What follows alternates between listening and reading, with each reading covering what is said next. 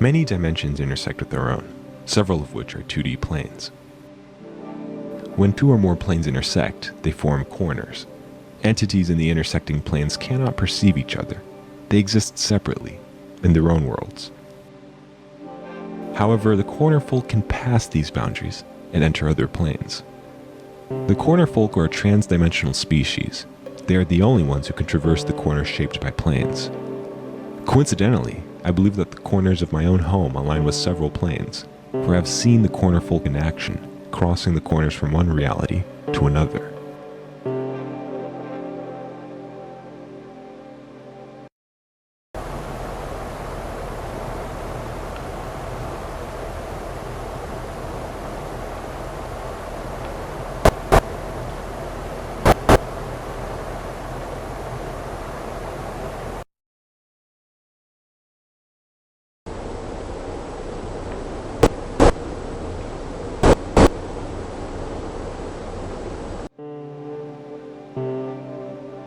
This leap requires massive amounts of energy that, when released, produces bright blue flashes.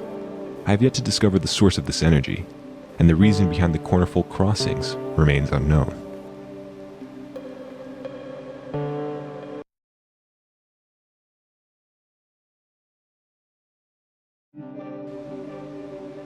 While I was at work, my cameras captured up to 12 cornerfolk huddling in the doorway. I used to think that they had to cross dimensions quickly, but the new footage has proven otherwise. When I'm not around, they take a break from traveling and exhibit micro-movements similar to dreaming animals. They must feel safe in these corners, which suggests that the corner folk's own home is made of similar structures. I imagine that their corner world is made of many plane intersections, allowing them to move freely without using up any energy. My photographs show that smaller corner folk have odd impressions on their skin, as though they had been pressed against many plane intersections at once. The corners likely belong to a nursery or a crib in their homeworld. A multitude of corners placed in close proximity could be used to secure the infant from leaving the corner world. Perhaps they only cross corners in search of food, the same way we only leave our homes for resources. The corner world may be used to raise young, while my own house's corners serve as rest stops of sorts during their journeys.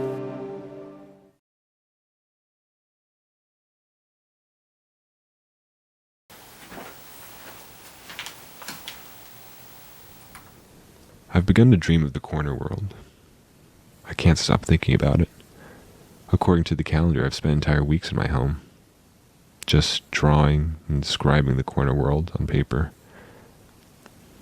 I lost my job last month due to repeated absences, but it really does feel like I just left the office this afternoon. When the corner folk jump, it feels as though they're taunting me. But I'm close to a solution. Regardless of whether my body survives the forces of the corner world or not, this much is certain. The fear of my own destruction will not prevent my entry.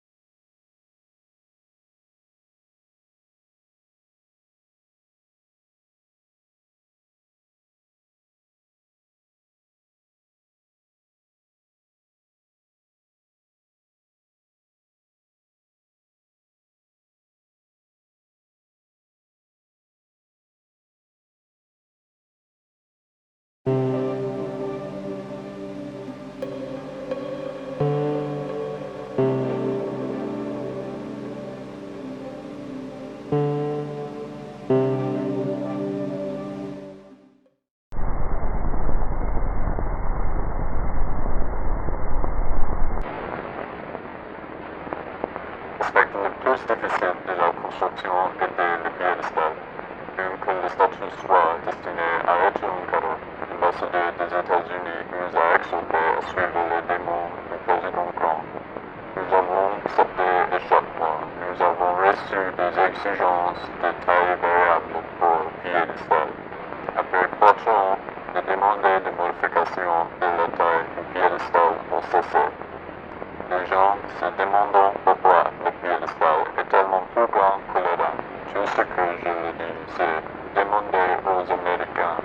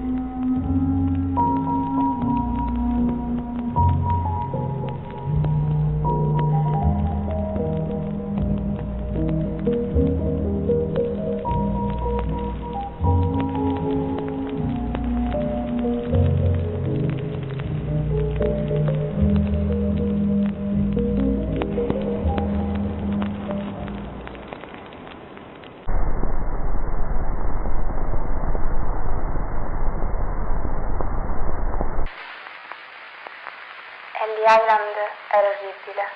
L'intero posto puzzava di carne, come un mattatoio. C'erano anche uccelli morti ovunque e mia sorella ne trovò persino uno nel gabinetto. Se già la costa è così, diceva mio padre, immaginate quanto puzzeranno le città. Ricordo di aver sentito altre famiglie dire quasi scherzosamente che volessero tornare a Milano per via dell'odore. La mia famiglia aveva spruzzato profumo e acceso candele per tenere lontano il fetore, ma funzionava solo per un'ora o giù di lì, finché l'aria diventava di nuovo insopportabile. Le serate erano così calde, rimasi per lo più sveglia, anche se il resto della mia famiglia dormiva profondamente. Ricordo che guardavo fuori dalla finestra ogni notte e vedevo file di persone che venivano condotte alla Statua della Libertà dai funzionari. Se solo fossero saliti sul piedistallo, i funzionari se ne sarebbero andati e non sarebbe successo nient'altro. La mattina seguente però ci sarebbe stato un odore peggiore, come un mattatoio.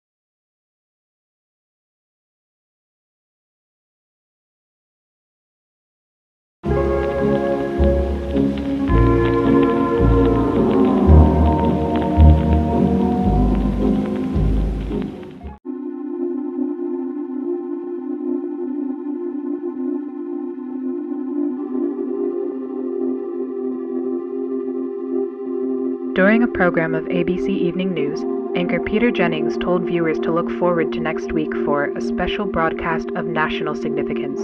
Jennings would continue to remind viewers of the special broadcast over the next 7 nights, even referring to it at one point as the most unprecedented announcement in recent history.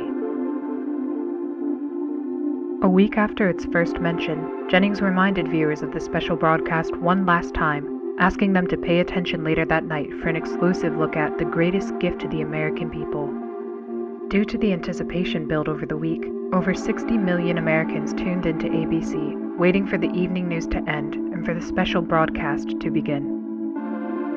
There were countless theories as to what would occur, from the announcement of alien life to the declaration of an all-out nuclear war. Speculation was brewing intensely. Once the evening news program ended, a black screen with a 10-second countdown commenced with the title Dean Democracy. Some viewers, so terrified of the threat of nuclear war, reportedly experienced nervous breakdowns and ran down the street, declaring that Dean Democracy was the code name for an all-out nuclear holocaust. Yet once the countdown ended, all fears were soon replaced with tears of joy and an excitement not seen since the end of World War II.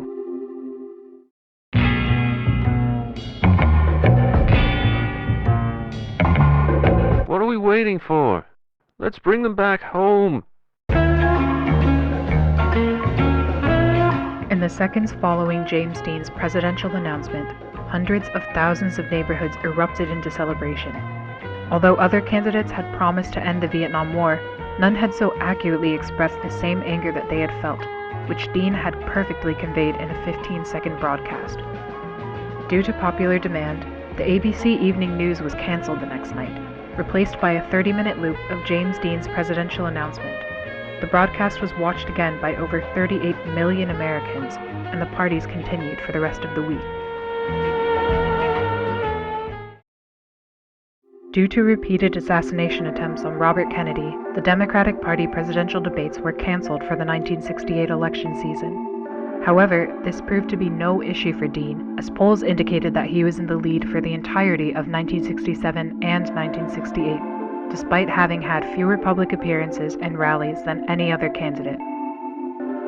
The strength of his campaign relied on the powerful advertisements he directed that would air every Friday evening on ABC. The series of programs would be considered by many as another weekly TV series, and went on to become the highest-rated TV show on television after the conclusion of Star Trek in 1967. Although a presidential debate was eventually scheduled 2 weeks before the election, James Dean instead invited opponent Richard Nixon to a track to race cars on the same night. Although reluctant at first, Nixon eventually agreed and went to spend the entire day with Dean, reportedly even telling the actor, "To hell with it, I'm voting for you. You're already a better president than I'll ever be." This statement, although only a rumor, would spread like wildfire in tabloids and permanently curbed Nixon's chance for victory. On the morning of November 1st, 1968, 4 days before Election Day, anti-Dean groups hijacked radio channels and told civilians they were fed up with James Dean and that television was ruining American youth. After the broadcast, the groups went on to cut hundreds of power lines in the southeast, effectively preventing any of Dean's presidential ads from reaching any household below Tennessee. Dean quickly heard of the incident, and despite the risk of an assassination, flew down to the south and quickly went to work with local electricians to repair the broken power lines. James Dean would be met with a supportive crowd, primarily younger voters who were eager to see a younger face back in the White House. Elderly white conservatives, often the parents of the younger supporters, remained in their houses and occasionally peered through their window blinds to catch a glimpse of the handsome candidate. Although it wasn't known to Dean at the time, hate groups in the South had perpetuated the idea that he was Satan in disguise, and cited his good looks and his love for jazz as being clear signs of the devil.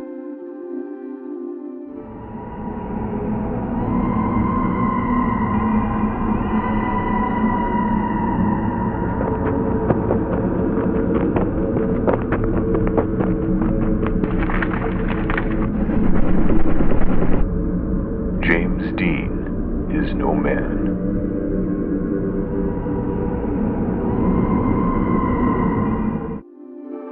Elderly white conservatives in the Southeast would be the only demographic unfazed by his campaign, yet Dean continued to travel from state to state, repairing power lines for 4 days straight until the very morning of the election. On November 5, 1968, James Dean received 75% of the popular vote with 395 electoral votes. Nixon congratulated Dean in a phone call the following morning, but Dean refused to acknowledge the win and instead asked to race cars again at the track.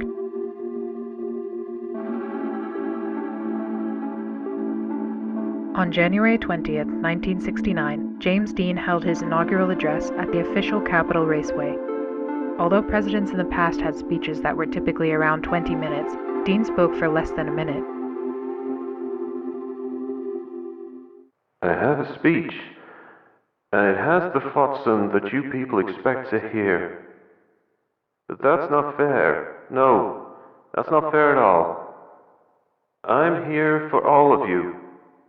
It's only fair that you speak for yourselves. My words shouldn't be louder than yours. So I brought many other guests to speak. They're just people like you and I. In the same time that many other presidents have spoken by themselves, America will speak. Thank you.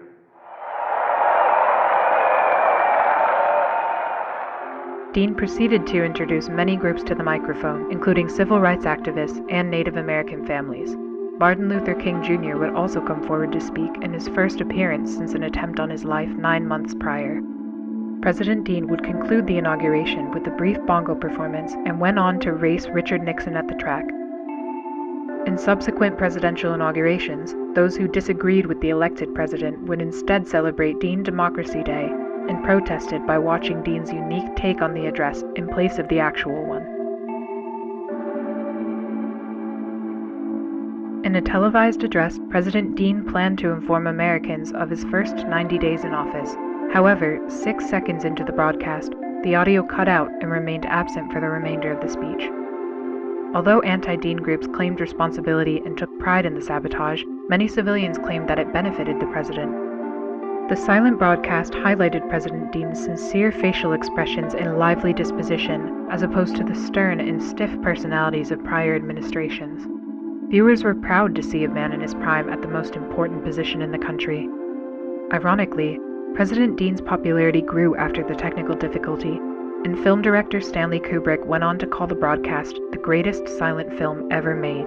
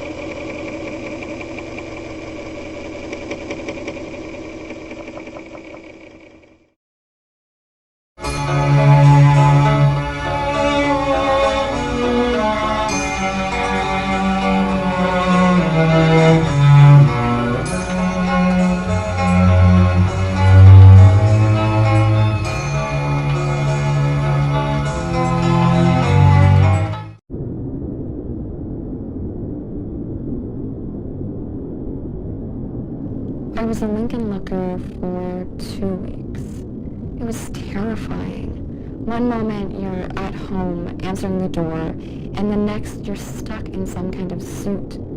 The smell was awful in there, and the metal seat was so cold. The only thing you can do is look through 2 little holes. It was some kind of mask, and whenever the sun shined near, I could see the inside of it. It was a familiar face. Every few nights, straws would be put through the holes, and someone would feed me some weird soup. After 2 weeks, they found out that they had misidentified me, and I wasn't the correct Lincoln Looker. Reagan apologized to me personally, and I was released with some monetary compensation. They don't care if I talk about it or not. No one would take me seriously. Lincoln Looking is just too absurd.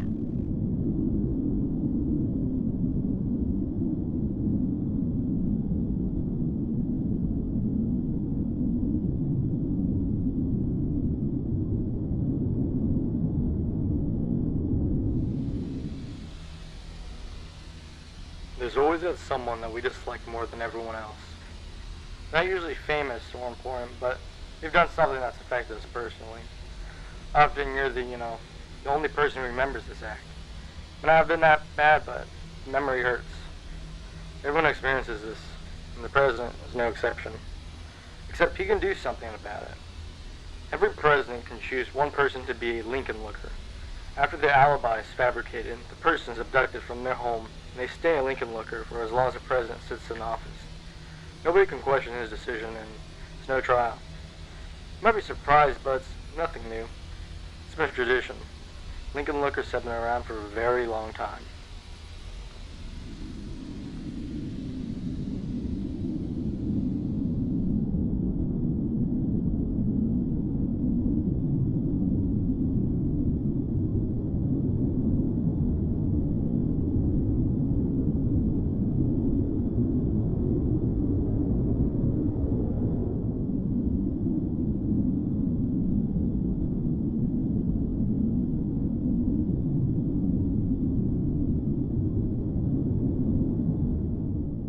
Hello, we are not available now. Please leave your name and phone number after the beep. We will return your call. Hey, Eunice. It's Howard. I don't know what I just saw. I was at the top of the steps, reading the inscriptions and talking to visitors, when I started to hear a faint scratching sound. I didn't think much of it at first, but when I got close to the chair, I realized that the scratching was coming from inside the marble. So I went to a guard and asked whether she could do anything about animals that could be trapped in there. She told me not to worry about it, and that they'd take care of it once there were fewer visitors. A few minutes passed, and the scratching became much louder. I went back to the guard and asked what kind of animals usually got stuck in there, and she said, wild animals. The sound started to make visitors anxious. I remember one boy pulling so hard at his mother's hand, begging to leave. A blind girl with one of those canes went up to the chair and pressed her head against it to listen. Then she started crying. Her parents tried to pull her away, but she just began to hit the chair with her cane. That's when the guards asked everyone to go back down the steps. I don't know why, and it's going to sound crazy, but I felt compelled to help. So I went to the blind girl and joined her in hitting the marble. The guards tried to pin us down, but the scratching became too loud for even them. It sounded like someone was shaving down a chalkboard. Eventually the marble began to crack, and a few more hits caused the crevice to expand all the way to the top of the chair. There was a sudden burst of air from the damage, and the head suddenly turned toward us. I was afraid it would fall, so I picked the girl up and went down a few steps. The head slowly rotated back into place, and when it started to be pushed upwards, I took out my camera. It was no wild animal.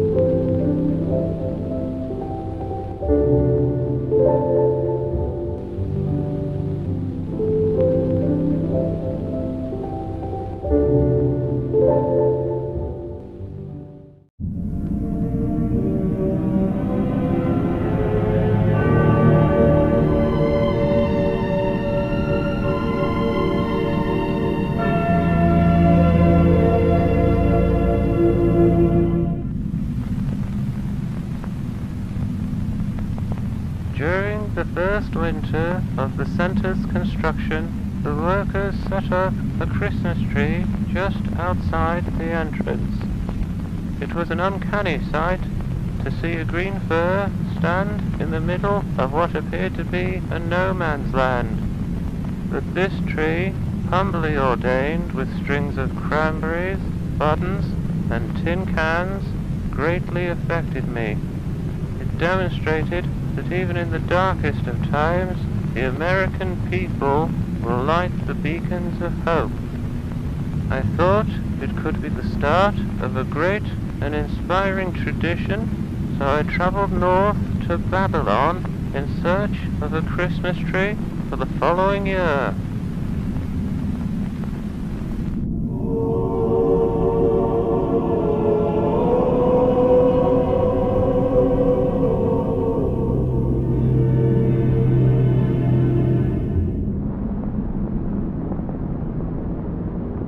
For 12 days and 12 nights, Mr. Rockefeller looked for the best tree in the forest. How about this one, Mr. Rockefeller? No, no, it's much too short. How about this one, Mr. Rockefeller? No, no, it's much too tall. How about this one, Mr. Rockefeller? No, no, it's much too average. Mr. Rockefeller soon feared that he would leave empty-handed. Then, on the 12th night, just as he was packing up his stuff, Mr. Rockefeller heard the sweetest tune in the air. It sounded as though the very wind itself had fallen in love. He and his men followed the song and found themselves at the base of a very, very special tree. How about this one, Mr. Rockefeller? It's perfect. For the rest of the night, the men swung their axes at the special tree. Chop, chop, chop. However, when the sun rose, the tree was still standing. Their axes had left no marks at all.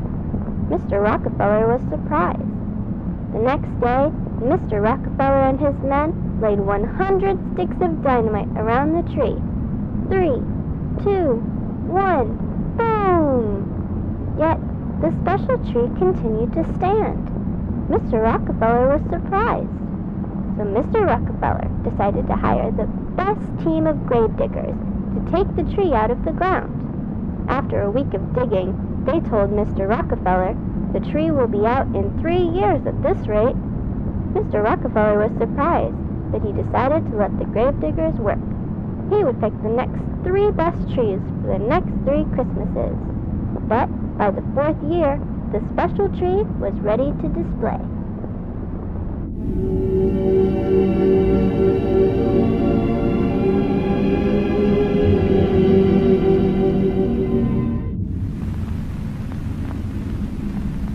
For the last 2 years, I have seldom mentioned the tragedy that occurred at the center.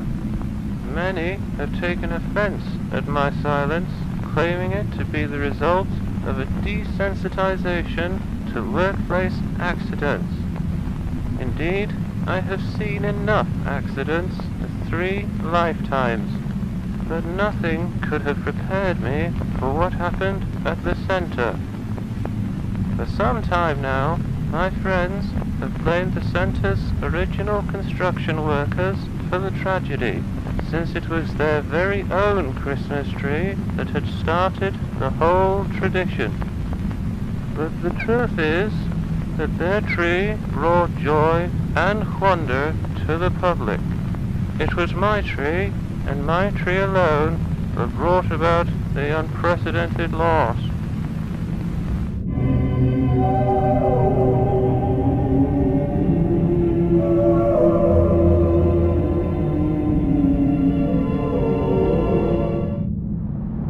On a cold December morning in Midtown Manhattan, Rockefeller's men slowly raised the special tree. Heave ho! Heave ho! Heave ho! By the afternoon, the special tree stood tall and still. It was unlike any other tree, having no color, branches, or leaves. The mayor of New York, Mr. Guardia, thought that the tree was too bare and asked for branches to be added so that ornaments could be hung. Mr. Rockefeller didn't agree. He thought the tree was perfect, just the way it was. But since Mayor Guardia had been one of his best friends, Mr. Rockefeller told his men to glue some branches on. I, Virginia, watched as the men placed branches on the special tree. I had saved my money for over 9 months to purchase a little star ornament because I wanted to be the very first person to decorate the Rockefeller Christmas tree. It laid in my pocket while I watched because I planned to hang my ornament as soon as the tree was standing. After the final branch had been added and all the men left, I quickly ran up to the tree. But to my astonishment, the lowest branch of the tree was over twice my height. I jumped as high as I could, but still, the lowest branch was out of my reach. I was very disappointed. I wanted to be the very first person to decorate the tree, but now I had no chance. Unless I called my friends. At once, I began counting my friends on my fingers. There was Helen, Charles, Elizabeth, Alice, Joseph, Elsie, Orville, Edith, Olive, and Philip. 10 friends that I could ask for help. Then I realized that 10 friends standing on each other's shoulders could put me at the very top of the Christmas tree. My star could be the first and the tallest. Without a second to spare, I ran from door to door asking for help. Knock, knock, knock. Helen, are you there? Knock, knock, knock. Charles, are you there? Knock, knock, knock. Elizabeth, are you there? Eventually, I gathered all 10 of my friends at the bottom of the Rockefeller Christmas tree. I told them my plan, to have them all stand on each other and form a ladder for me to climb to the top. My friends understood my excitement, and they quickly started to climb onto each other's shoulders. Ow! Helen had stepped on Charles' fingers. Ow! Charles had stepped on Elizabeth's fingers. Ow! Elizabeth had stepped on Alice's fingers. After many groans and tumbles, my friends formed a sturdy ladder, and I began to climb. My joy grew with every passing face, and before I knew it, I was at the very top, looking down at the tree. My ladder of friends swayed back and forth, and occasionally felt like it was about to collapse. But I tuned out the movement and focused on the tree. Closer, friends, closer. Then I secured the metal star at the top of the tree. It was perfect. Hooray! Victory! I'm the first! Just then, there was a strange sound. The tree began to shake. Its glued branches fell off all at once, and the entire tree slowly bent backwards. Soon, the very top of it touched the ground, forming a perfect arc. It was like a very strange rainbow. My heart sank as I saw my star gently slide to the ground from the tree's top. Bolts of lightning then shot out from inside the arc of the tree, producing thunderous booms. The lightning scared my friends and me. We all tumbled to the ground and ran in all directions, but the lightning caught up to us. I was blinded by a great white light. I remember when my eyes adjusted, I was in a field of special trees, and I saw... In a flash, I returned to the street where my friends and I had been struck by the lightning. We were all on the ground, being attended to by other people. I had scratched my legs badly, and I could see that my friends were also hurt. I looked up at the Rockefeller buildings, and I thought that they looked a little different. The whole street looked a little different, and the special tree was nowhere in sight.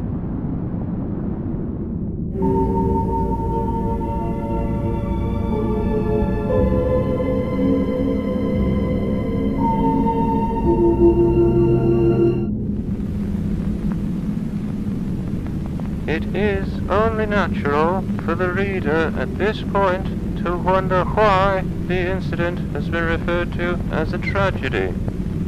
There had been no loss of life, and, aside from a few temporary scorch marks on the center, no damage to the surrounding property. I too assumed it was a mostly inconsequential event, likely an electrical accident whose effects were exaggerated by the children at the scene. I was grateful that every life involved had been spared. A death at the center would have weighed heavily on my mind for some time. But when I encountered the results of the children's medical examinations, I wished that a death had occurred in place of the unfathomable.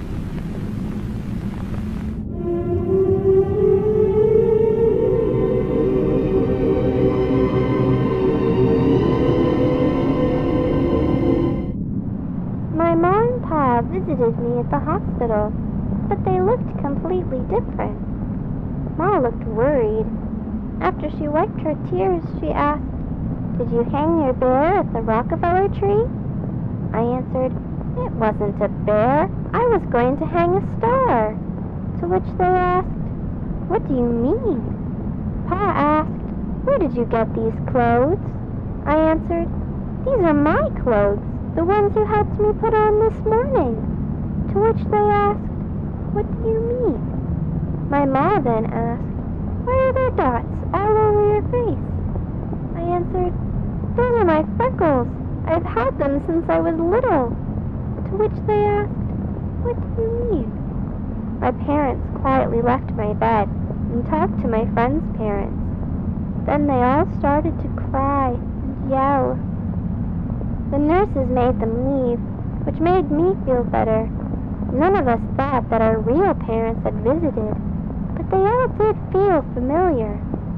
Orville and Philip were especially shaken. They didn't even share the same last name with their parents. The nurses tried to convince us that those who had visited us were our parents, and that we would come around to properly greet them after we healed. But it was hard to believe. Whenever I looked out the window, I saw that Manhattan looked different from memory. Mr. Rockefeller himself was kind enough to visit us in the hospital. He asked us whether we were okay, and then after some time, he and the nurses began to ask us some very easy questions about American history. With every reply, they would chuckle and shake their heads, until I told Mr. Rockefeller who I thought he was. He chuckled at first, and then became silent, as if the simple fact had deeply affected him. He had asked all my friends a few more questions about himself, and with each answer, he seemed a little more scared. Mr. Rockefeller quietly stood with the nurses for a while, before he wished us a Merry Christmas and left. That evening, the nurses took x-rays of us to make sure we hadn't broken our ribs. Usually, those taking the x-rays are more than happy to show their patients what the pictures looked like. But when I asked to see them, the nurses ignored me. I didn't fall asleep that night. I kept my ear close to the wall to hear what the nurses were saying next door. I heard one sentence over and over. "Everything's backward." I wonder what they meant by that. I never told my friends, because I didn't want to scare them. But I spent the rest of the night with my hand to my chest, wondering if my heart was ever on the right side.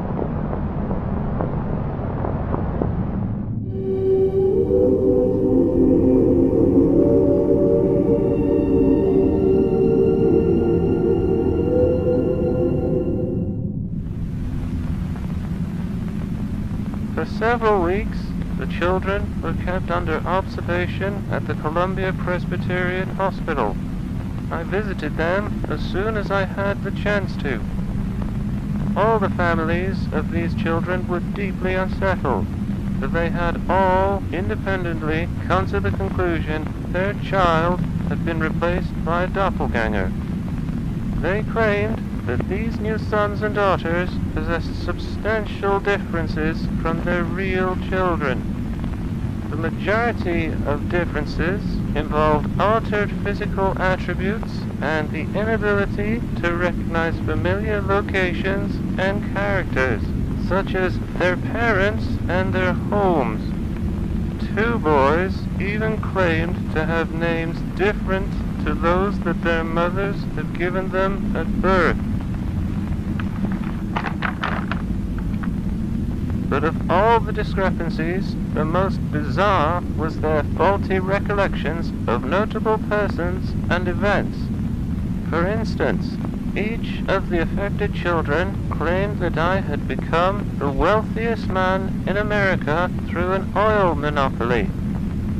It is common knowledge that I did indeed work at an oil refinery in my youth, but to entirely deny my 2 terms as president and insist instead that I had always been a mere philanthropist struck me as being particularly odd.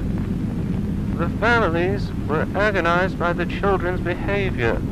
Some continued to search for their real children. I support their endeavors, for I do not believe that the children's afflictions were the result of hysteria. Every day, I find myself recollecting the day that I had selected the tree. I have since realized the difficulties involved in the removal of it should have repeatedly discouraged me. And had I been discouraged, the families of those children would not be experiencing the anguish that they currently have. Perhaps I never had the opportunity to select another tree. Perhaps I was meant to select that tree regardless of my persistent character. Perhaps we are all trolleys, forced to follow the path of the track to each of our destinations. I take solace in that thought. Or perhaps the tree chose me.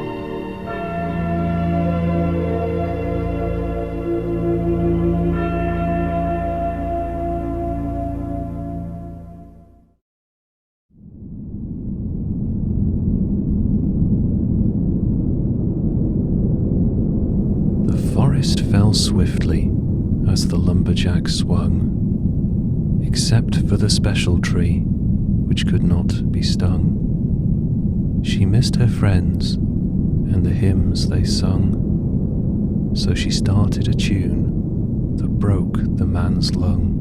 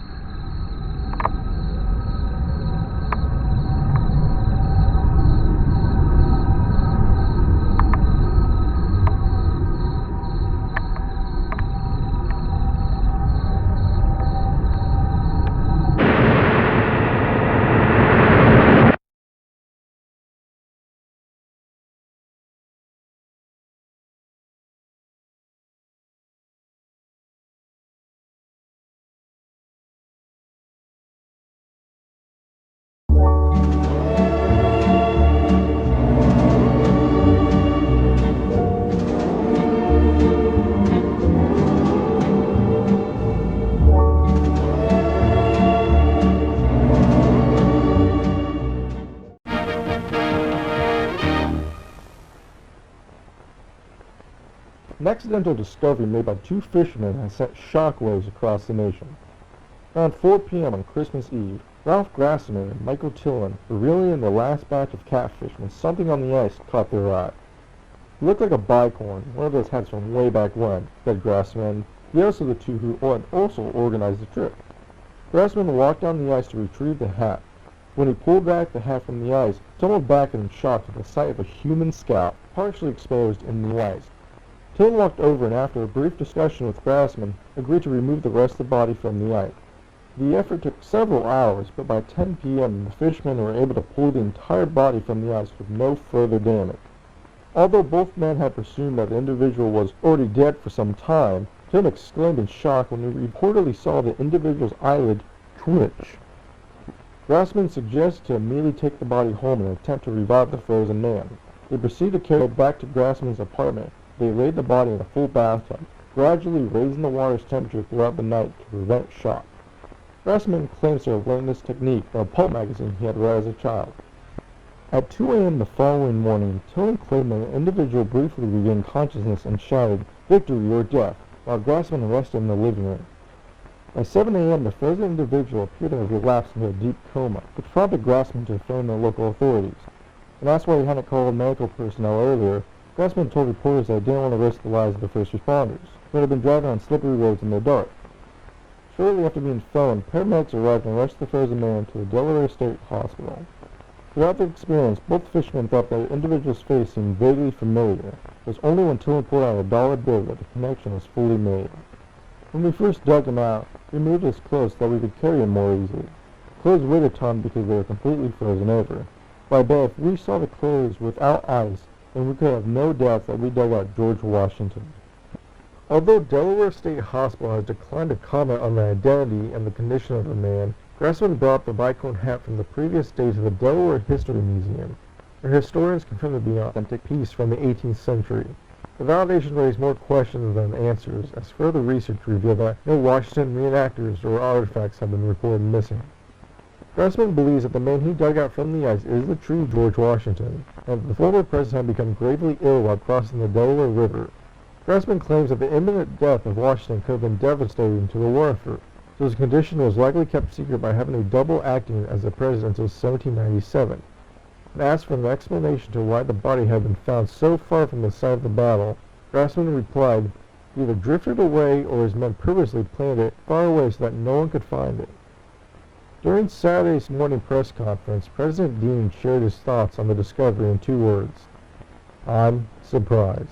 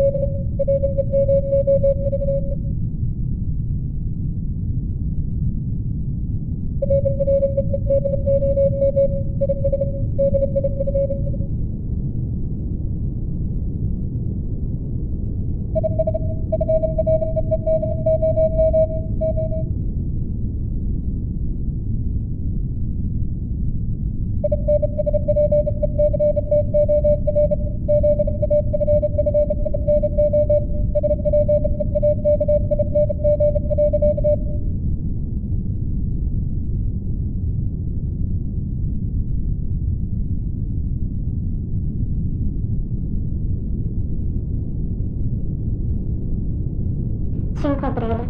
Gli schizzi di Papino della Libertà sono stupendi. Lei assomiglia alla mamma se fosse una regina. Ho chiesto a Papino se potesse fare una statua che mi somigliasse. Ha detto sì. 10 aprile. Oggi Papino è andato al suo studio. Gli ho chiesto se avesse già iniziato a lavorare alla mia statua ed ha continuato a sorridermi. Io credo di sì. Papino è molto gentile. 13 aprile. Non abbiamo avuto notizie di papà per un po' di giorni. È già successo in passato, dato che è solito lavorare al suo studio per tanto tempo, ma la mamma oggi era molto preoccupata. È andata nel suo studio dopo avermi messo a letto. 15 aprile. Mamma è tornata a casa stanotte. È andata dritta verso la sua stanza. 16 aprile. Oggi è venuto l'ispettore. Ci ha chiesto di Papino e poi è andato nella stanza della mamma. Un paio di momenti dopo sono arrivati più uomini. Mamma stava piangendo. Continuava a gridare: lei ha i suoi occhi, lei ha i suoi occhi. Ero spaventata. Sono scappata via dalla casa. 18 aprile. Ricordo Papino dire alla mamma come la statua sarebbe stata messa in una nave chiamata Monarch. Sono andata al porto e l'ho trovata ancorata là vicino. Accanto alla nave c'erano alcune scatole. Parti della libertà erano in ciascuna di esse.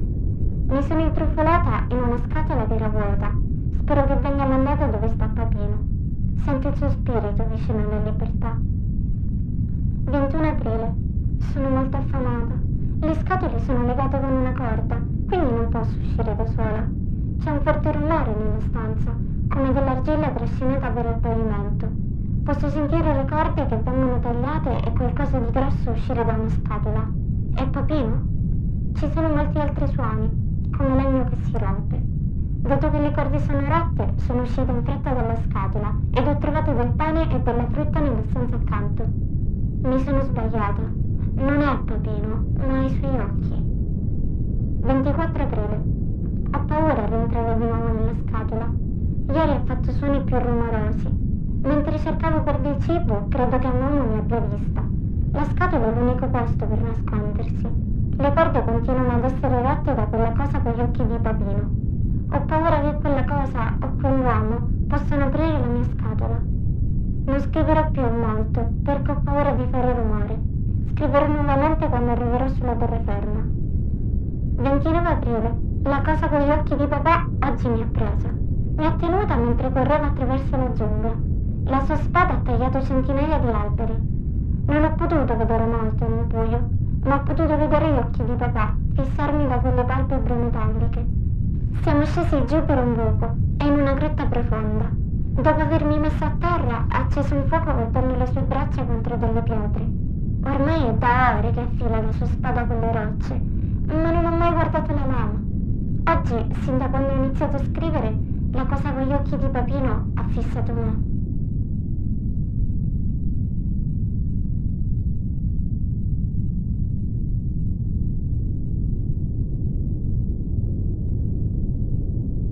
«19 aprile. 6 casse sono state caricate all'alba. Sono pesanti. Ciascuna di esse contiene una parte di una grossa scultura. 29 aprile. Siamo atterrati a Gibraltar all'alba. La nave ci ha messo ore per approdare nel porto. C'erano molti buchi neri postiglio. Ciascuno di essi ha permesso ad enormi quantità d'acqua di entrare. Senza il catrame saremmo affondati in 3 giorni. Abbiamo aperto le casse per gli ufficiali della dogana. Le casse erano vuote.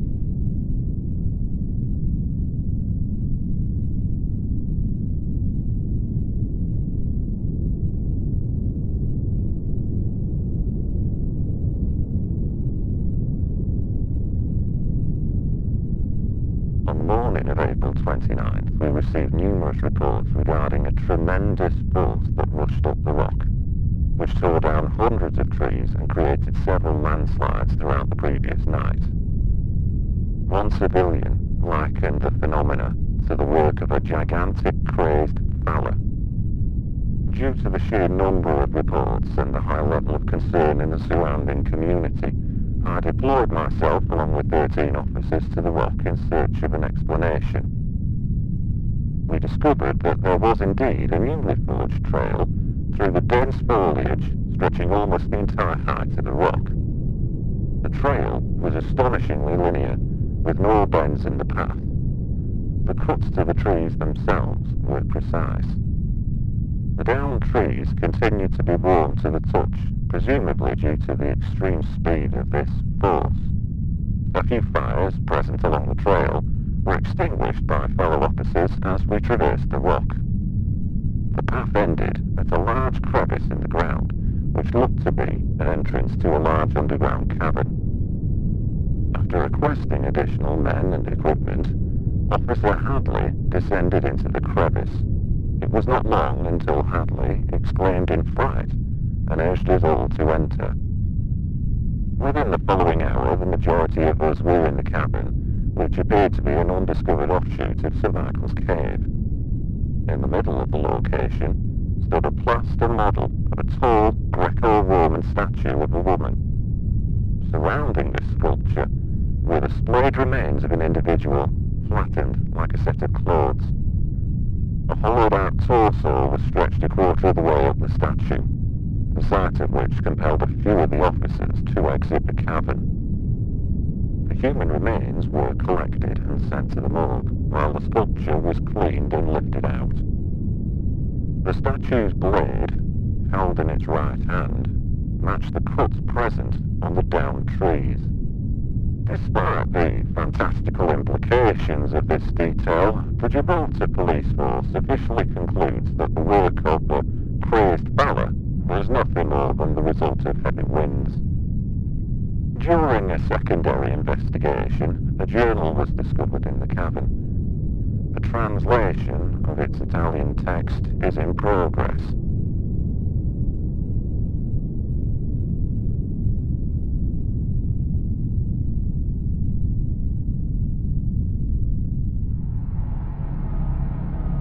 Arrives the tight-knit wooden ship.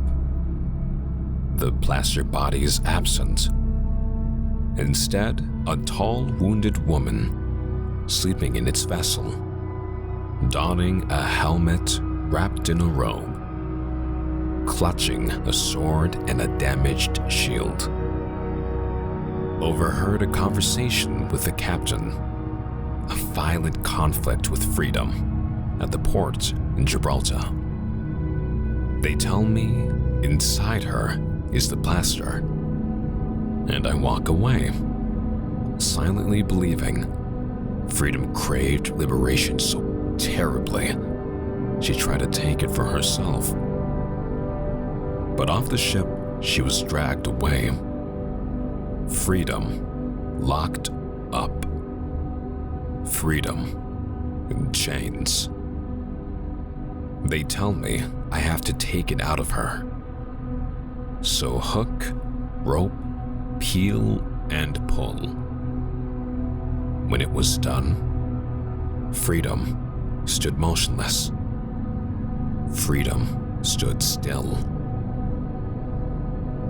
I see the final bronze woman, and I feel as if, maybe even hope, she is only dormant now and will awaken again.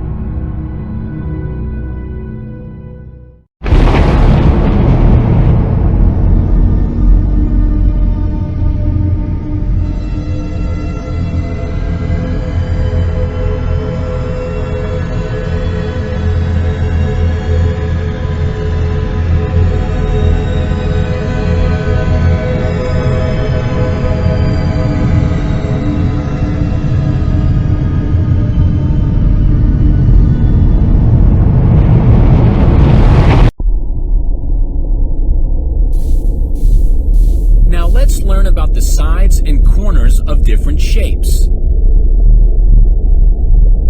A side or an edge is a line segment that joins two adjacent corners of a shape.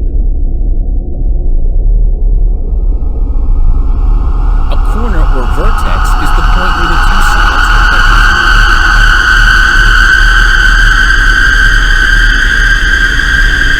Let's look at this triangle. It has three sides. 1, 2, 3. It also has three corners. 1, 2, 3.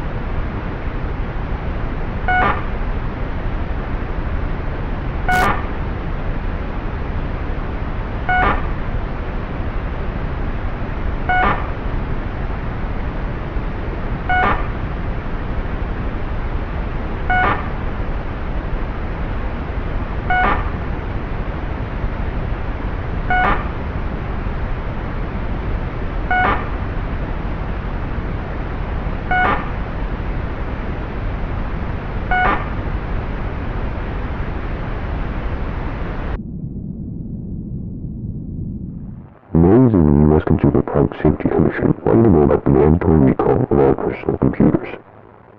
Personal computers may pose a risk to American lives and infrastructure. Promptly dispose of your computer at a local hazardous tech collection center. Your safety is of the utmost importance to us.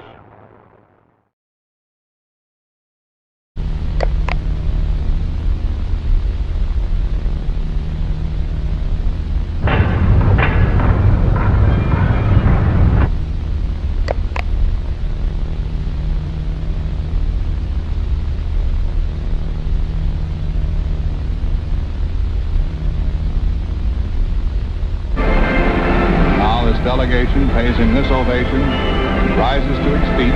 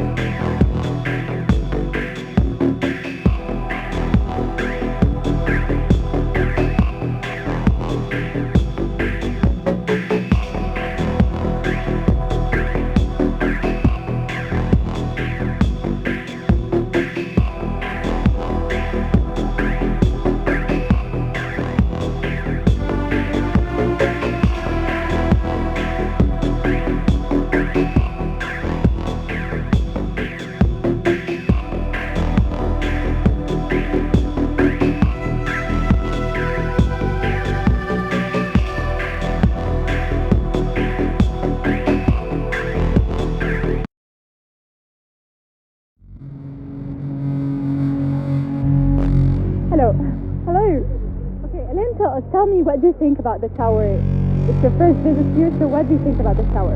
I thought it was a really good tower. It was very interesting to go up it. It gave you a really good sense of how busy Cairo is, so I really enjoyed it. That was terrific. It was really great to get kind of a sense of the scale of the city. It's kind of difficult to do that when you're walking around down on the street. It's a breathtaking view, and it really gives you a terrific perspective of the whole city. And I loved it up there. I spent a couple of hours up on the top.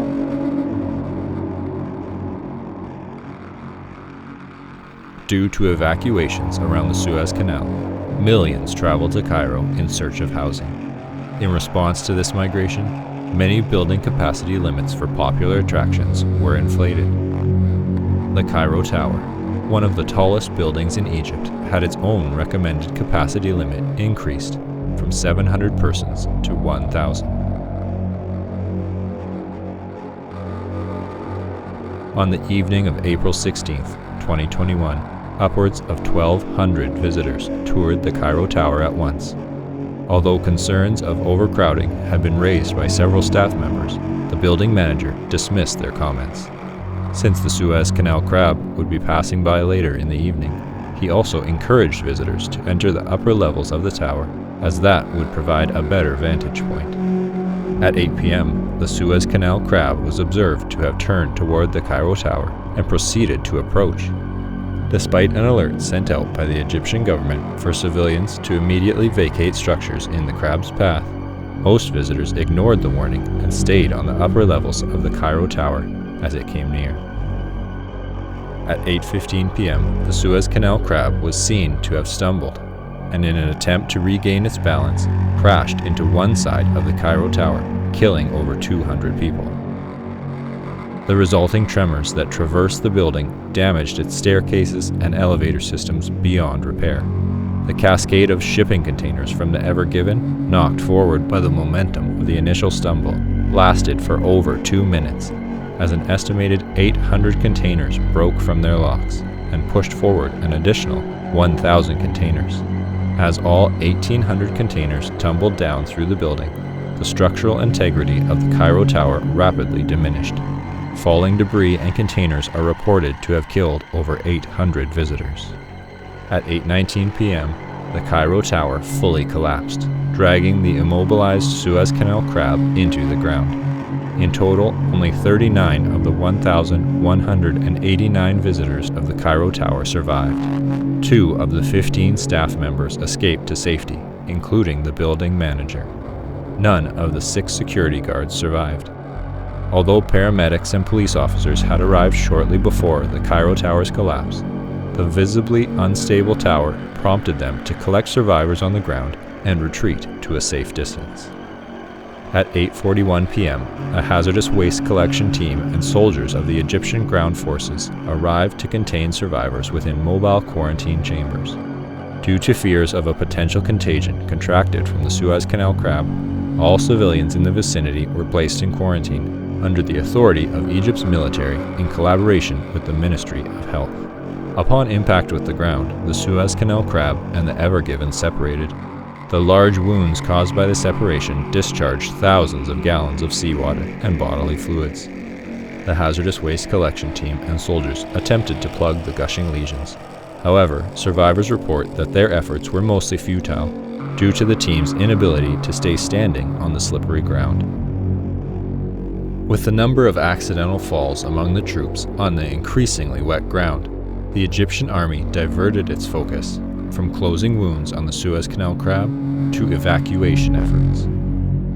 By midnight, the civilian population within a 3-mile radius of the fallen Cairo Tower had been completely evacuated.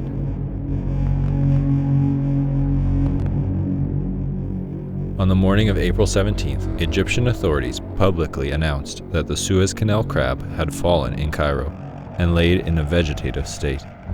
Although the Cairo exclusion zone was primarily intended to prevent any media coverage of the crab and the surrounding destruction, several journalists managed to record footage of the site through the assistance of private helicopter pilots. By 8 a.m., clips of the crab were trending on Twitter. Members of the Anti-Device Association attributed the severity of the disaster to the development of intelligent devices, specifically Twitter machines. They reasoned that due to the popularity of Twitter in America, the Ever Given was overstocked with tea machines, which weighed the ship down and consequently caused the initial obstruction of the Suez Canal. On Twitter, the ADA released a vicious string of messages criticizing Twitter, Hillary Clinton, and Egypt. Along with images of the Suez Canal crab, photos of scattered goods that had fallen out of the shipping containers became a popular topic of discussion. One image of a sports car resting on top of debris would be retweeted by the ADA with the caption, "The Cairo exclusion zone is a conspiracy to keep goods in Egypt. The American people have been robbed." The tweet was shared by over 10 million users. Taking notice, the ADA followed up with tweets suggesting that an Egyptian soldier had driven home the sports car in the image, and that the goods needed to be rescued by their rightful owners. The ADA deemed April 19th as Finders Keepers Day and urged all Americans to travel to Egypt to obtain the goods left by the fallen Suez Canal crab. Overnight, an estimated 12,000 flights to Cairo were booked by American citizens.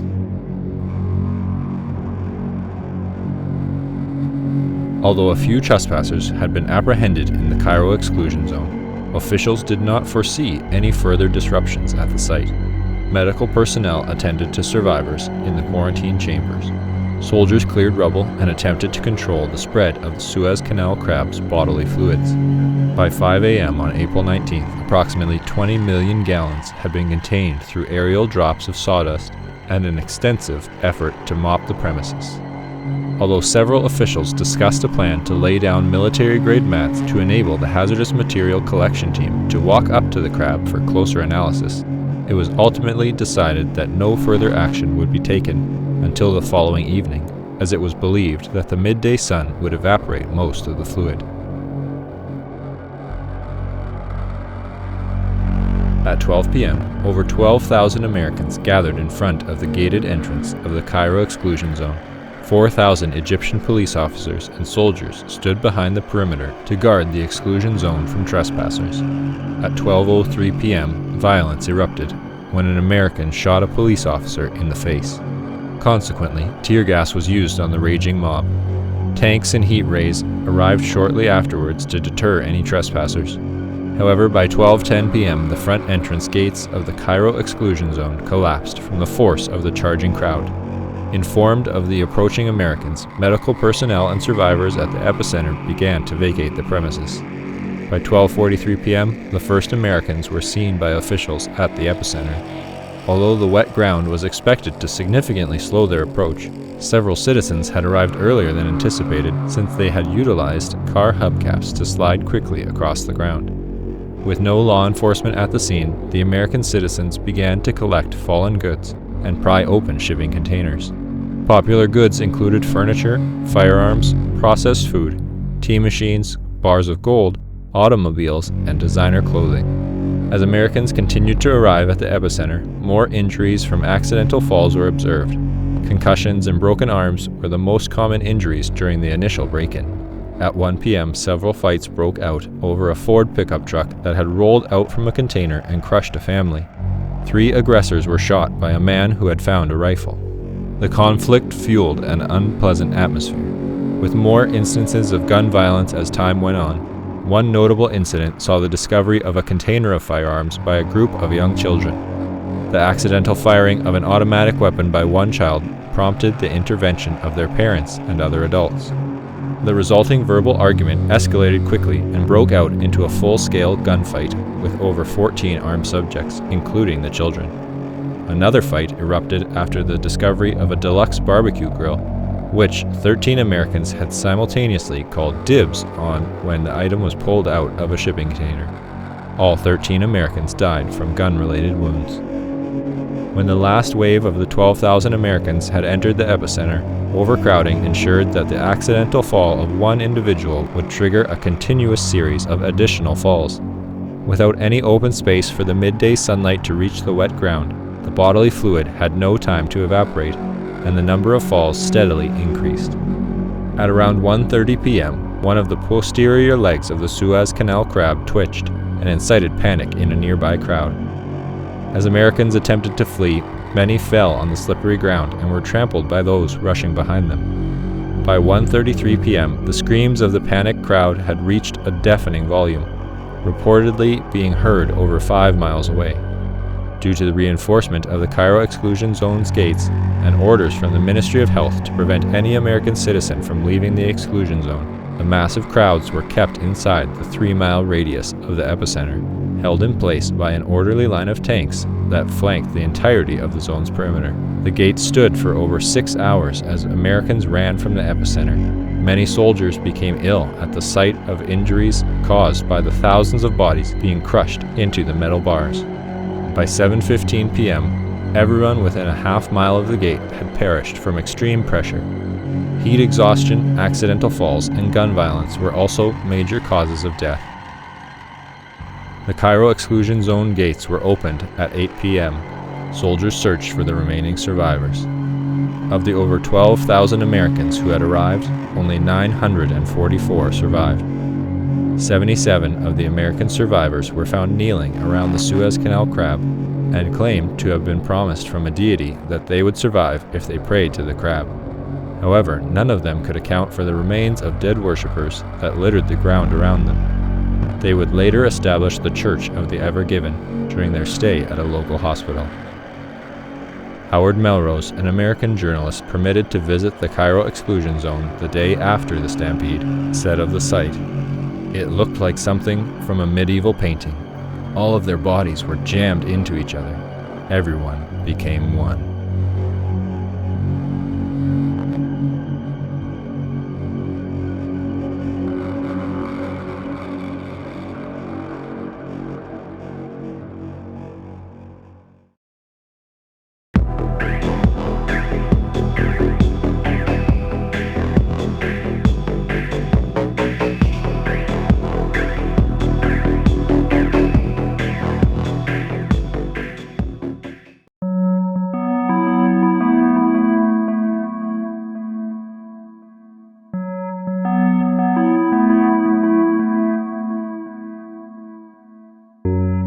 During a broadcast of ABC Evening News, anchor Frank Reynolds told viewers to be prepared for tomorrow and that they would witness the start of a glorious adventure. Word spread quickly throughout the country, and civilians invited friends and family to their homes in anticipation of the next day. Although no details of this glorious adventure were known, it was widely presumed to be another exciting TV announcement from President James Dean. Watching parties were organized in living rooms across America, and on the evening of May 13, 1969, after the ABC Evening News ended, televisions were closely watched with millions of unblinking eyes. No one wanted to miss what President Dean had to say.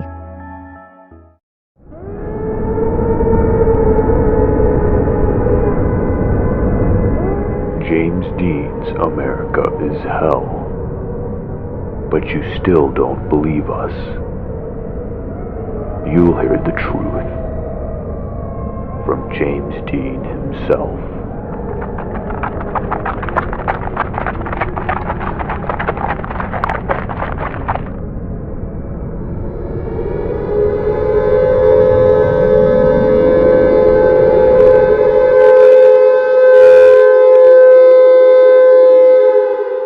Immediately following the broadcast, air raid sirens activated across all 50 states. The sirens blared at a far greater volume than usual and burst the eardrums of every civilian within a 4-mile radius. The resulting panic triggered severe overcrowding at bomb shelters and deadly stampedes in the streets. Thousands were trampled and hospitals were overwhelmed within the hour.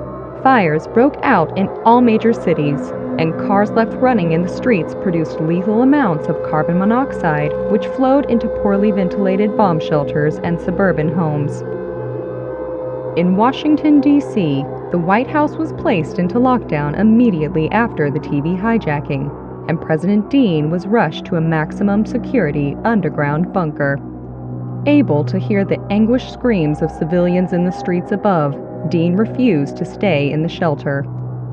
When carbon monoxide alarms went off in the bunker, he urged his staff to exit the White House with him and shut off the vehicles left on the roadways. With a phone call, Dean mobilized the National Guard to assist with the deactivation of the millions of parked vehicles across America. Several more phone calls to high-ranking military officials and world leaders revealed that no nuclear missiles had in fact been launched.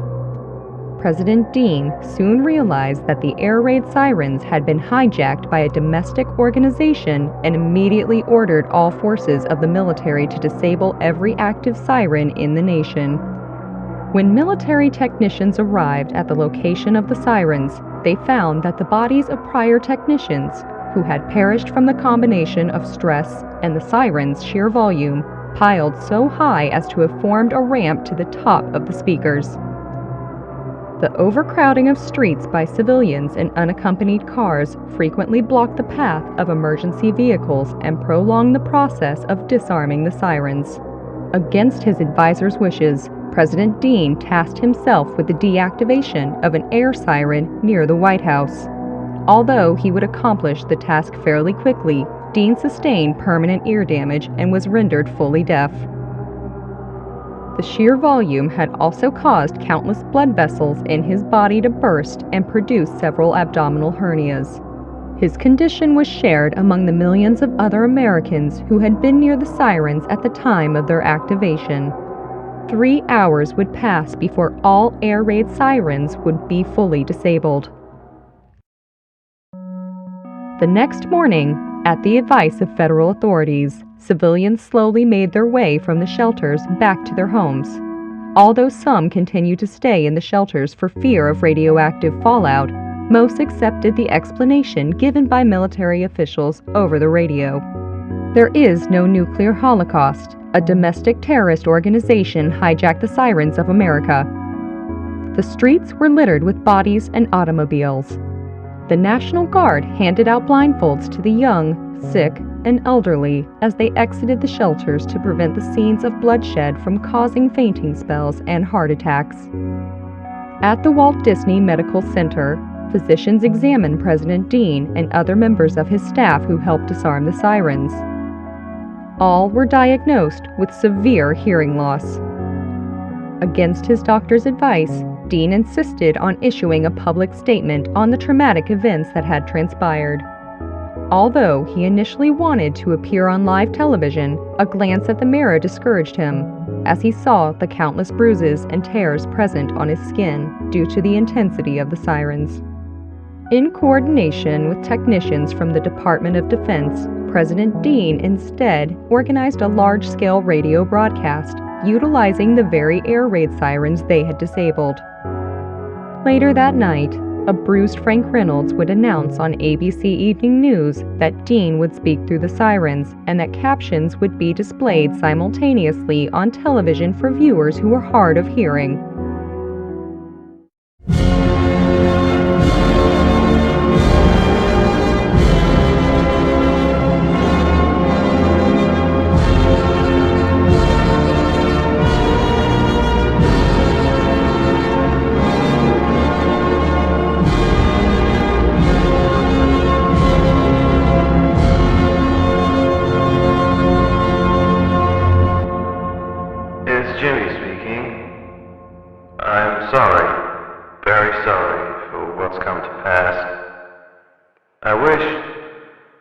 I could bring back your friends, your family. I want to fix everything. This is not the announcement I planned for. But as you know, there are people who have it in for us. The Anti-Dean Association. They hijack our systems. They hurt people. The Anti-Dean Association is an anti-American association. I want you to keep an eye out for them. They will not be hard to find because they are very proud of their silly ideas. Find them and bring them to your local authorities. We'll make things right. We have places for people like them. This is Jimmy signing off.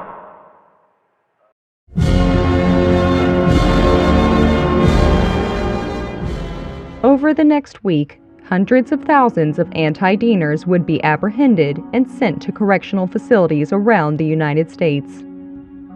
These facilities, meant for the anti-American, were aptly located near or at national monuments in order to symbolize a return to American virtues. Most would stay for merely a few weeks before being released again. Friends and family of rehabilitated anti-Deaners frequently claimed that they would have improved personalities, no recollection of their past criminal activities, and even slightly altered physical appearances. These methods were so effective in calming the terrorist that many innocent civilians requested themselves to be sent to these facilities in hopes of radically changing their lives. However, federal authorities would deny any admission to those who were not affiliated with the ADA. During one address, President Dean acknowledged the high volume of requests from the public.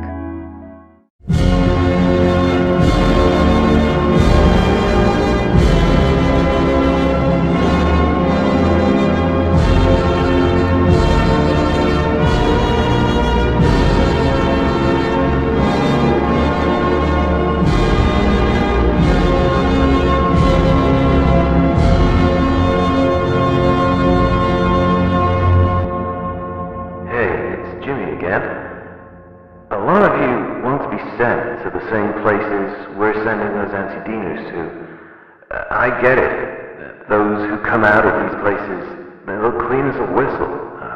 But if we send you to those places too, then those correctional facilities lose their purpose. If we send everyone to prison, then what's a prison anymore? This is Jimmy signing off. On the morning of May 22nd, 9 days after the disaster, President Dean received a state-of-the-art hearing implant from Maze Machines, an up-and-coming tech company. Around noon at the Walt Disney Medical Center, the device was surgically inserted into Dean. The sound quality of the implant and the speedy nature of the surgery inspired Dean to imagine a new government department, which would be able to oversee the mass production and distribution of quality hearing implants to the American public. That evening, President Dean requested an emergency session of Congress and proposed the ambitious project.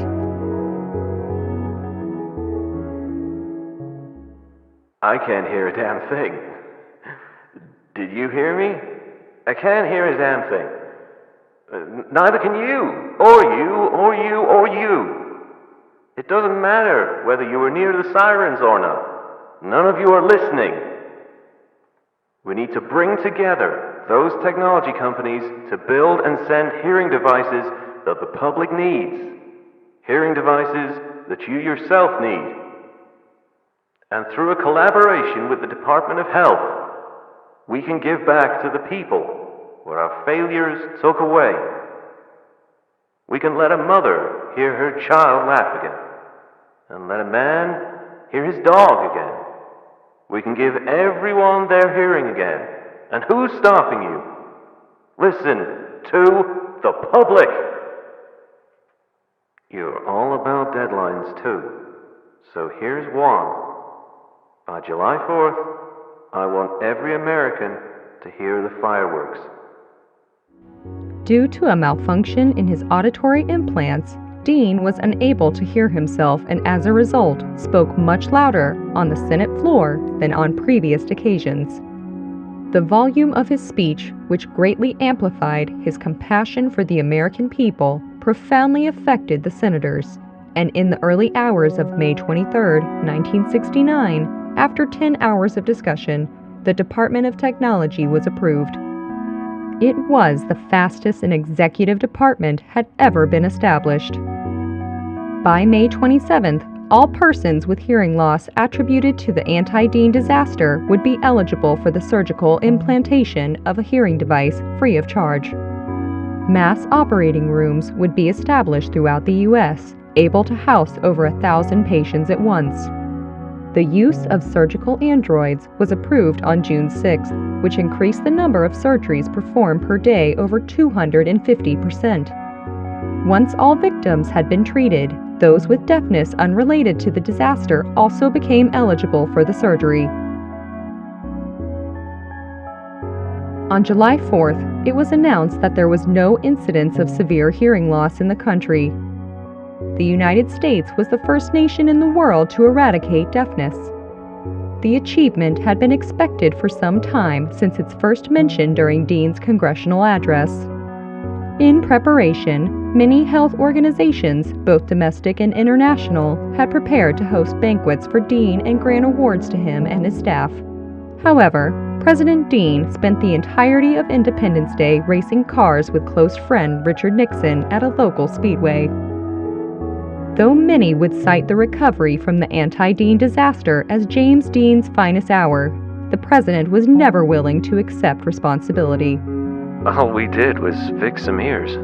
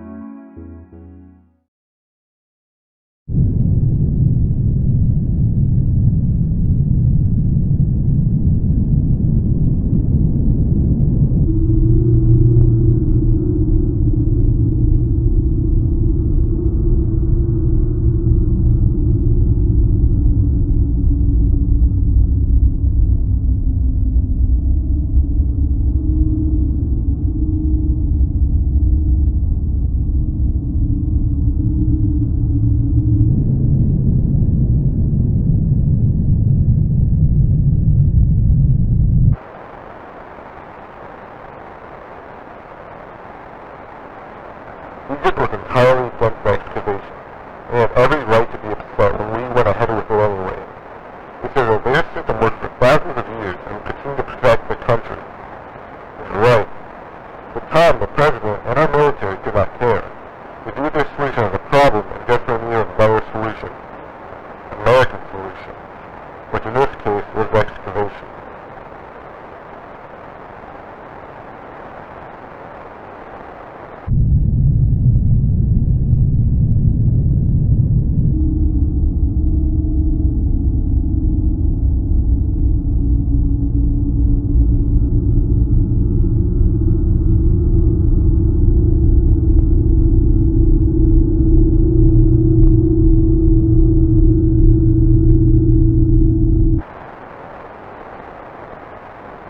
Once the pyramids were classified as CFMDs by the U.S., the excavation was inevitable.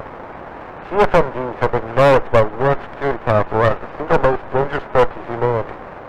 Of course, this was before climate change and mankind was classified as CFMDs under the Dean administration. At the time, it meant that the pyramids required immediate action.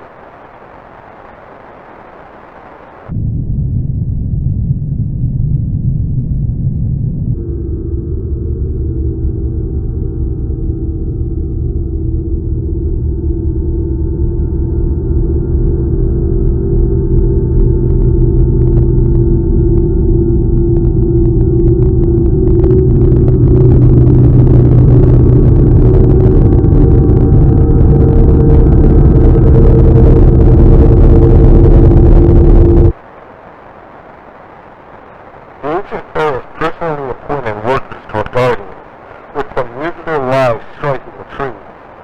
They were equipped with the finest music glass blades, which would substances to inhibit muscle fatigue and induce insomnia, so they would be able to hit the trees for several nights in a row. The goal was not to cut down any of the trees, of course. That wouldn't be possible until 1945. Rather, the intention was to shift the trees' focus from upward growth to internal repairs. The ancient Egyptians knew that they could not permanently halt the trees' germination, but by prolonging their growth, the Egyptians bought themselves time to build enormous towers that would better contain the trees.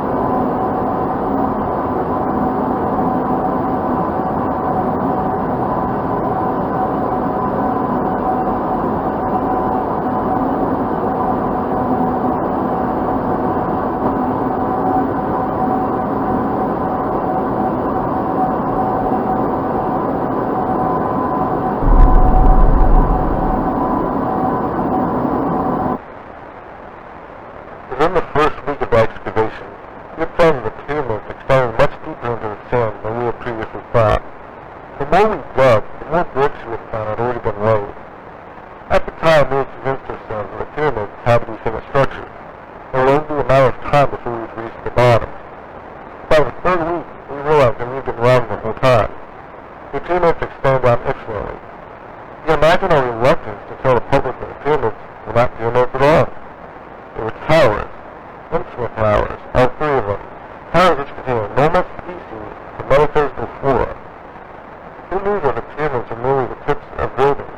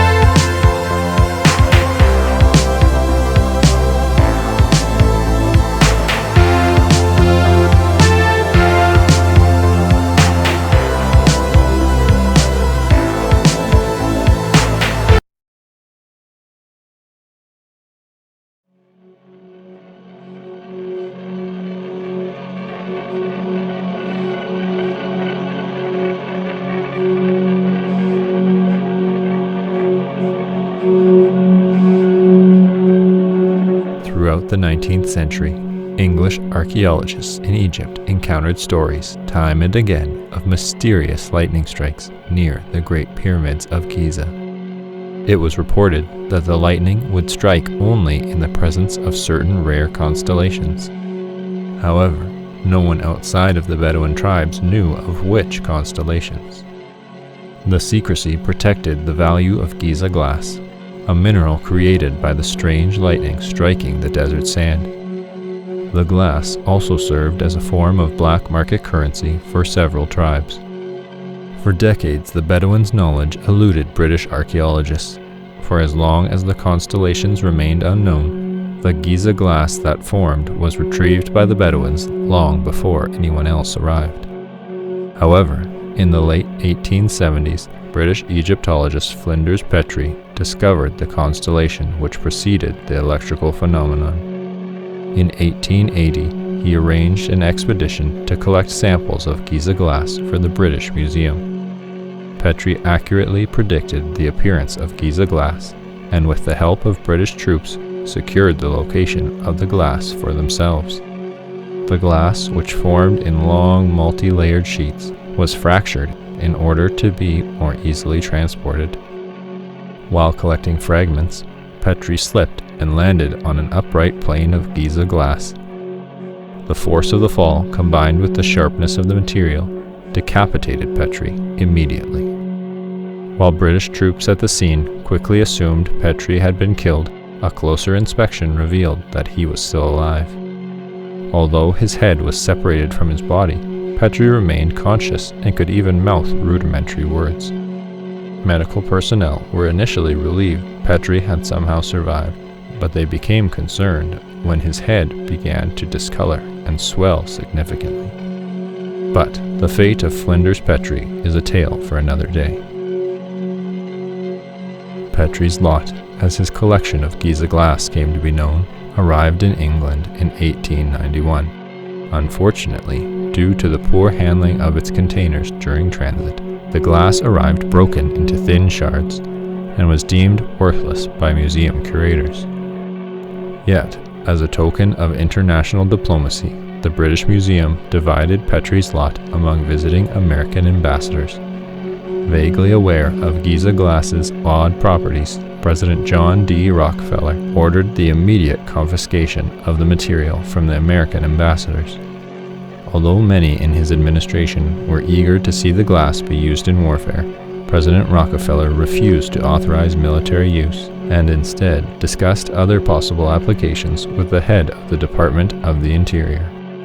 After numerous conferences, it was settled that segments of Giza glass would be polished into fine blades and given to a select group of Greco-Egyptian swordsmen. These unusually tall swordsmen were assigned to the Grand Canyon and guarded restricted areas from trespassers. Protected under federal law, the Grand Canyon Guardians continued to serve for decades until the last member was discontinued. All trespassers who were maimed by the Guardians were promised a lifetime's worth of a special concoction which controlled unwanted side effects. However, since the medication's efficacy decreased over time, older victims were promised housing within the Grand Canyon to guarantee their safety and privacy from the outside world, but only under the condition that they would lure known dangerous persons wanted by the federal government to the forbidden zones of the national park.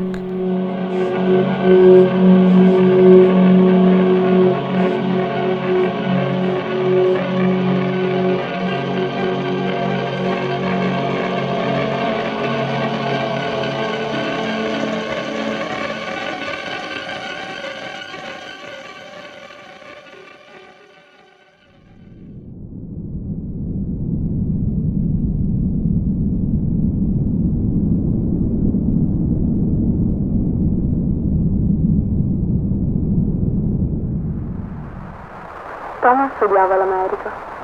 È andato a Roma quando era 21enne e ci è rimasto per il resto della sua vita. Era divertito dal fatto che la proprietà degli schiavi americani lo volesse per creare una statua chiamata Libertà. All'inizio Thomas non voleva aiutarli, ma poi realizzò che la statua poteva diventare un simbolo per altre persone. Dietro alla statua un berretto della libertà, qualcosa che gli schiavi romani liberati indossavano. Penso che se una statua alta 6 metri di una donna liberata si ergesse sulla cupola del Campidoglio, alcuni uomini sarebbero stati meno ignoranti. Puoi immaginare quanto deluso fosse quando il signor Davis a Washington gli disse di togliere il cappello dalla libertà. Ma Thomas vedette il suo progetto andare a buon fine. Andò persino in Egitto per trovare il materiale per la sua spada. È un vetro molto particolare, vetro di ghisa. Una volta, mentre stava affinando il vetro nella sua officina, si tagliò accidentalmente la punta di un dito. Nonostante fossi preoccupata quando me lo disse, lui non riusciva a smettere di ridere. Mi disse che il vetro era così tagliente che la punta del suo dito si affettò senza dolore né sangue. Però poteva comunque sentirla. Quando Thomas si concentrava, poteva addirittura farla contrarre sul tavolo. Lo trovava divertente. Io no. Ricordo che una sera tornò a casa senza una mano. Diceva che poteva comunque muoverla all'officina. Era così giovane quando se ne andò. Aveva solo 43 anni. Mi sarebbe piaciuto passare più tempo assieme. Ci amavamo davvero tanto. Puoi immaginare la mia sorpresa quando guardai nel modello di gesti della bocca. Grazie a Dio che l'ispettore Zaffino era nel torto. Mi fece pensare che c'era un serial killer in città, ma nessuno l'aveva ucciso. Thomas aveva tagliato il suo stesso corpo e si era inserito nella libertà. L'ho visto, ogni parte di lui. Sapevo cosa fosse successo, ma vedere i suoi occhi sulla statua era troppo per me. Lei sembrava viva. Zaffino disse agli americani che Thomas fosse morto. Credo che lui abbia trovato la verità da allora. La polizia di Gibilterra pensava che sarei stata devastata dal sentire che avessero trovato la pelle di Nina nella grotta. Ma ero sollevata. Stavo ancora viva. Thomas deve averla messa nella statua con lui. Dentro la libertà. Thomas e Nina stanno proteggendo l'America. Insieme.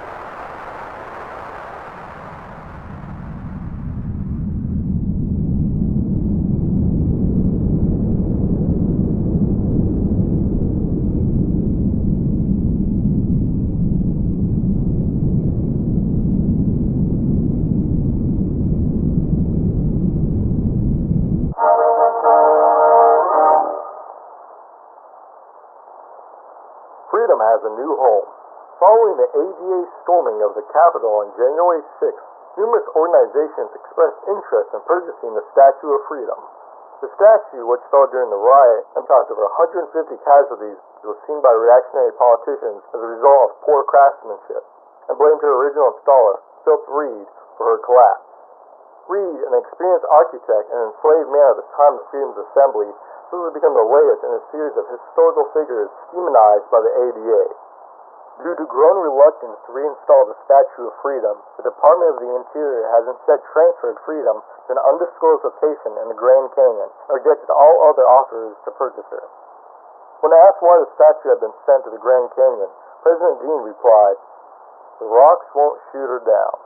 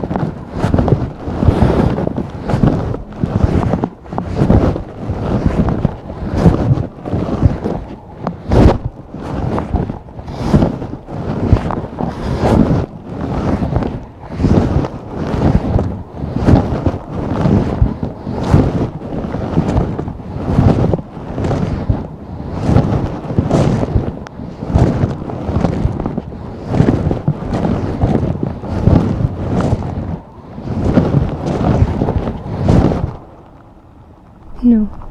No, not now. I'm leaving now. I won't bother you.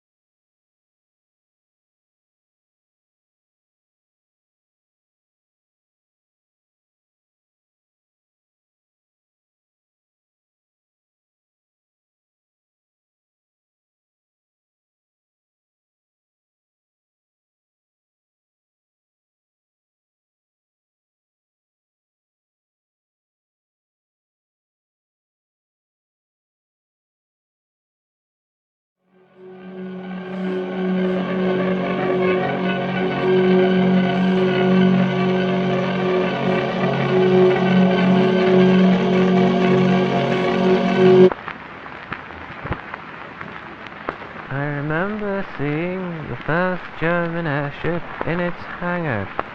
I was astounded by its immensity until I saw my own name printed on its side. At that moment, an entirely new feeling unveiled within me. It was an emotion which frequented me in childhood, a blend of revulsion and satisfaction that had followed the execution of a cruel jest on a friend or a stranger. A pin in one's foot, a tumble down a stairwell. What would others think?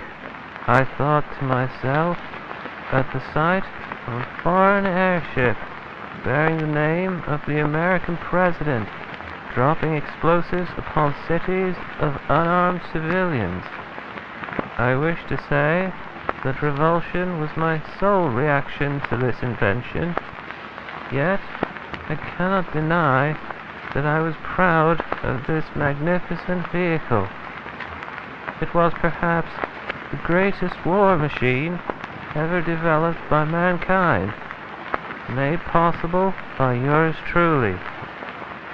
By nightfall, shame outweighed pride, and I requested the immediate removal of my name from the airship and all its future successors.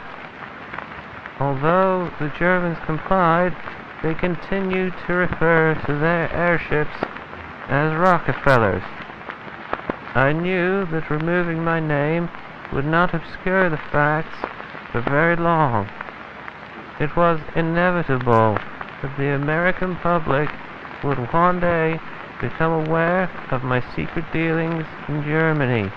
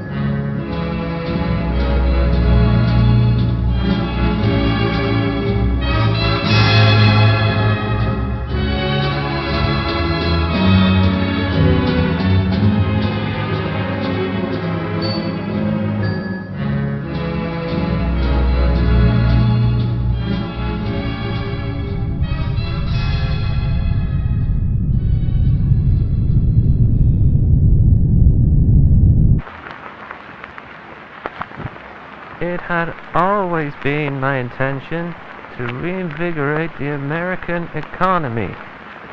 Once I had been debriefed of the situation in the Grand Canyon, the overpopulation of crowns, I realized that I was also hearing the beginnings of a solution to the impending economic collapse. That solution being slavery. I can imagine your reluctance to read on, and I entirely understand. Rest assured, I believe that all citizens should be unconditionally promised the very freedoms that our country established at its founding: life, liberty, and the pursuit of happiness. However, crowns are not men or women, nor are they animals. They are merely the decayed shells of ignoble criminals. They do not qualify for the same freedoms exercised by ordinary civilians. Once they were conditioned and bound together, the crowns became the perfect workforce. They did not rebel, for they could not speak. They could not leave, for they were chained. And best of all, the crowns were incapable of forming unions.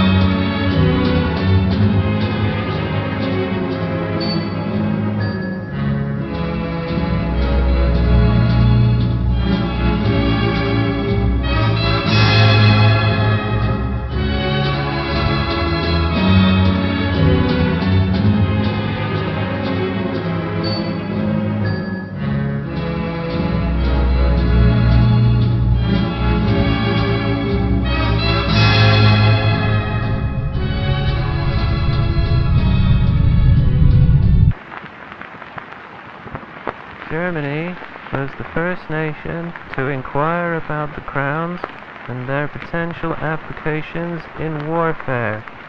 I never mentioned the vast quantities of geyser glass we owned, since I knew that it could provide them with many more crowns at low cost.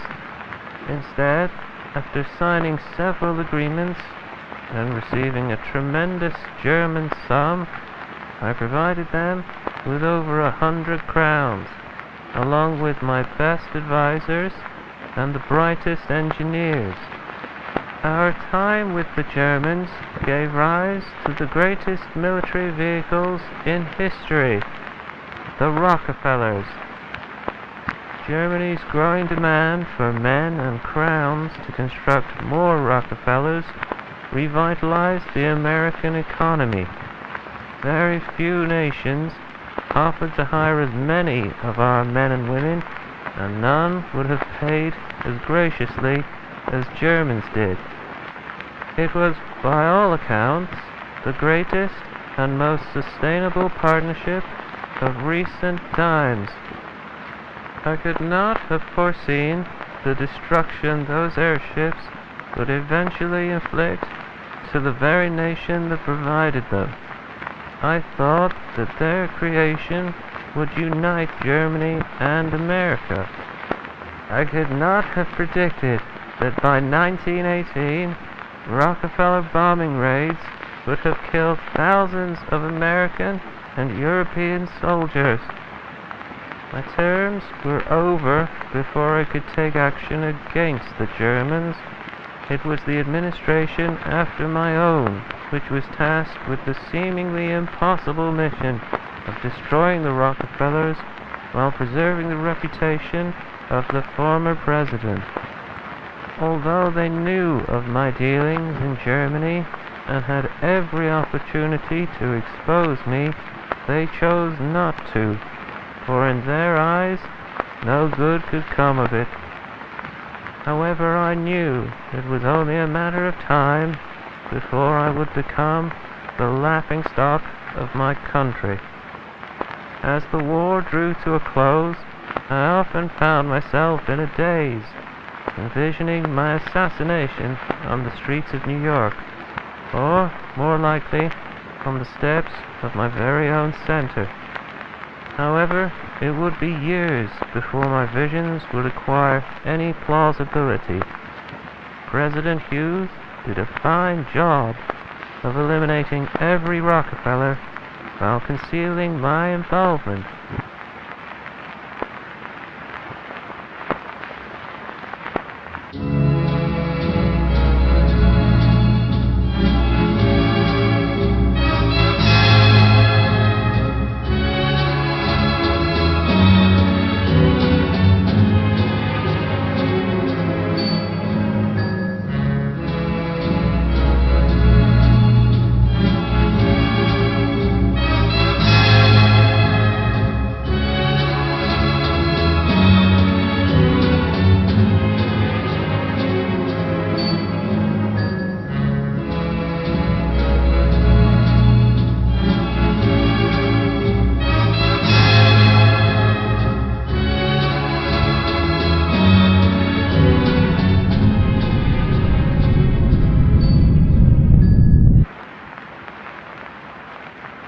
It is a miracle that only now the news of my involvement in the Great War has become widely known.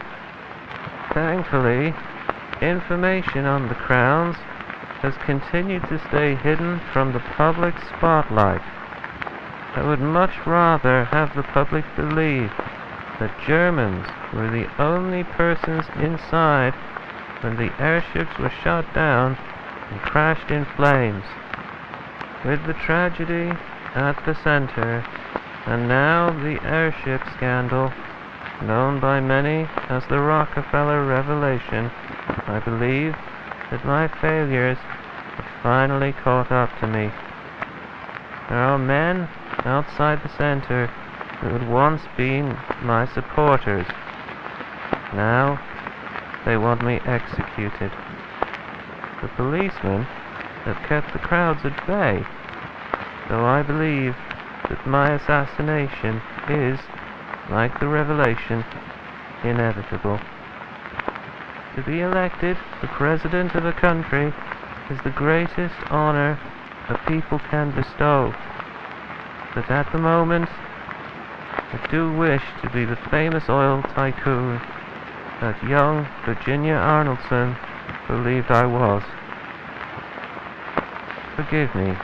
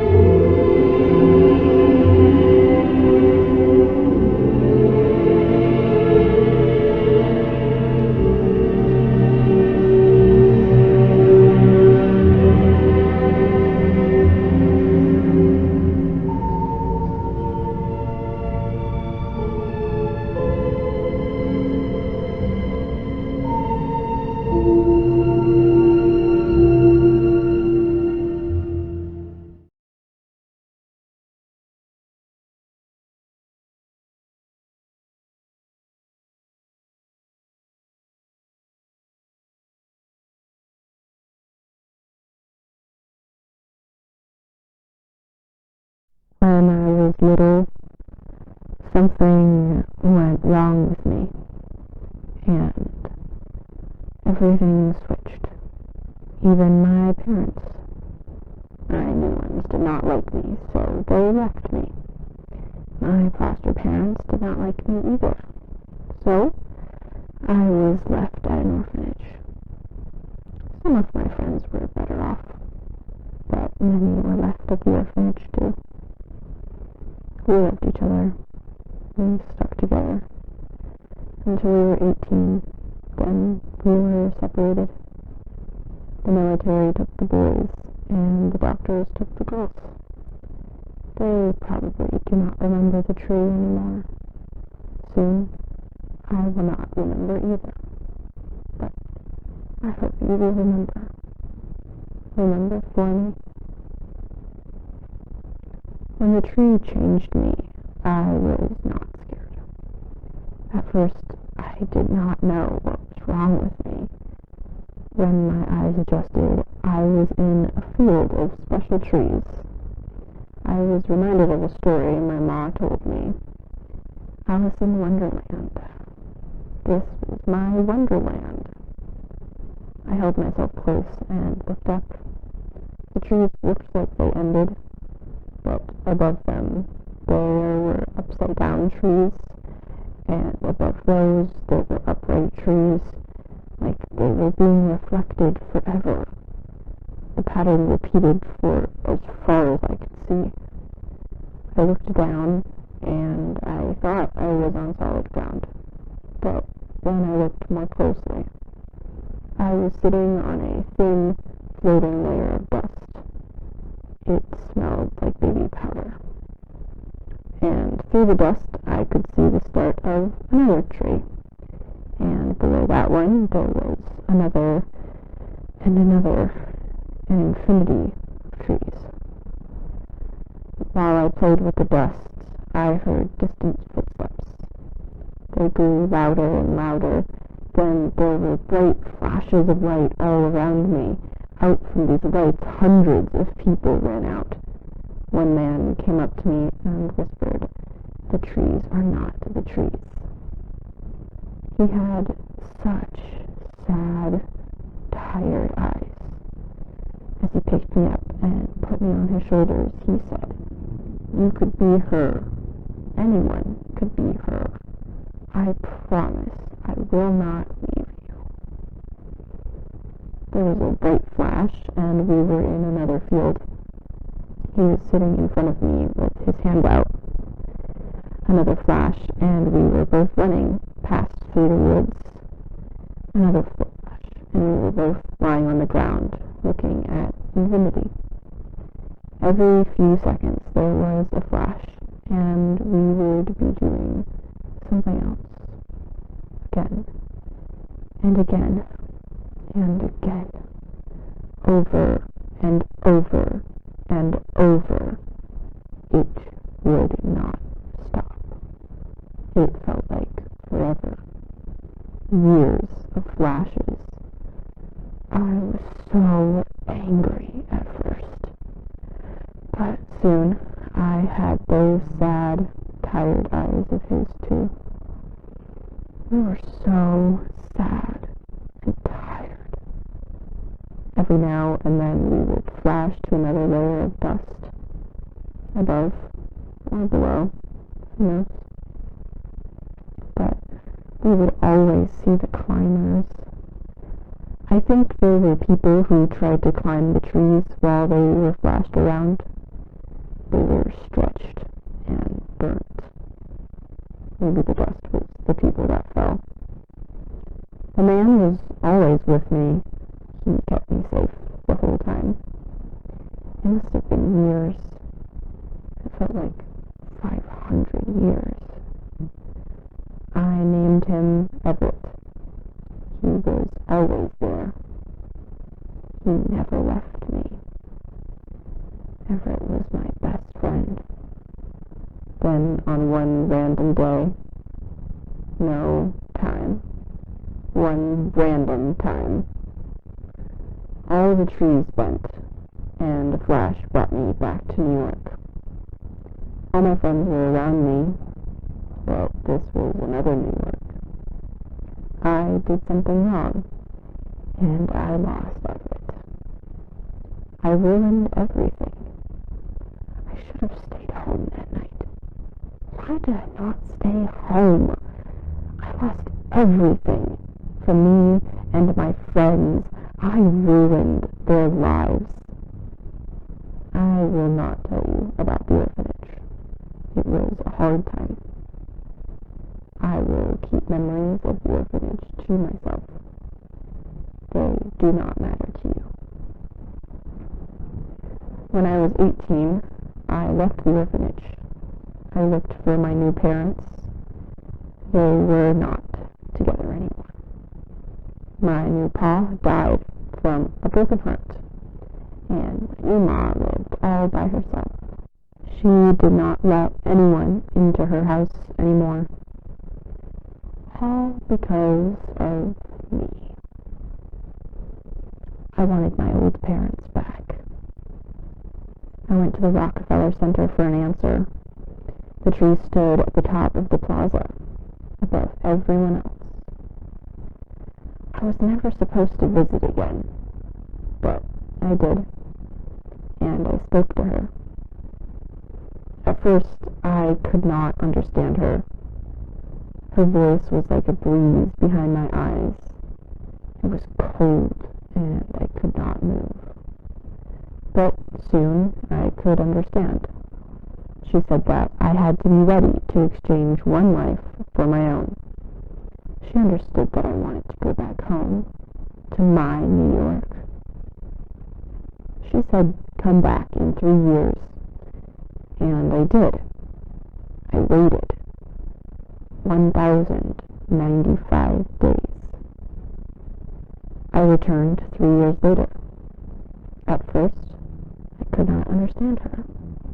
Her voice was like a breeze behind my eyes. It was cold, and I could not move. But eventually, I could understand. She said that I had to be ready to exchange one life for my own. She understood that I wanted to go back home, to my New York. She said, come back in 3 years. And I did. I waited 1,095 days. I returned 3 years later. At first, I could not understand her. Her voice was like a breeze behind my eyes. It was cold, and I could not move. But eventually, I could understand. She said that I had to be ready to exchange one life for my own. She understood that I wanted to go back home, to my New York. She said, come back in 3 years. And I did. I waited 1,095 days. While I waited, I met a man. He was a very important man, a secret agent. He followed me everywhere. One day, I found him waiting inside my house. He told me that he was here to monitor me. No, to watch and protect me. But he had fallen in love with me. No one else liked me. So we took each other. We grew close. Leonard loved me. I loved him too. Together, we had a baby boy. I named him Everett. Little Everett was inside for 9 months when I saw the tree again. She put directions in my head. I followed those directions. I walked for 4 days. I had to. I wanted to go home so badly. But I became so happy when I could hear the music. It was like the tree's voice, but warm. The Washington Monument looked much bigger in person. Its door went up high, like it was for something much bigger. Then I went inside. There were bodies everywhere. The breeze told me to relax. I went on the elevator. It went up. All the way up. It stopped at the top, and the music blared. It was so loud I could not move. The floor opened, and I fell all the way down. I felt myself hit the ground. Then I kept drifting down, past the ground, past rock, sand, and magma, through the layers of earth. It must have been years. It felt like 500 years. When I reached the other side, and I felt myself rising through all the layers of earth, past the magma, sand, and rock, past the ground, back into a body, another body, almost the same body, and flattened like a little red pancake. But I felt so empty. My belly had sunk. Little Everett was not with me anymore. Many others laid around me, broken like me, almost alive and completely still. But little Everett was nowhere. While everyone else exchanged for their own lives themselves, I must have exchanged little Everett for mine. I cried. I cried for years. And we all bled into the ground for years. Why did the tree keep us alive? Did they like pain? Did they drink our blood? Was there any reason for any of it? I lost little Everett. He had no say. He did not even say his first word. I ruined his life from the start. Maybe he lives in Wonderland. I hope he lives in Wonderland. One day, one random day, the music grew, and there was the brightest flash. We found ourselves outside, at the base of the tower. The tree had been freed, and we were in a field of trees. Wonderland had risen, but little Everett was still missing. We were all lifted out in helicopters. I was at the hospital faster than ever before. They told me it was 2003. They told me everything I knew was wrong. They told me everyone I knew was dead. And now they plan to fix me. I'm sorry, Pa. I'm sorry, Ma. I'm sorry, friends. I'm sorry, Leonard.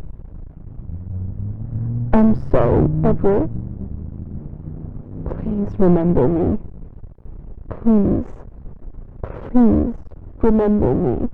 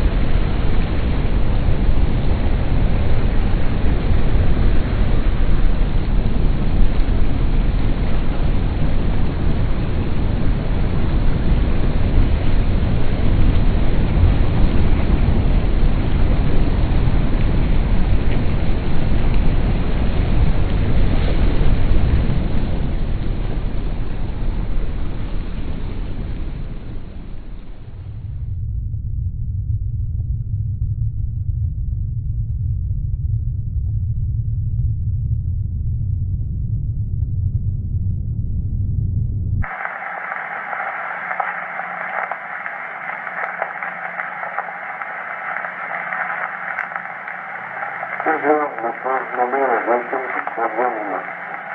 Je dois l'amendement seulement de service technologique. Alors, comme la nation explique forcément, l'incompréhension de la nature humaine a créé dans la diplomatie, dans la psychologie, et la véritable éthique de l'esprit. Aujourd'hui, je sais qu'il n'y a qu'une seule véritable source de bonheur. Et la recherche de tout ce bonheur. Mais c'est perfection. Pourquoi vivre selon cette perfection? C'est la société perfection, selon le psychologue, qui détermine les activités de la satisfaction. Selon les vertus de l'efficacité, selon la savoir accompagner du chemin des fleurs. Comme la colère de l'Antiquité, je voulais lire le commerce de l'argent et de l'Occident. Il fallait rassembler dans une façon qui change la robe de feuilles et s'engager dans la passion. Il y a un rêve que je voudrais partager avec vous tous. Peut-être même une prémonition. Un jour, vous allez entendre ce cri, entre ces canaux de soleil. Et regarde ainsi l'avenir à la deviner, avec traduction. Les voyageurs viennent et enfin le supportable bonheur. Je demande qu'il s'agit de tout instrument qui se tenait sur le pareil. Une expression, un traitement sombre. Le canal voyait parmi notre civilisation, respectant de millions d'années de navigation. Bien sûr, je ne serai plus là pour partager ta réalisation, et le voyageur ne me connaîtra seulement comme des personnages dans les livres. Mais croyez-moi, les navires seront servis pendant des centaines d'années de plus. Et les marins, en ce moment de terre, à plusieurs destinations, et tout ce temps, à leur destination. Le canal de fleurs est efficace, et la joie de convaincre. Je veux remercier. Jusqu'à présent, ce que j'avais entendu dans les écoutes que j'avais fait pour l'inauguration du canal. Cependant, je n'ai pas jugé possible. Je ne pouvais pas me résoudre à mon fils devant tout le monde. Je n'ai pas choisi de construire le canal. Je m'en décide avec mon pays. C'est impossible et sans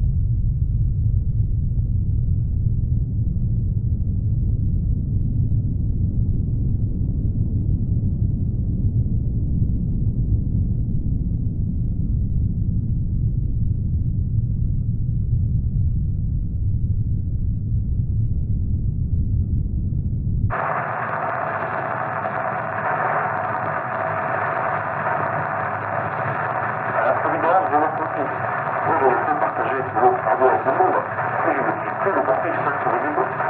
La partie la plus difficile, mais la plus pénible, celle qui m'a fait perdre le sommeil, trouver mes cheveux au fond du forêt, c'est la construction du chez les femmes. Bien que la copie fût à l'origine constituée dans le style de Fontaine, le matériel d'une telle ligne nous va, cependant, à traiter, la respecter les directives du président Blanc. Nous avons construit à la porte. Et chaque mois, nous constituons des consignes variées sur la protection structurelle et la hauteur de ces téléphone. Après 4 ans, nos retours pour modifier la taille de l'édifice aussi se font. Les gens demandent régulièrement pourquoi le piédestal est disproportionné par rapport à la statue. Tout ce que je pourrais leur répondre sera demandez aux Américains. Et moi, je sais pourquoi le piédestal est si massif, si grand. Mais dévoiler la vérité au monde n'est pas possible. Et je n'en ai tout simplement pas la force. Parce que la vérité est que les sûr est un bâtard. Juste pour lui. Je rentre dans une discrimination où il est plus étonné. Il est réputé du monde. Il appelait le serpent interne, ou travaux de guenilles, ou découvreur de village. Et donc, les évoqueurs venaient à Jean-Louis Chétan. C'était pas une coïncidence. La famille est un fondateur, la famille de l'exploration.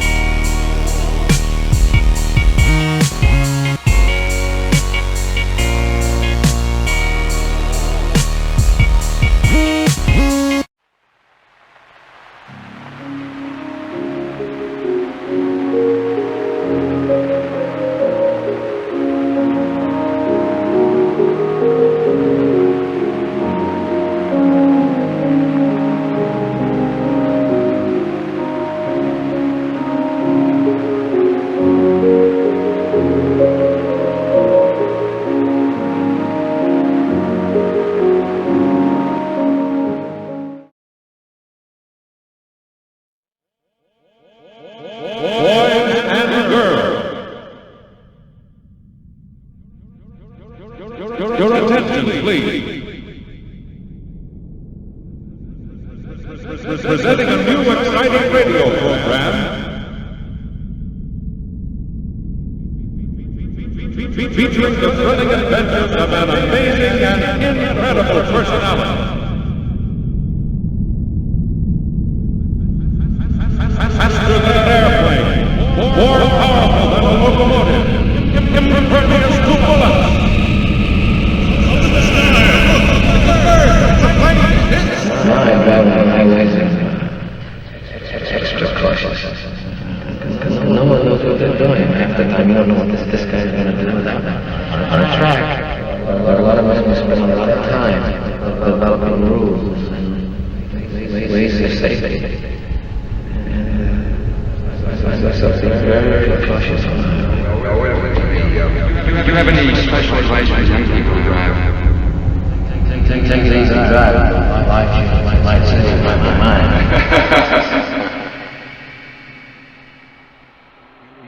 He was not born the height of a man. He was born much taller. Even as a child, he could stand over. However, she chooses to be the height of a man. Why? Because he thinks himself as a man. And one man seems the size often. Sometimes to protect us. Sometimes to hurt. Sometimes to scare and humiliate.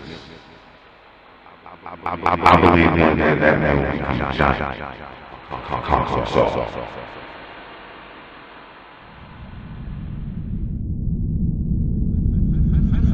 Faster than an airplane, more powerful than a locomotive, impervious to bullets. Up in the sky, look, the bird, the plane,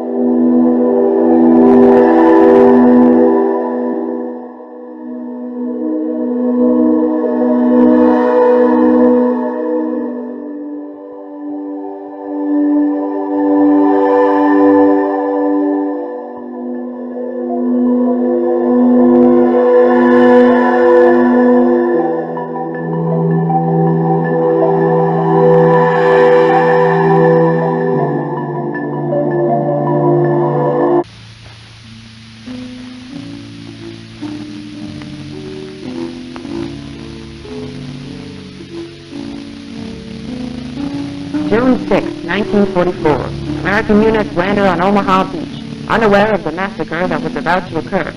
As those men waded into the water, they could not have known that their chances of survival that day were 1 in 4. Those men were outnumbered by hundreds of thousands of bullets. According to determinism, these men had no free will. The 10 million men who were drafted for World War II had no free will, and the men that day who landed in the water had nowhere to go but forward. The atoms of these men led them all to a moment of almost certain death. That all changed with the night. We know little about him, but what we do know is that he is not of this world. While everyone's atoms are following a defined course in our universe, the night's atoms are not. His world is gone, and when you have no world left, then what course is there to follow? The night is the only one in our existence with true free will. Only he has the ability to change lives. Determinism states that the American men sailing toward Omaha Beach were meant to die that day. The night arrived in shining armor, and and rewrited those lives. The night deflected bullets, destroyed anti-aircraft guns, and lifted men out of harm's way. Before you could have shouted, "It's a bird! It's a plane!" The night had saved hundreds of lives whose fates were previously set. The night could have acted selfishly, watched as we lived out our lives, but he chose not to. The one man with free will chose to save those who were not meant to survive. With the night, death is no longer a deterministic guarantee. At any time, at any place, the night can save us.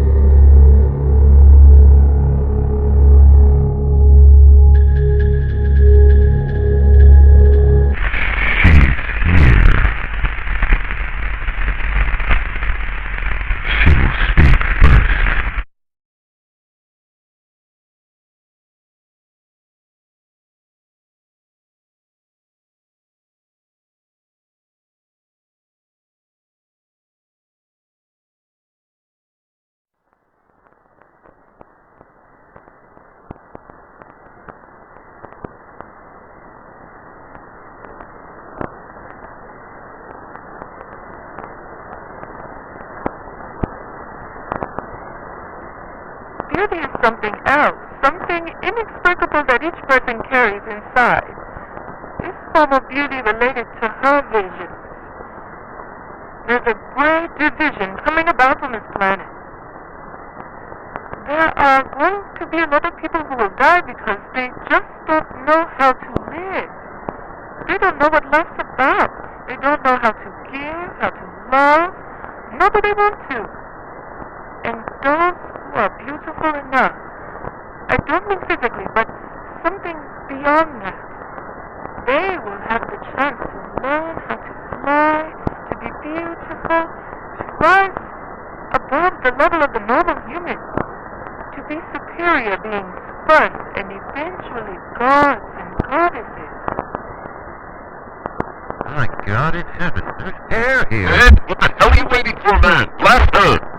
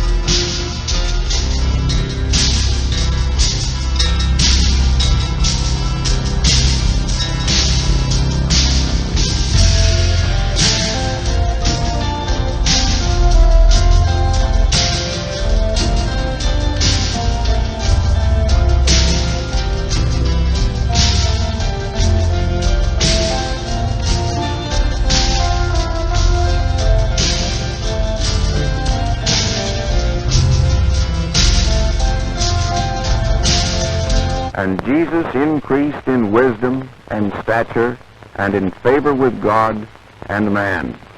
And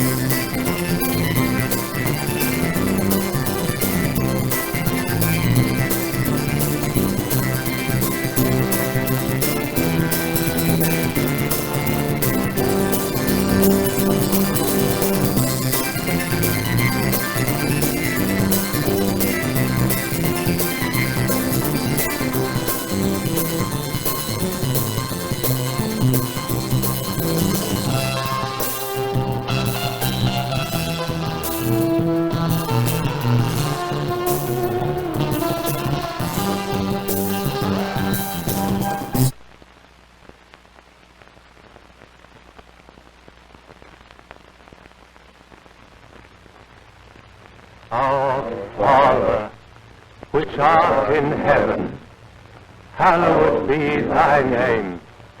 Thy kingdom come.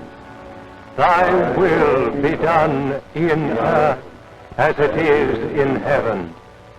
Give us this day our daily bread, and forgive us our debts as we forgive our debtors.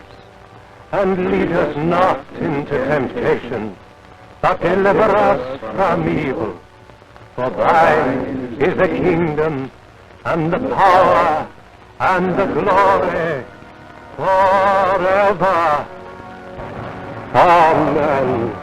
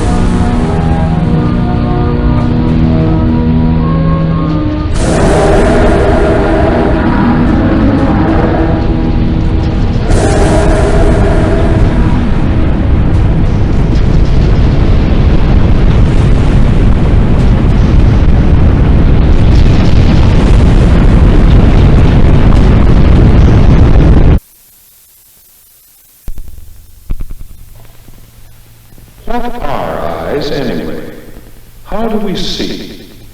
Our eyes are little round balls, about 1 inch in diameter.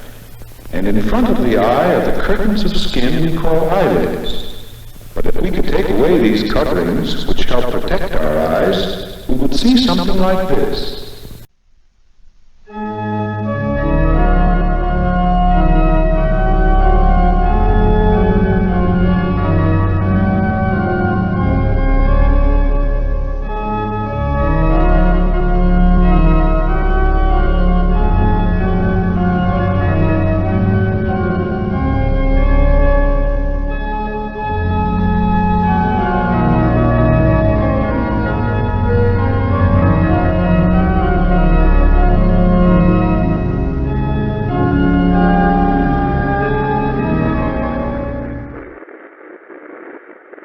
Apollo 12 to Houston, can you read?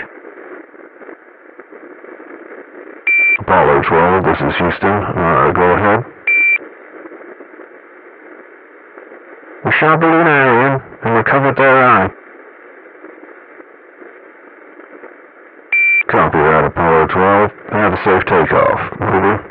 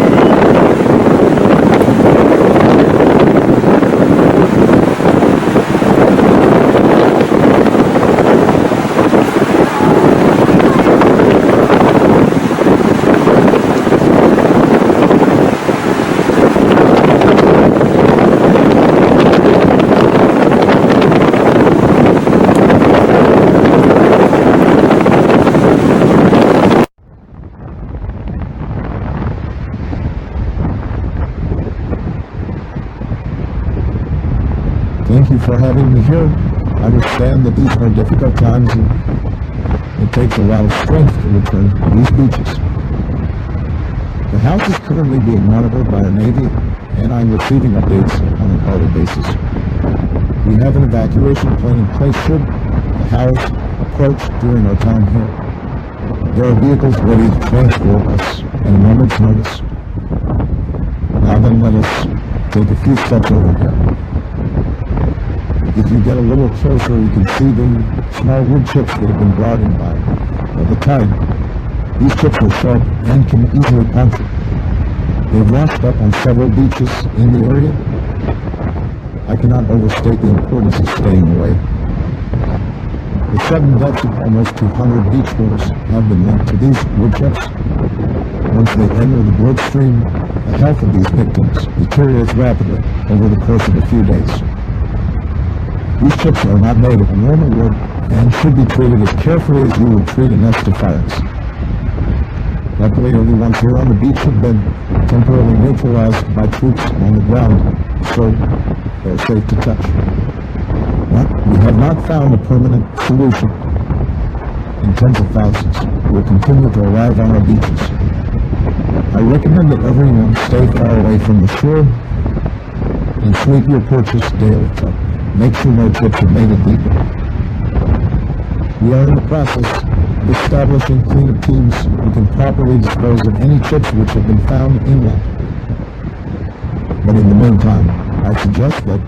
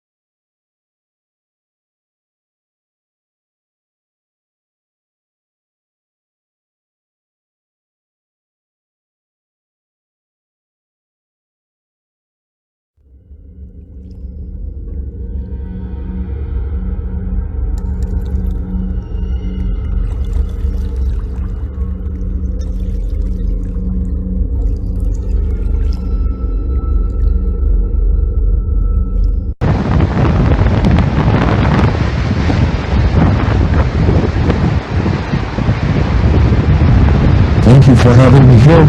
I understand that these are difficult times and it takes a lot of strength to return to these beaches.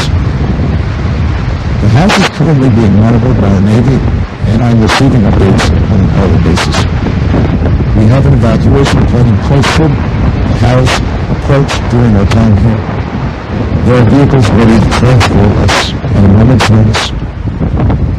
Now then, let us take a few steps over here. If you get a little closer, you can see the small wood chips that have been driving by. At the time, these chips are sharp and can easily puncture. They've washed up on several beaches in the area. I cannot overstate the importance of staying away. The sudden deaths of almost 200 beachgoers have been linked to these wood chips. Once they enter the bloodstream, the health of these victims deteriorates rapidly over the course of a few days. These chips are not made of normal wood and should be treated as carefully as you would treat a nest of fires. Luckily, only once they're on the beach have been temporarily neutralized by troops on the ground, so they're safe to touch. But we have not found a permanent solution, and tens of thousands will continue to arrive on our beaches.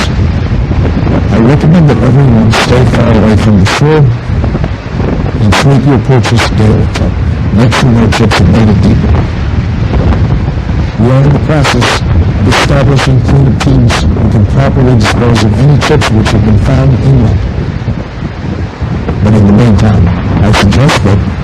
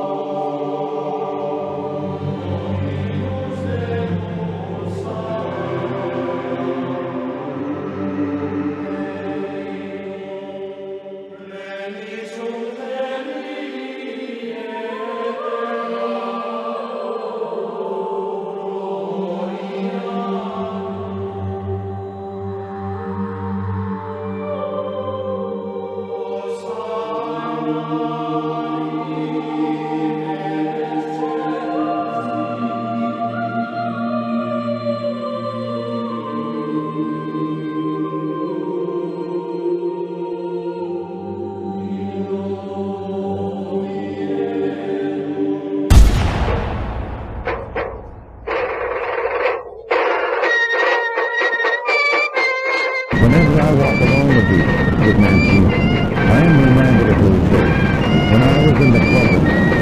Yeah, it was good road. We felt like one big happy family back then. Even though I was a young member, the man let me take a few shots. We had the most expensive house for the time. Those houses never budged. They took us with the users, and some of the more seasoned vendors said they could have hold it in their walls. But I never saw it happen. We must go into the windows, and if they hit the roof, it would be easier to see from the boat. Well, all I know is that those windows will be glass. Because we see glass windows like the sky. I knew it very well from my time on the land. We never could figure out what those windows were made. Whenever we tried getting close to the house, could you step back? Picture a house taken on drive back. It sounds silly, but I don't know how to describe it. That's how I remember it. While the house never received any damage, we did from all the sheets. There were bound to be nasty accidents from time to time. I left because of an accident. It was terrible. That is the American people to stop shooting a house. I know it's tempting, but no good can come of it. There are plenty of angels in every state. Demonstrate. After all, the house has not received a scratch in over 50 years.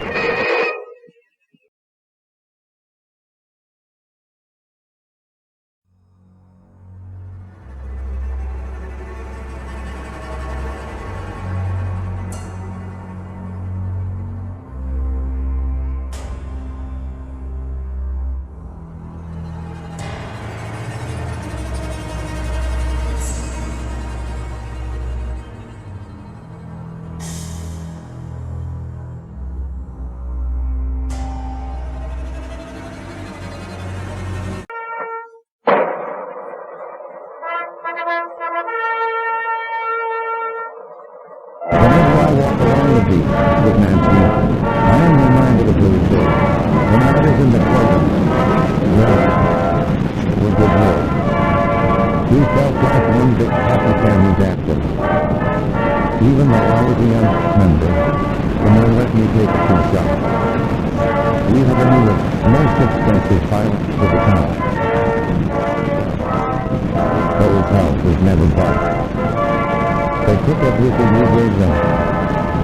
Some of the more seasoned men would say they put a whole rookie in their roles. But I never saw it happen.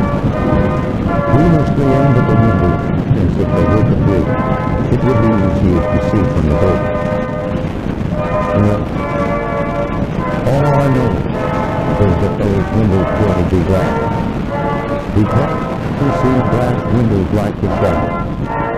I knew it very well from my time on the land. We never could figure out what those windows were made. Whenever we tried getting close to the house, it would step back. Picture a house taking a minute to run backwards. It sounds silly, but I don't know how to describe it. That's how I remember it. While the house never received any damage, we did from all the shit. There were bound to be nasty accidents from time to time. I left because of an accident. It was terrible. That is the American people.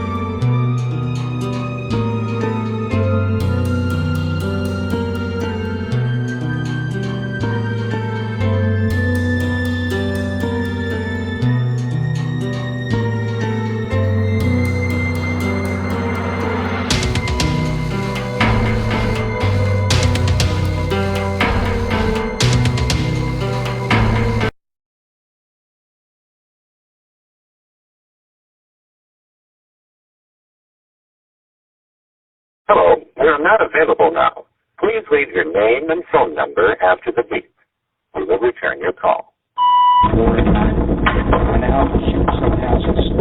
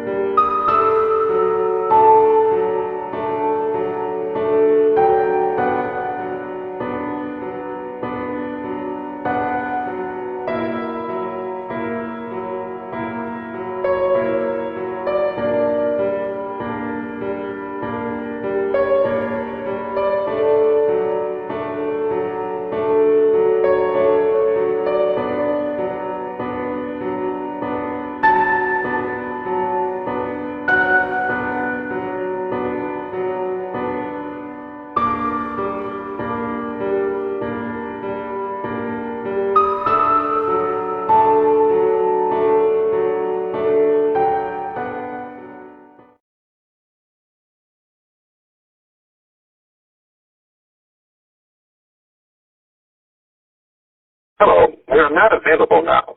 Please leave your name and phone number after the beep. We will return your call. Now, shoot some houses.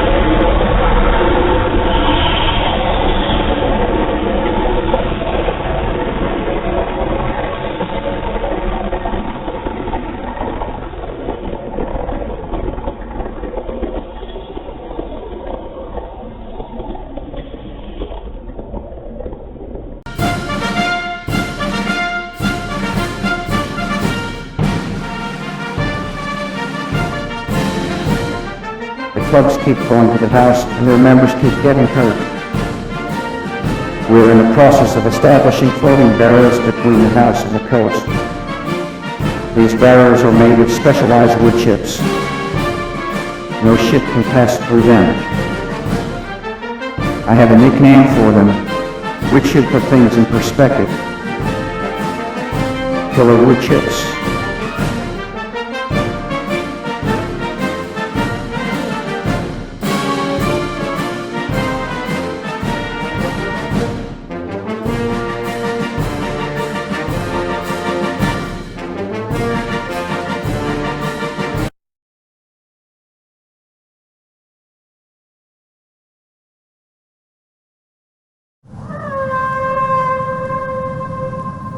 Many people share your experience, Eli. Every testimony is consistent, but from what I've gathered, you knew about them before anyone else, so tell me, how did it all begin? During an evening of fishing, a friend noticed a peculiar cluster of stars, unlike any of the surrounding celestial bodies.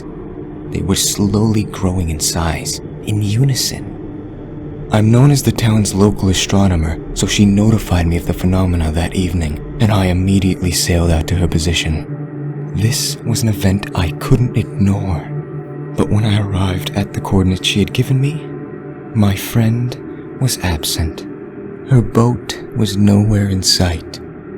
Did this concern you at all? I figured she went back to the town to get some rest. After all, it was almost midnight.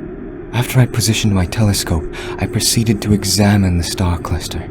At first glance, it did appear that they were growing together, but they were also passing by other stars. At this observation, I realized that they weren't growing at all. The stars were slowly falling toward me. I watched for several hours more until they entered the stratosphere, at which they dramatically increased in speed, hurling toward the sea. Almost like comets. How fast would you say they were going? I remember that in the span of a single blink, the stars had traveled from the top of clouds to just above the surface of the water.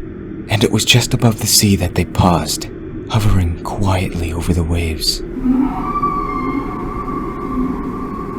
I could see that they weren't stars at all, for organic tendrils dangled from them. I was reminded of a starfish.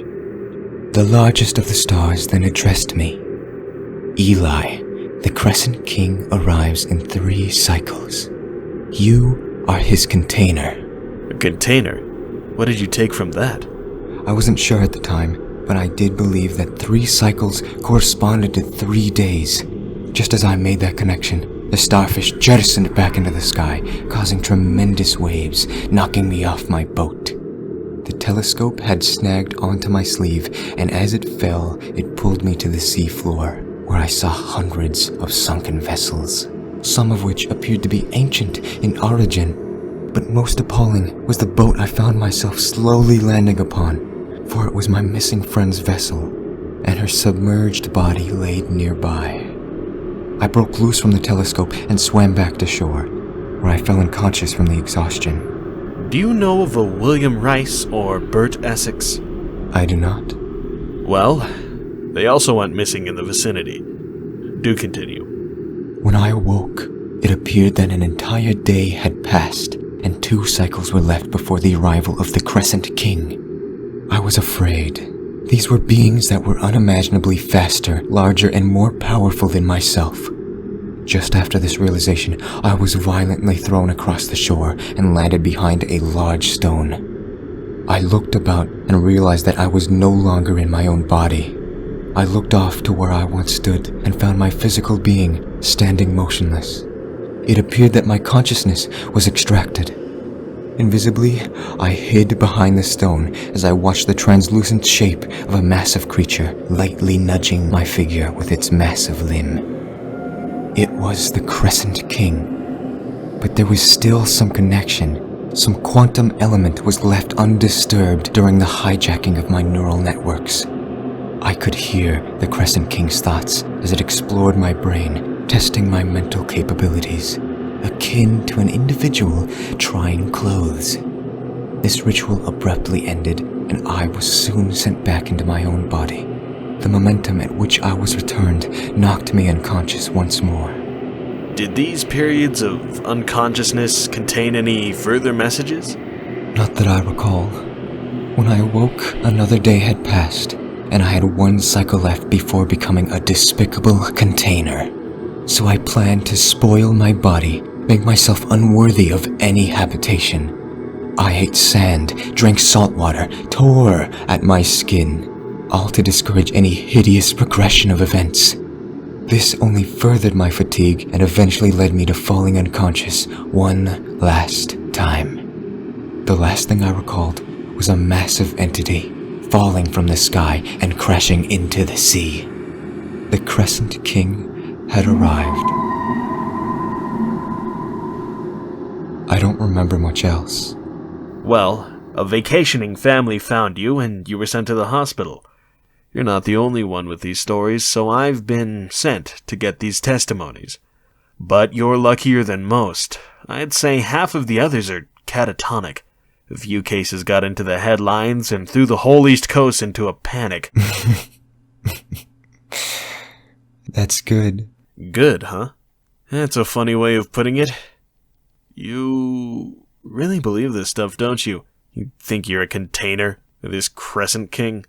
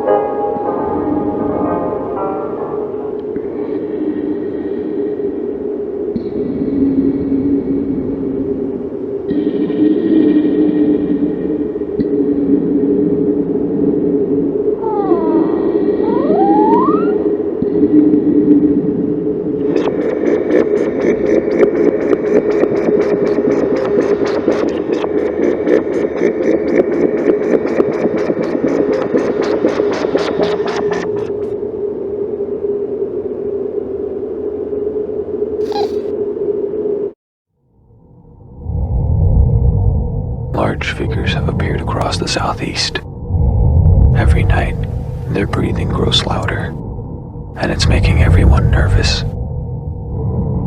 Yesterday, the university released X-ray images of them, revealing a metabolism resembling unstable nuclear reactors.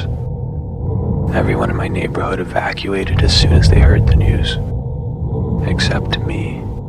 I want to see what happens. Tomorrow night, the moon will be at its closest all year. I believe the moon's alignment with the crescent heads will release a sort of heat wave. You can already feel it in the air. A pulsating warmth from those crescent features. That's Chase, the wandering robot. She was created last year as a special effect for a summer blockbuster. At some point during production, the producers want Chase to exhibit free will for an improvised scene, so Chase's creators reluctantly enabled her artificial intelligence. That's when she left the studio and began her excursion south. Nobody knows where or when she'll stop. Her creators claim to have no power over her. Towns on her predicted trajectory celebrate her arrival, cheering Chase on as she passes by. I've been tasked by the Department of Defense to organize a video that'll convince Chase to return to the studio. The finished video will eventually be uploaded to her mind and played on an infinite loop. I know it won't work. She's already adding stars to our sky.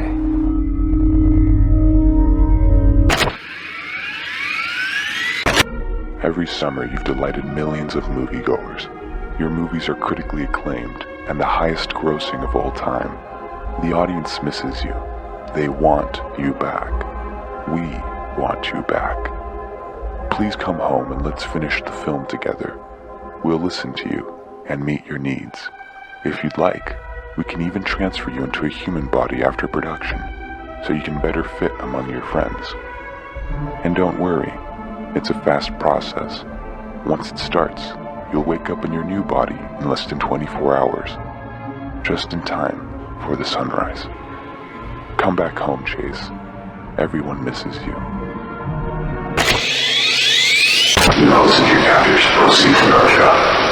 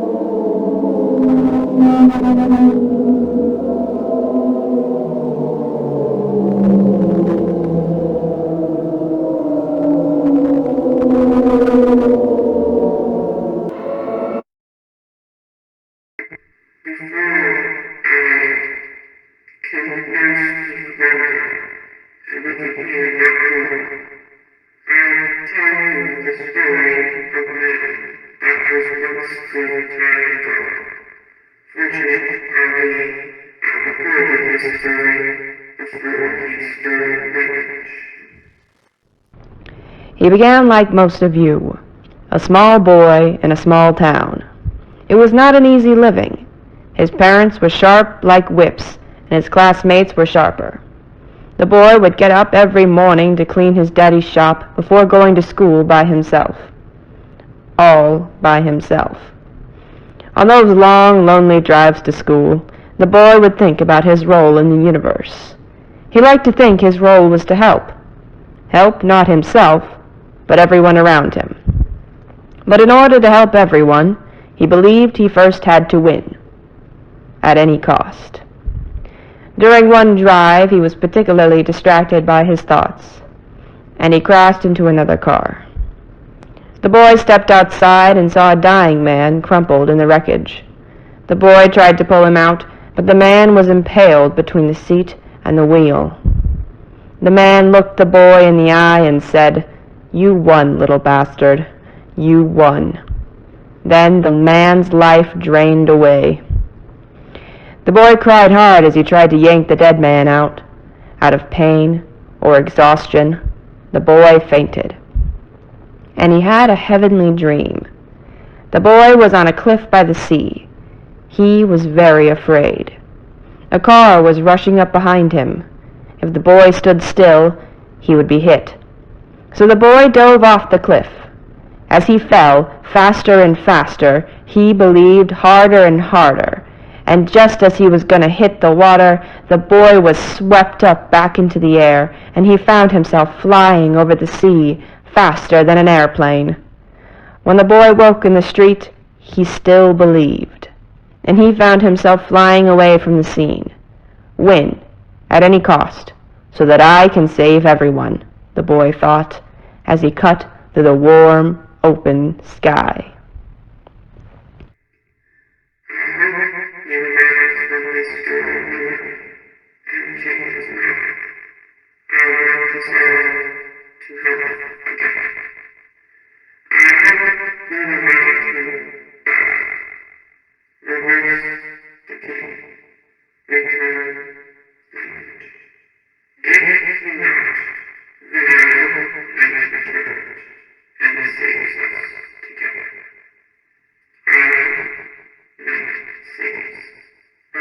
Oh my God!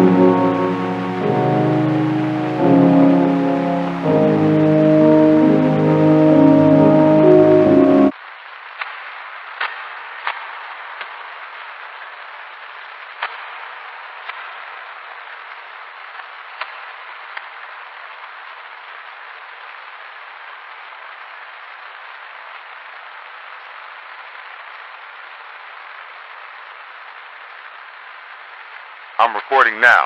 Tell me everything. I remember when I left the Horned Serpent. I landed on your moon first. You knew better than to set foot on your world. And I wondered whether you all would accept me or not. To find the answer, I have run an experiment. I produced 3 beings out of myself. The sun, the night, and the queen. All 3 of them are extensions of me. They are meant to test your world, and they will go mad, each in their own way. Your world is not kind to them. Your world will never be kind. Their sacrifice will make me realize that I can never risk stepping foot on Earth either.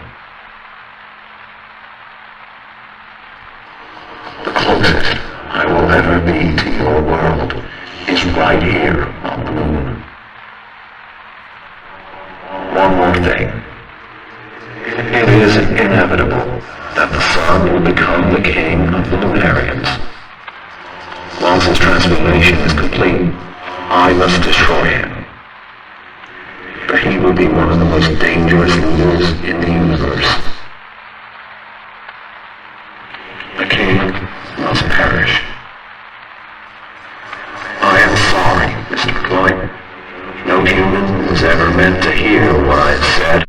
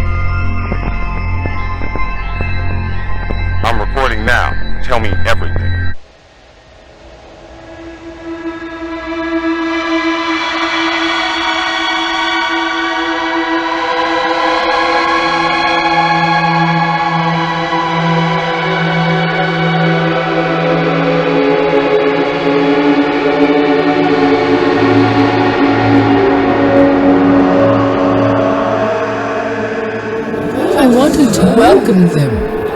I wanted to welcome all humans to our kingdom. We all could have been great together.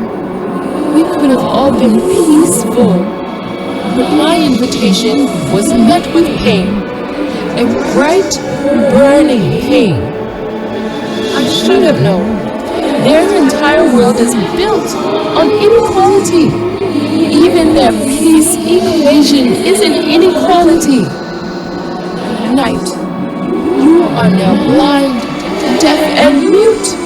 You cannot taste or touch. As long as you stay on Earth, none of your senses will return. But you can get everything back. Our prophecy guarantees this. Join our kingdom and become a prince. Run alongside me.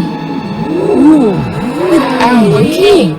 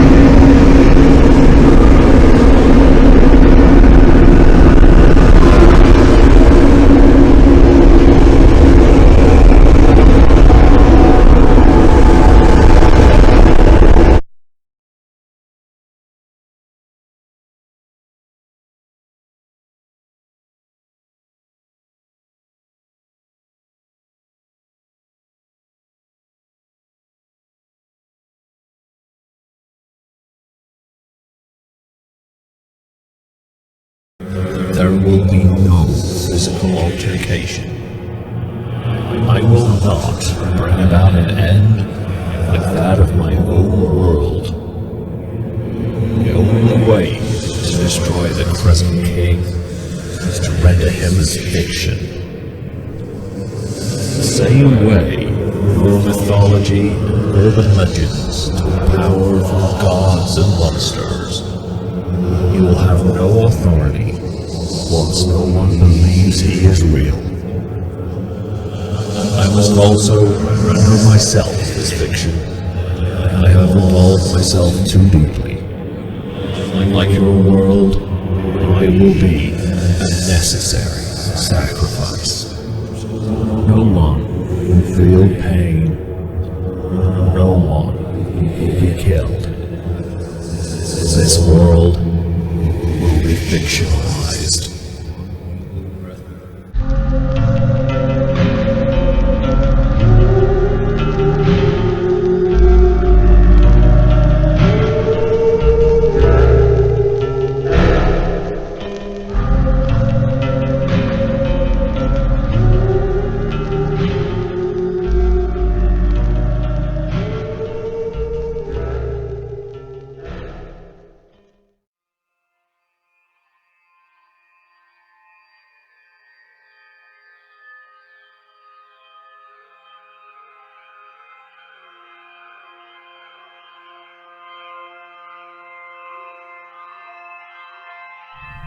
Ed Dwight did not blast himself. It was a cover story. It was Nixon who killed Ed Dwight. Nixon was no god. He was not even a man. Nixon was only one of many survivors. He did what we all secretly wish to do, but cannot. Nixon used his power to erase history. Nixon erased the past. Ed Dwight was twice the god that Nixon could ever be. He was bold. He was kind. He was good. In our world, Ed Dwight never went to the moon. Instead, he creates monuments. In our world, Ed Dwight preserves the past.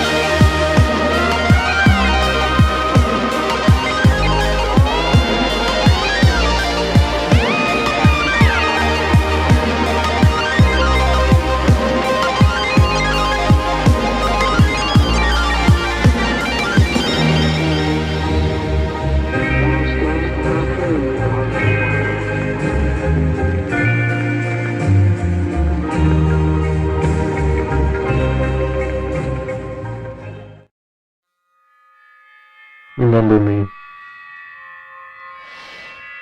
For Virginia. For America.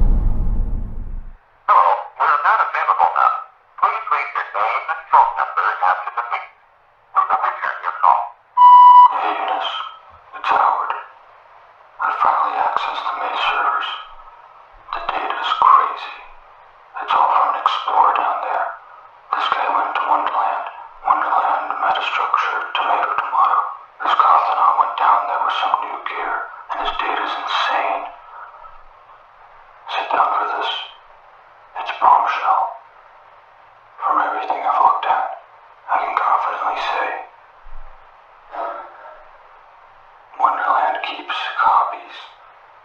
It's like a tea machine. You can't ever delete or replace a file permanently.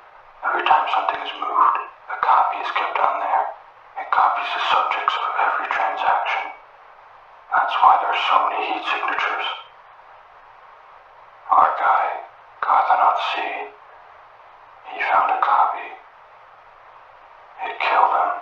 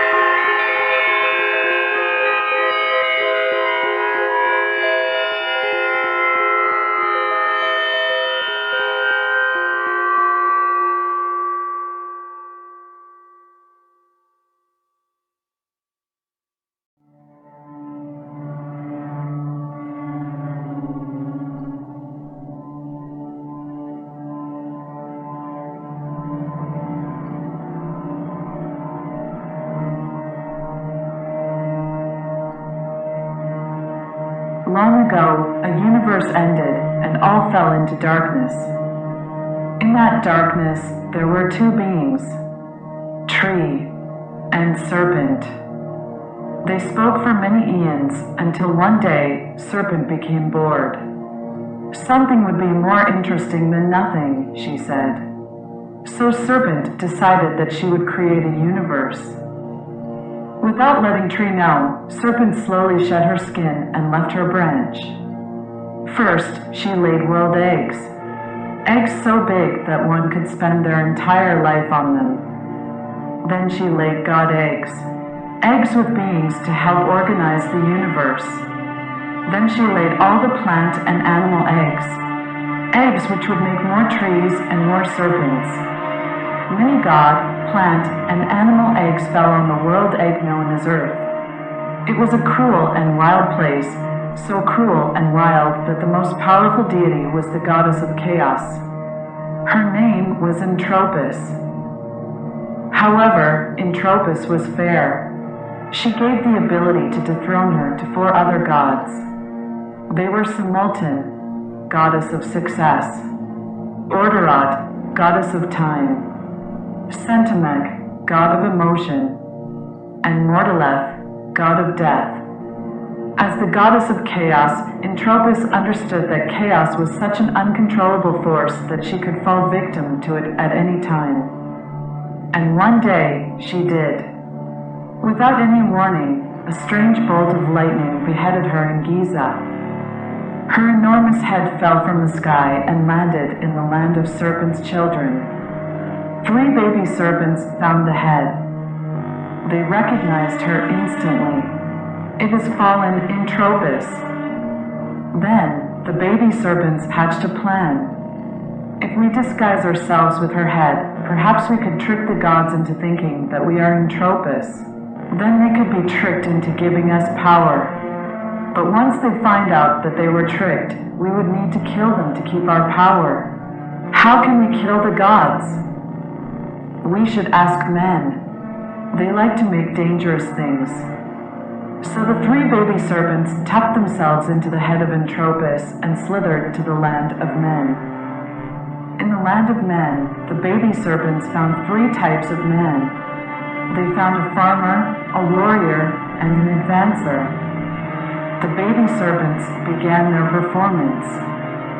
I am Entropis, goddess of chaos. The other gods have gone mad. We need to destroy them before they hurt the land of men. In awe of Entropis's head, the 3 types of men quickly went to work on a weapon. They used a special glass to harness a strange lightning, similar to the very lightning which had killed Entropis herself. They surrounded the charged glass with a strong stone carved into the shape of a handsome hero. When the men finished the weapon, they showed it to Entropus's head. Behold, Pyrasma, the destroyer of gods. The baby serpents thanked the men and took Pyrasma to meet the gods. Eventually, the gods found Entropus's head. We have been so worried. Are you okay? I am hurt, but I was treated well in the land of men. They even gave me a gift. Let us restore your powers first. With that, the three baby serpents became very powerful. Thank you. Now meet Pyrasma. And at the speed of light, Pyrasma burned the gods to death. The three powerful baby serpents thanked Pyrasma and gave the gift of life to all statues in the land of men. After terrorizing their enemies in the animal kingdom for eons, the three baby serpents decided that it would be best to grow themselves more, since they wanted to look older. Each baby serpent went to a different world egg to mature. But one world egg was too hot and the baby died. Another world egg was too cold and that baby froze. The only baby that survived continues to grow inside Earth herself, where heat and cold are in perfect harmony.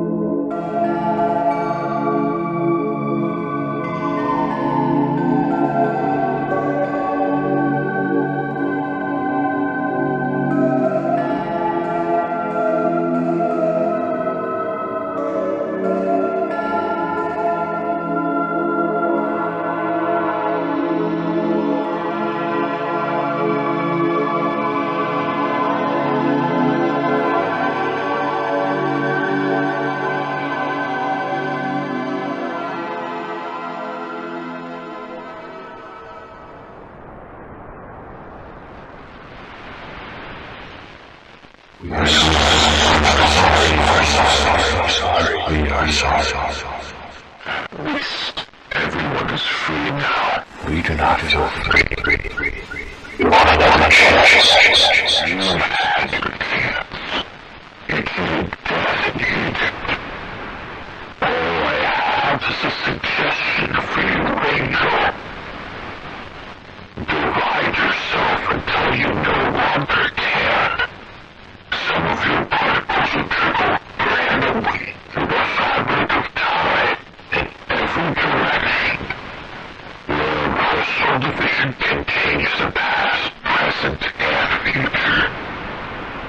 Perhaps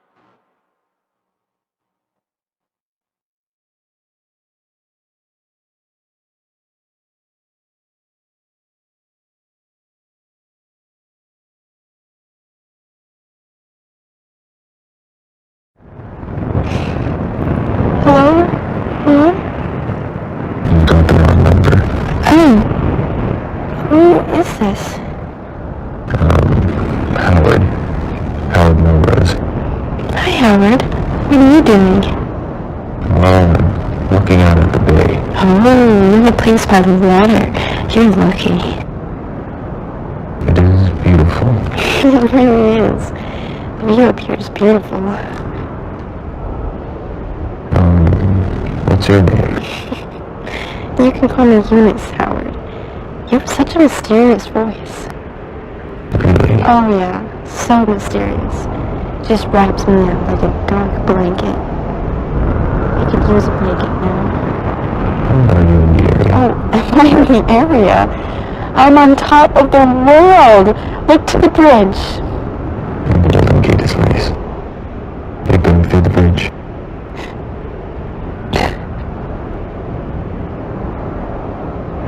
Say my name when you're lonely. You make me sound so mysterious. Okay. Call me whenever something exciting happens. I promise I'll listen in Wonderland. Eunice, are you okay? Thanks for talking to me, Howard. Call me later.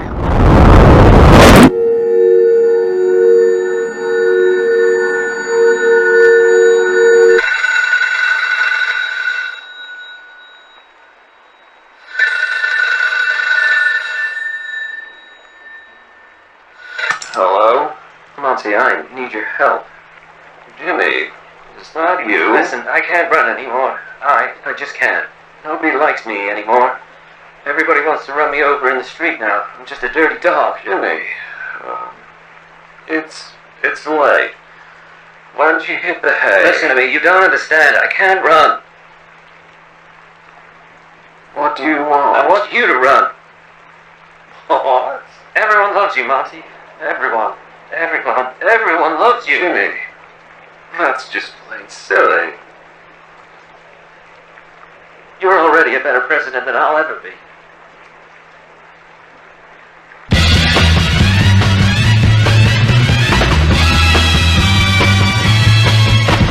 I am Montgomery Clift.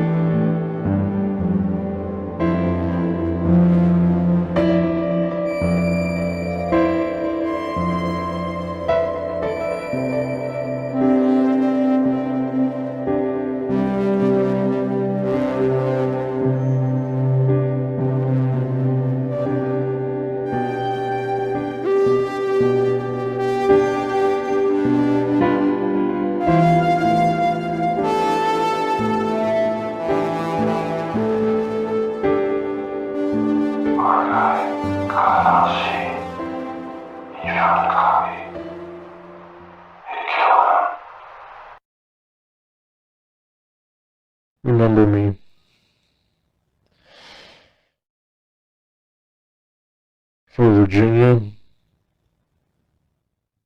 For America.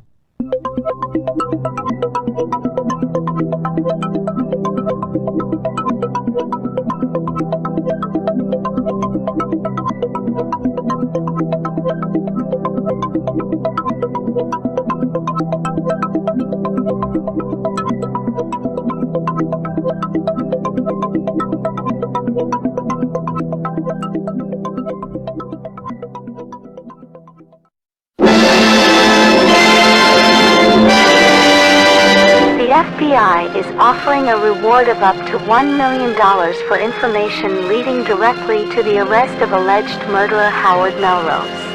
The 18-year-old is the latest addition to the FBI's 10 most wanted fugitives list. In 1968, Melrose was contacted by Eunice Dean, Vice President James Dean's older sister. During the call, Melrose verbally assaulted and threatened Eunice, after which she leapt off the Golden Gate Bridge. Melrose was caught on camera shortly before leaving San Francisco. Special Agent Rod Serling. Howard is dangerous. His voice alone can kill a man. Never answer a call from Howard Melrose. Keep your children far away from that telephone. If you have tips about Melrose's whereabouts, dial 1-800 Dean Deliverance. We want to keep Howard Melrose away from every telephone in America. At 0900, we intercepted a call from Howard's home. I led a team of agents into his house 9 minutes later. He had packed his bags and left. At 0400, we intercepted a call from the Hollywood Rockefeller Hotel. I led a team of agents into the building 18 minutes later. He had evaded the room with his belongings. He had attempted to redact and shred copies of an airplane ticket. Off the record, Mr. Vice President. I know that you're upset, but listen to me. Whatever I say next, promise me you'll stay put. No more jokes about taking Air Force 2 for a one-man kill assignment. I'm trusting you, Mr. Dean. We currently have eyes on Howard Melrose. He's about to leave LAX on a flight to DC. We can wait for him there. Promise me that. Mr. Vice President, are you there?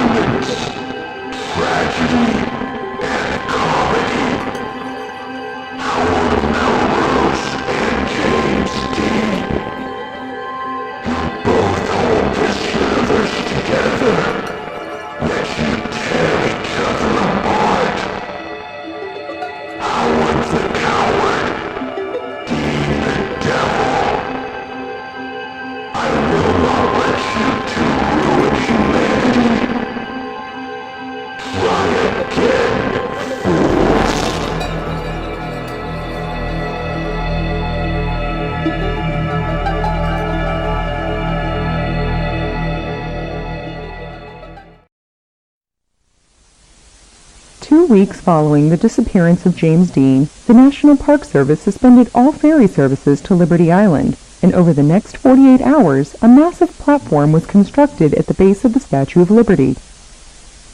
Due to the National Park Service's unwillingness to disclose the purpose of the platform and the reluctance of Washington politicians to discuss its costs, news of the mysterious structure's appearance quickly spread across the country. What was the platform? Why was it built so close to the Statue of Liberty? All these and more were questions frequently asked in American neighborhoods and newspapers. Famous writers like Charles Beaumont and Rod Serling wrote their theories in exciting opinion pieces, while scientists like Hugh Everett and J. Robert Oppenheimer illustrated their own speculations in intricately detailed diagrams. But all Americans, civilians and celebrities alike, were equally in the dark. Nobody knew why there was a massive platform on Liberty Island. Shortly after the cement of the platform had visibly dried, workers surrounded the structure with robust titanium fencing, inside of which thousands of chairs were installed, each bolted deep into the photographs of the chairs on Liberty Island were quickly printed on front pages around the country. Photographs of the platform's various angles were televised after news broadcasts to give audience members time to scrutinize over visual details. Many of these hastily edited slideshows were looped for an additional 15 minutes to allow family units to gather in living rooms and analyze the platform as closely as possible. The broadcasts, though strange and unprecedented, were well received for uniting families in the evenings. On the third morning after the platform's completion, workers were seen lining the entire island with large explosives. Every acre of land around the Statue of Liberty and the platform's metal fences was covered in an intricate web of electrical wires wrapped around bundles of dynamite. The sight greatly concerned New Yorkers. Due to unsubstantiated rumors of an impending atomic bomb test on Liberty Island, roadways became violently congested with traffic and airports were suddenly packed with newly registered passengers. Many civilians wanted to leave the East Coast in order to avoid any potential shockwaves produced by the Liberty Island explosive. While law enforcement and regional government officials urged the public to remain calm and at home, no concrete reasoning was ever provided. Ambiguous explanations from many mayors and governors only worsened the widespread anxieties. Numbers of missing children dramatically increased in the afternoon as groups of siblings refused to stay put with parents at home and decided instead to seek shelter out west. Cats, dogs, and other domestic animals ran freely through city streets, released by their owners in an attempt to spare their lives. Dog, cat, and snake attacks became common in all major cities. In New York City, Chicago, Los Angeles, and Miami, curfews were dispatched to collect loose pets. 1 in every 5 servicemen sustained injuries from agitated animals. Even the incumbent president was attacked by a dog which had passed through the White House fence. Rushed to the Walt Disney Hospital to treat injuries, the president remained indoors for the rest of the day. In the evening, she requested a full explanation be provided by a representative of the National Park Service on live television. There would be no response, and an hour later, at 6 p.m. Eastern Time, the explosives on Liberty Island detonated. The resulting shockwave caused the Statue of Liberty to visibly totter. Fires erupted on all trees in the area. Since the fencing and chairs were bolted into the ground, the platform remained completely unscathed. However, the surrounding inferno released massive clouds of ash into the sky. Passing ships and aircrafts recorded the hellish scene on film. Ferry services were reopened by the National Park Service to allow firefighters access to the flames. By 7 p.m., all plant life had been decimated, and the Statue of Liberty had become even more oxidized from being exposed to high temperatures. A nuclear attack on Liberty? Construction gone wrong? Headlines provided no more clarification than your next-door neighbor. Firefighters extinguished the fires by 9 p.m. and reported no American fatalities. At midnight, cameras captured the activation of a spotlight on the Liberty platform. The bright white circle of light remained unoccupied for several minutes before a handsome...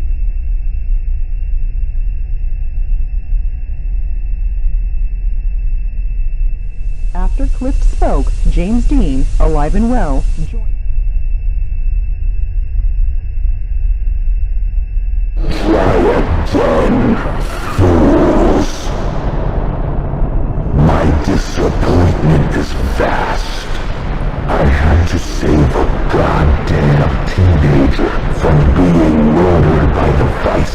president. Yet you still support Mr. Dean. Grief makes monsters, and monsters stay in power.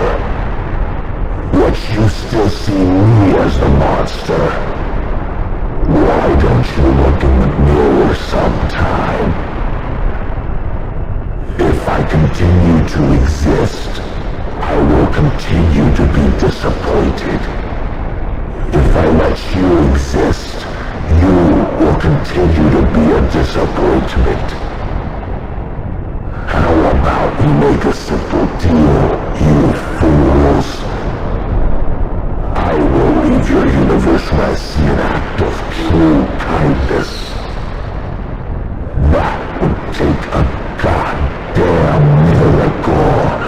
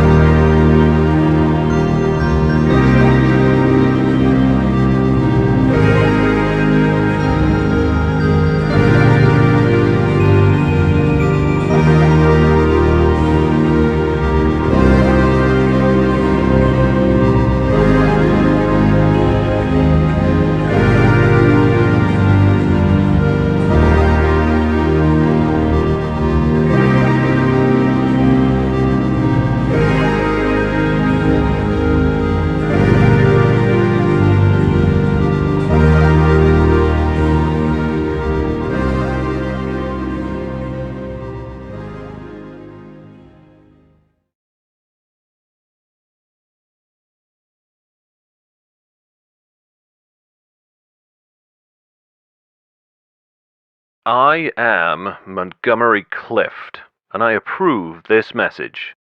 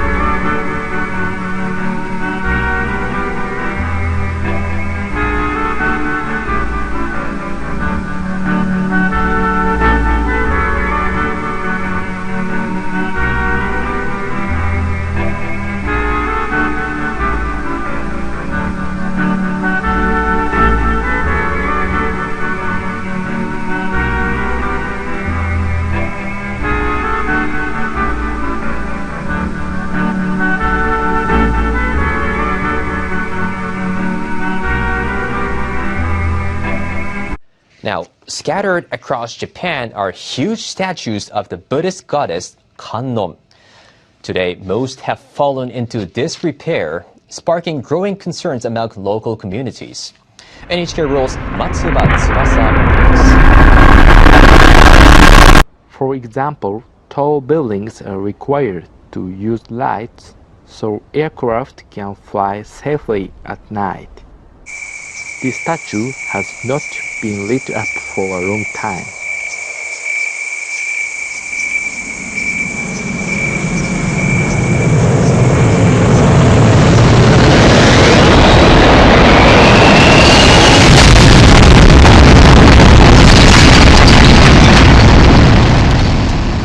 We just received the former president's mugshot. We want to show that to you here. John, do we think the former president will weaponize this image to help him with fundraising? You mentioned this earlier, but to what point?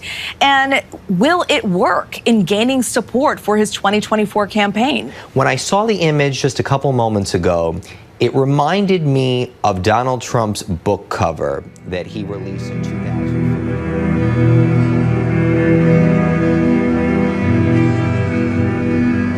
The threat is the most powerful weapon known to man. It alone has maintained peace and prosperity on this great planet. But I don't use the threat. I don't touch it all the time. Everywhere I go, they ask me, Donald, why don't you threaten them? That's the only way they'll listen. And I tell them the truth. I don't use the threat because I respect the threat. The less I use it, the more powerful it becomes. The threat alone ended World War II forever. It's true. Ask the Japanese.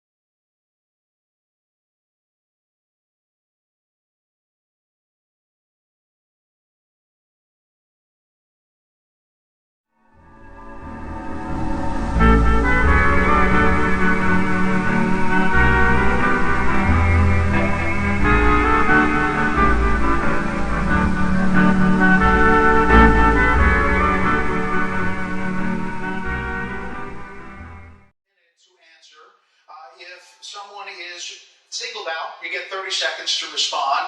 And when the time runs out, we all will hear this. Very pleasant. So tonight, these candidates have a big opportunity to break out of the pack and to explain why they are best prepared to be the Republican choice for president.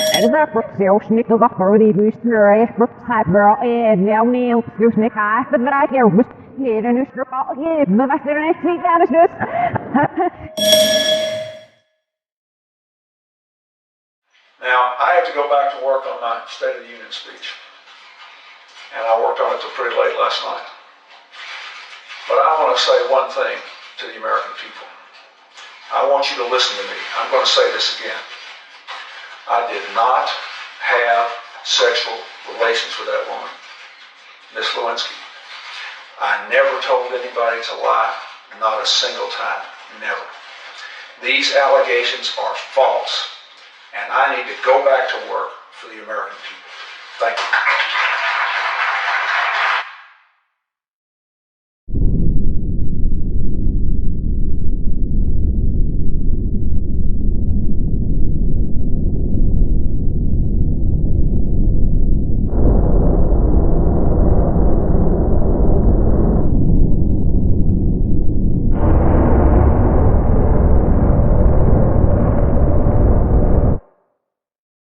Another issue. This weekend, reports say there were 30 shootings, and a number of them including kids. Add that to the big increase in school shootings around the country. Democrats blame this crisis on easy access to guns. They also blame Republicans for blocking gun control legislation. What would President Christie do?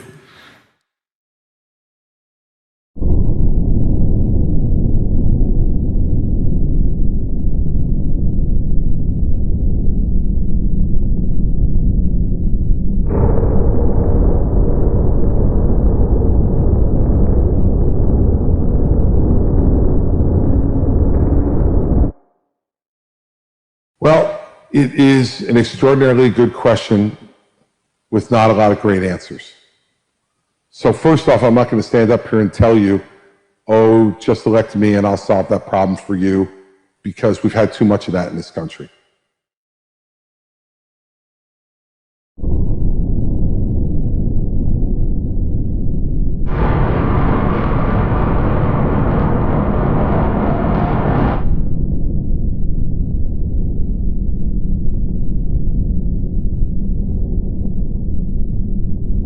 Well, the criminals are going to get those. I think what you've got to look at are those with mental health issues, and that's a focal point. We want to keep them out of the hands of those that can do this kind of harm.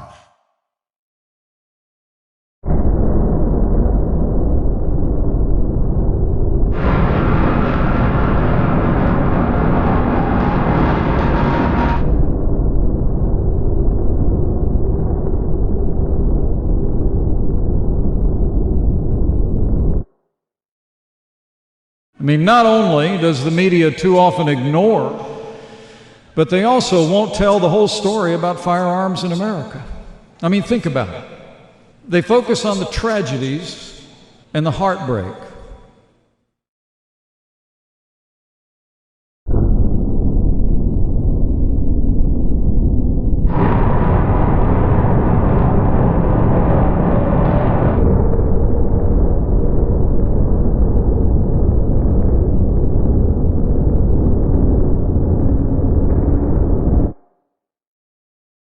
I'm not going to let you accuse me of committing criminal activity. I am not going to take that. I am not going to take that. So you want to have a civil conversation, that's one thing. Try to say that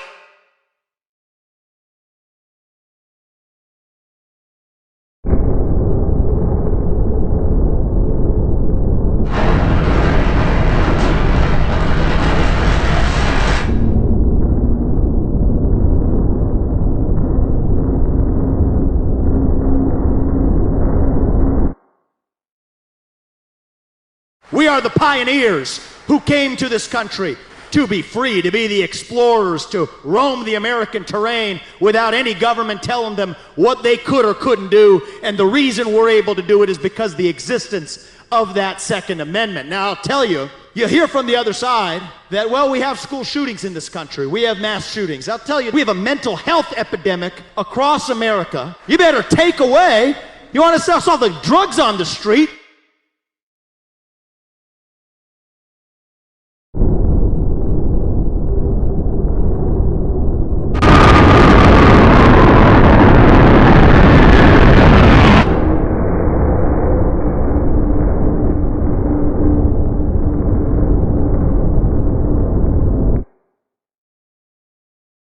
We are South Carolinians who love our guns, who love to hunt, who love to use it as a sport, and we appreciate it. And any company that decides to manufacture here, we're going to welcome them.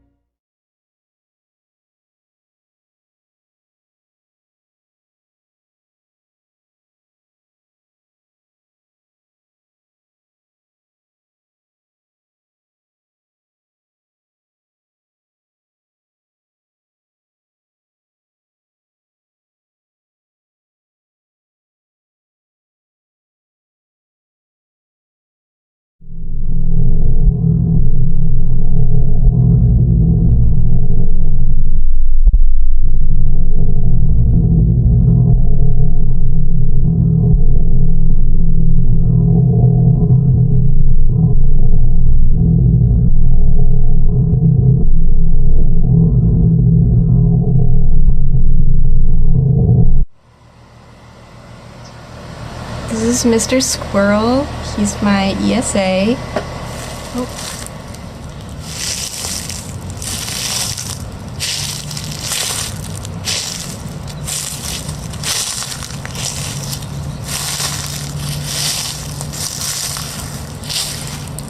It was a weird day because it had started off pretty well, I had an exam and I thought that I did really well on it despite not really thinking that I would. And I just remember going out to the parking lot before I headed home. I saw people that I knew, but I was by myself that day. And then I got a text, and the text just was off. There was just something off about it, even though it was exactly the same kind of text I'd received before, but to receive it at that time of day saying, hey, we should talk.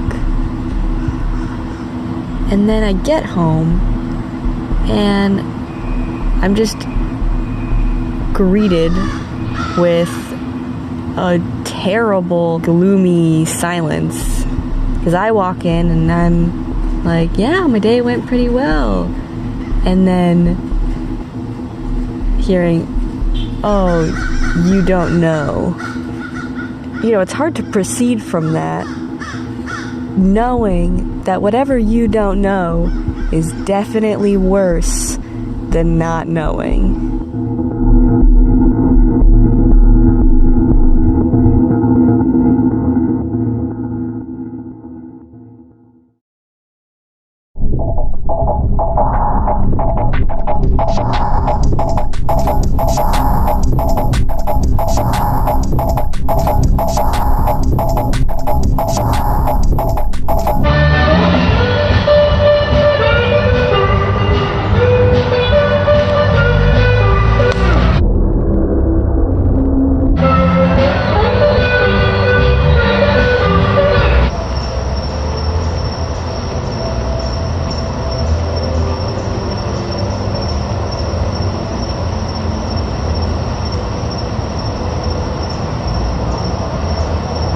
I'm Leonard Moreland, and I've watched the animated diagram. So we had sat down and the projector started and we were watching it. Animated diagram first consisted of, it looked like two giant shapes almost interacting with each other. Then the next frame was an oval slowly expanding. And as it started expanding, there's another oval coming out of it. Very weird. And then it started cutting back to the two other shapes interacting with each other. There was another shape that followed behind, a gray circle. It was very off-putting, but immediately after that gray circle came out, I heard a loud bang behind me. I was confused, so I looked behind me, and the conference room, somebody had slammed their head against the desk. And as I could see from just the position I was in, the only one who could, I can just see directly into his eyes. It was hard to explain, but there was no life behind those eyes. There was no soul, existence, or anything behind it. And it was just, God, horrifying, to say the least. And as that had happened, they had started calling in doctors and nurses into the room. But before you knew it, another person from the other side of the room started saying they felt sick, they felt, woozy. And then before you know it, someone else on the other side said the same thing. They're about to pass out. It started affecting almost everyone around me. And, more doctors and nurses had to get called in. And I just remember they had these clear packages with the doctors and nurses. I didn't know what was in them, but it was clear so I could see through them. But it was something they were giving them to help them come back. What affected everyone else hadn't affected me, but I knew there was something wrong with it. Whatever we were shown in that diagram was not meant for us to consume. I, walked out of the conference room and just kind of didn't know where else to go from there. It almost kind of seemed funny when you look back on it, but as of today, I'm still not affected by the diagram. I've noticed no change whatsoever.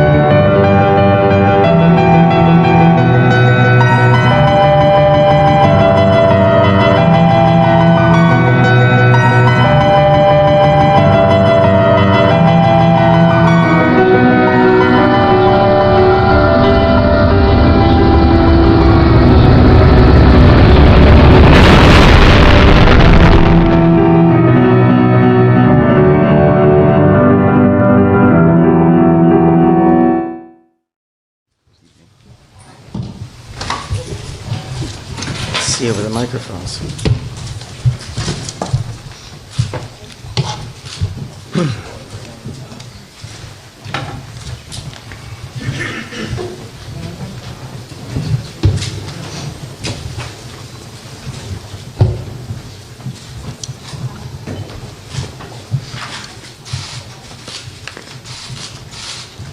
We all in? Thank you. Thank you for being here. As you may notice, my voice is a little hoarse after working through the night. As you all know, last night, locals, counties, state, and federal law enforcement officers from around the state of Maine responded to reports of an active shooter.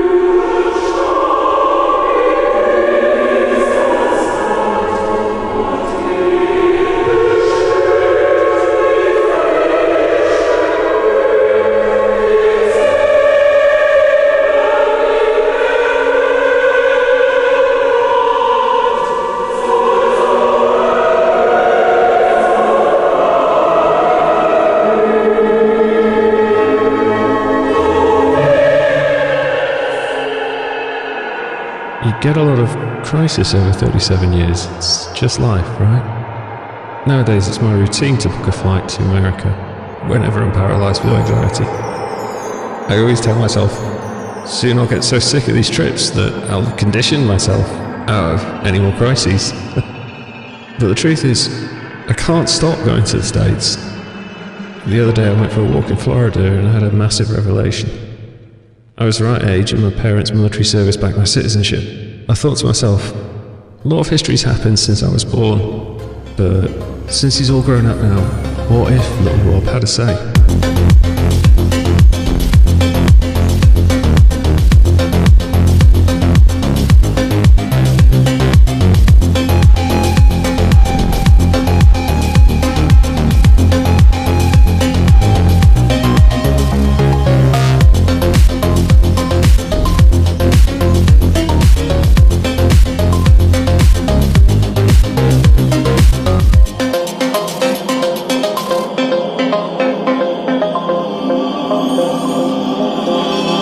What if little Rob had a say?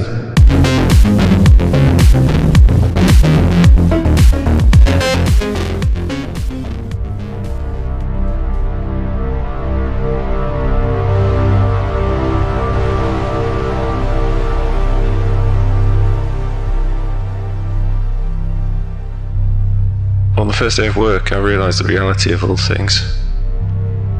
No one's here to help you. Nobody wants to make your life easier. Hate and anger thrive in Washington. Gossip is widespread.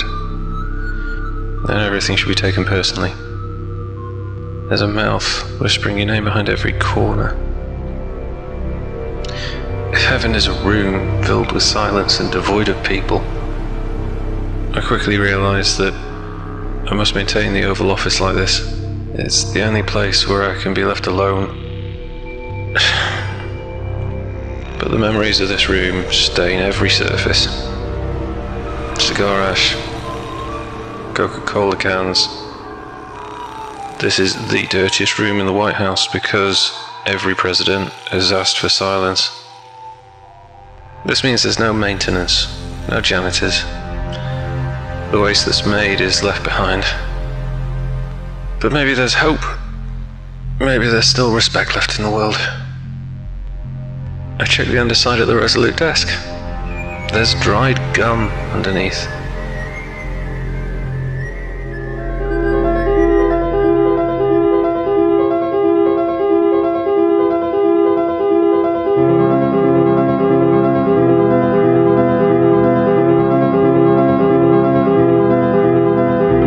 The media says that celebrities should stay at home. They say we should kick back and relax while the world burns. They say we must leave the world to the Democrats. Then the Democrats scream when a celebrity has had enough. I say we've had enough. I support any celebrity who decides to run. We understand the world more than the sick sheep who currently run the country. I say every celebrity should run. They're fine people, and we would vote for only the best, like me. There are probably people better than me. We just have to look for them. Survival of the fittest. Personally, I think Rob Pattinson would be great.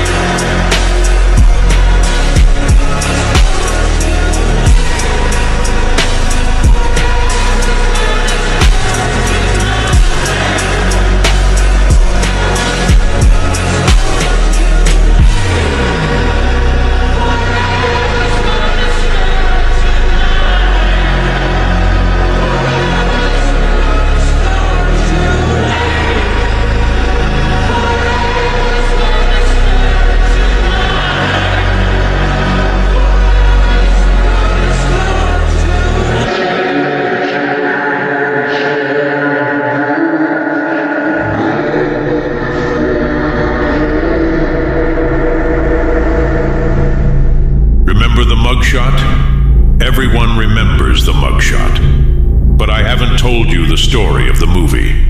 You'll love this. While I was in Fulton County Jail, I was treated like everyone else at first. But then the guard said, "Donald, it's going to be a long time before we can take your photo. At least a few hours. We got a lot of other prisoners ahead of you.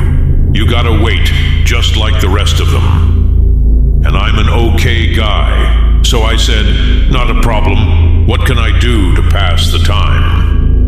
And you know what she said? She said, "Mr. President, I got a movie for you." I don't think the other prisoners watched movies because they took me to an empty room with one projector. Dust everywhere. Nobody else was in there. I didn't ask questions. I just sat in one of their chairs and the movie started. It wasn't Hollywood. Maybe A24, I don't know. All I know is that it was the most horrendous, awful, disgusting propaganda I'd ever seen. I don't even want to call it science fiction, but it was. Terrible science fiction. Horrible cast. Rob Pattinson was in it. I can't even remember the title. It was American Dream or some no-good nonsense like that. Movie was so bad my head started to hurt. I literally got dizzy. Whole room was spinning. I called in the guard and she let me skip the rest. A few minutes later I got my picture taken. I'd rather get another mugshot than watch that movie again. Later I was told that the movie was an art project by one of the guard's kids, and the department wanted to show me. I was frank with the guard. I told her, "You got one messed up kid, lady. Totally sick in the head. Probably should see a doctor." She laughed. Nobody took me seriously there. Today everyone tells me that this movie doesn't exist. But I saw it. I saw it loud and clear in Fulton County Jail.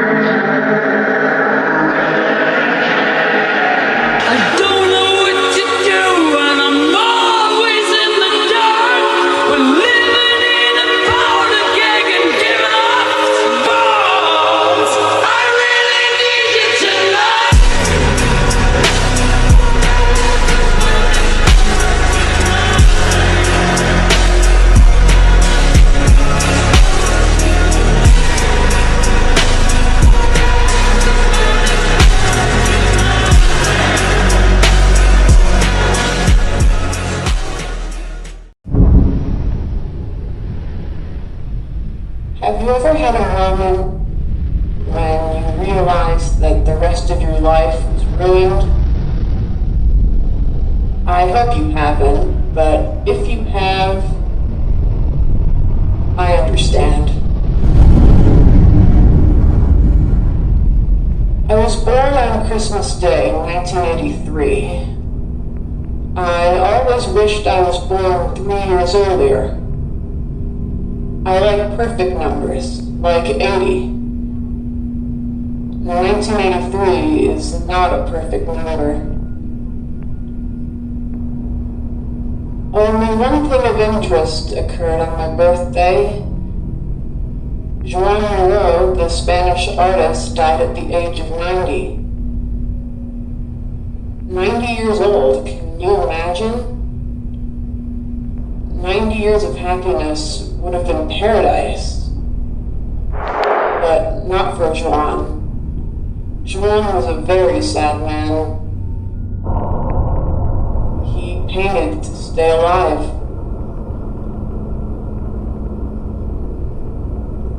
He often drew ladders to express his desire to escape. But I have a bad family history with ladders. When I was 3, I threw my mother's jewelry into the chandelier above. I wanted to see what she would do. She yelled at me and called my father over. "Don't worry," he told us. "I'll get the ladder." As she brought the ladder into the room, Mother stood frowning in the corner with her arms crossed. When Father got to the top step, he reached for the jewelry in the chandelier. Then the ladder began to tip. He held on to the chandelier. The ladder fell to the floor. My mother ran to help him. The chandelier fell and crushed them both. I hid in the corner of the living room. I couldn't dare to turn around. I couldn't see what else had exploded behind me. I just couldn't.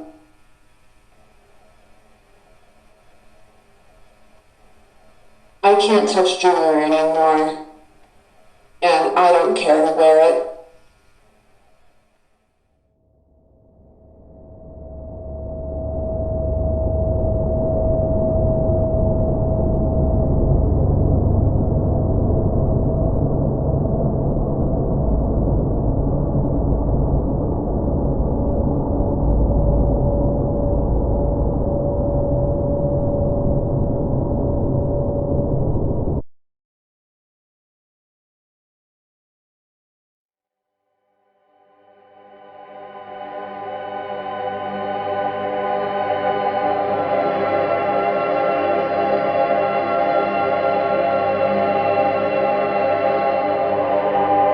My name is Richard Tiller, and I was the director of the Walt Disney Home for Children.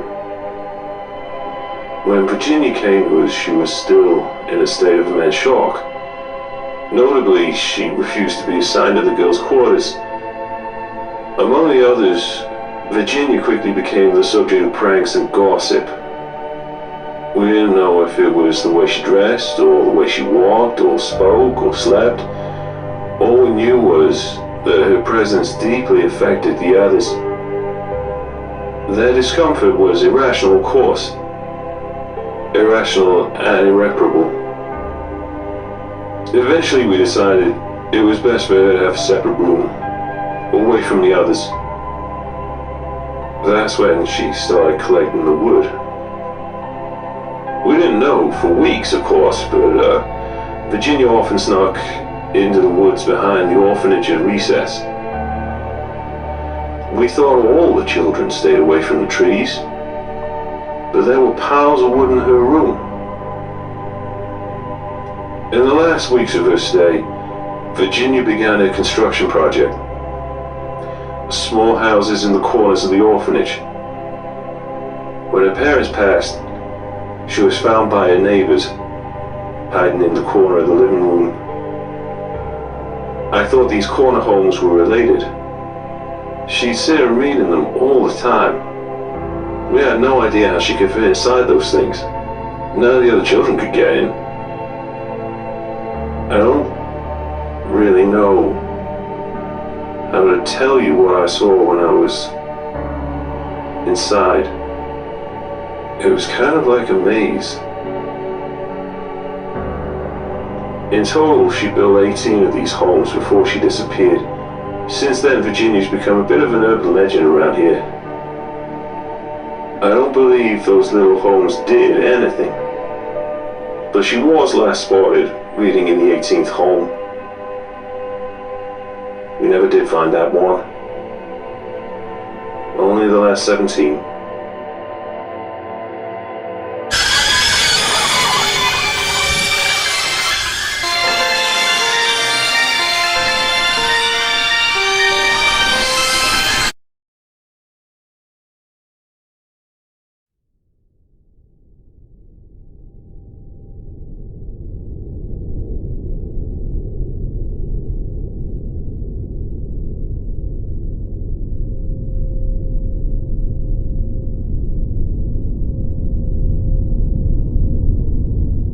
I understand.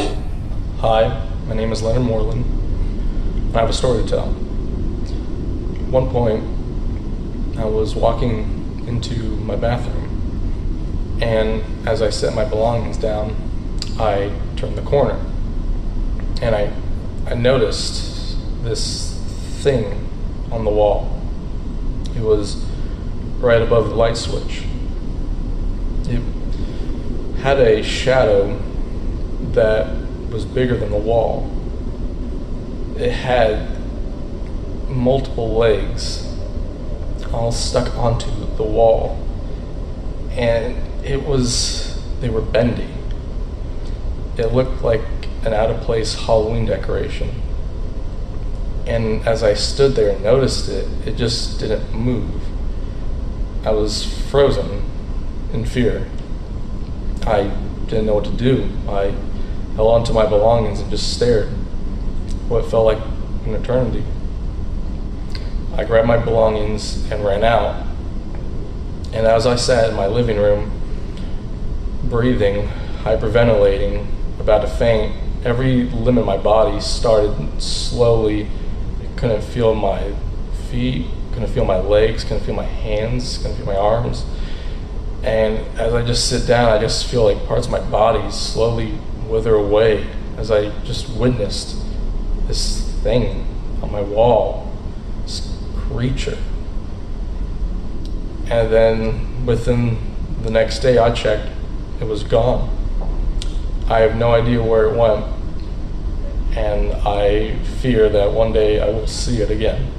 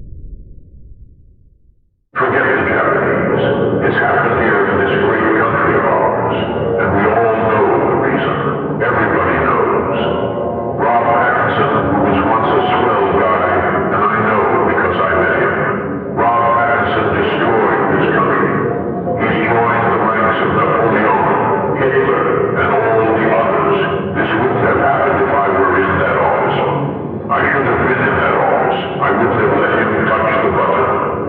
It's that simple. I knew how dangerous it was. And let's drop the act, okay? Let's drop the act and say it for what it is. I could spend my whole life giving you the truth, and it would literally be heaven on earth. Oh, I wish we were on track.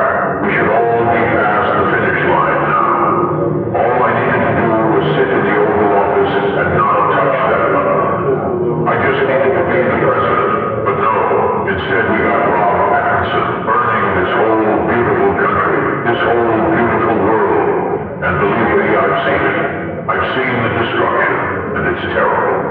We all see the same horrible things on the streets. Fire, bodies, babies, innocent wives and children. You know what? Let's just take a look around together. Let's just go from there to there and look at all the damage Rob Pat's given us. He literally nuked all of this beautiful land. Why would you do that? I'd ask him myself, but believe me, if they let me close to him, I wouldn't be asking things. I'd take him down like the rest of us would. Just look around. Keep looking around. He did this.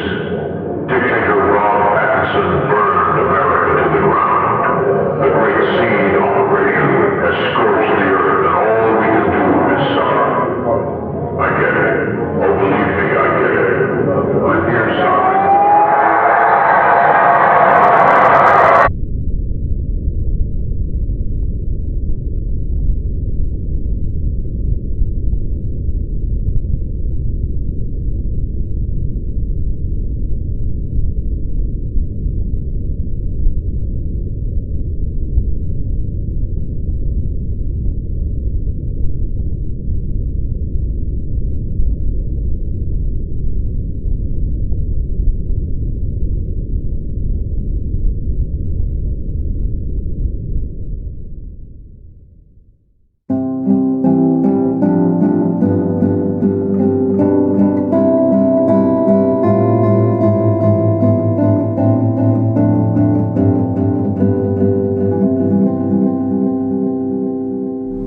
I am so sad to announce that this, in fact, will be my last message to the American people.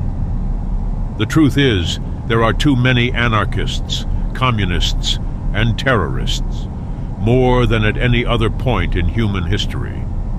We are all targets. This whole country is one big target. Even after the first strike, we must continue praying to the one and only God of creation. There are people who will never understand and will always see us as, believe it or not, moving targets. Believe it or not, but it's true. So true I have to go away to stay alive. I can't tell you where, I can't tell you when, but this is my last one. I can assure you that. It is too dangerous to stay alive in public. We are all moving targets. A bomb could kill us all in an instant. Boom! Right here, right now. I wish I could have a say. I wish I could be in that great office and keep Rob's hand away from the button. He could click it again any day now, any moment, any second, really. I wish I could do something. I really do. But I have to go now. Take care of your families, watch your neighbors, and be the best American you can be. Our country is dead. It needs all of you to find peace. I am rooting for all of you. I, as your leader, believe in you. I do, it's true. Goodbye now.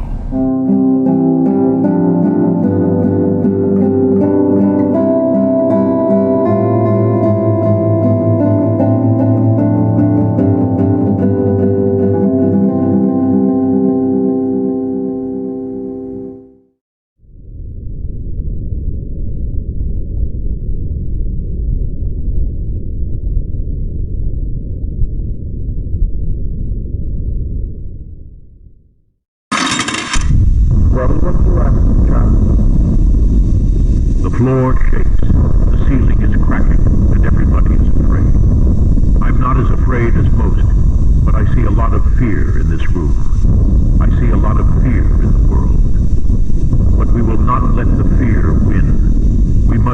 our country safe. We must lay it to rest. I'm with all of you, and we will not back down. We must protect our families and this blessed country, this beautiful land, while we put them to rest. I'm here with you, and I see the fear. But we will not surrender. We will not surrender. Destroy the fear. Win. Win. Win.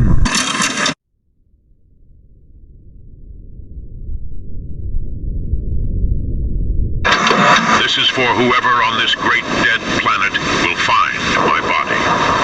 I know it won't be someone close. Not anyone I've banged or helped seed. All I ask is that you keep on walking. If you have a lighter or gasoline, please be generous. Destroy whatever is left. Destroy the rest of me. Burn this and whatever that remains. Please and thank you. I am a nobody, a grateful nobody. May you live on, survivor.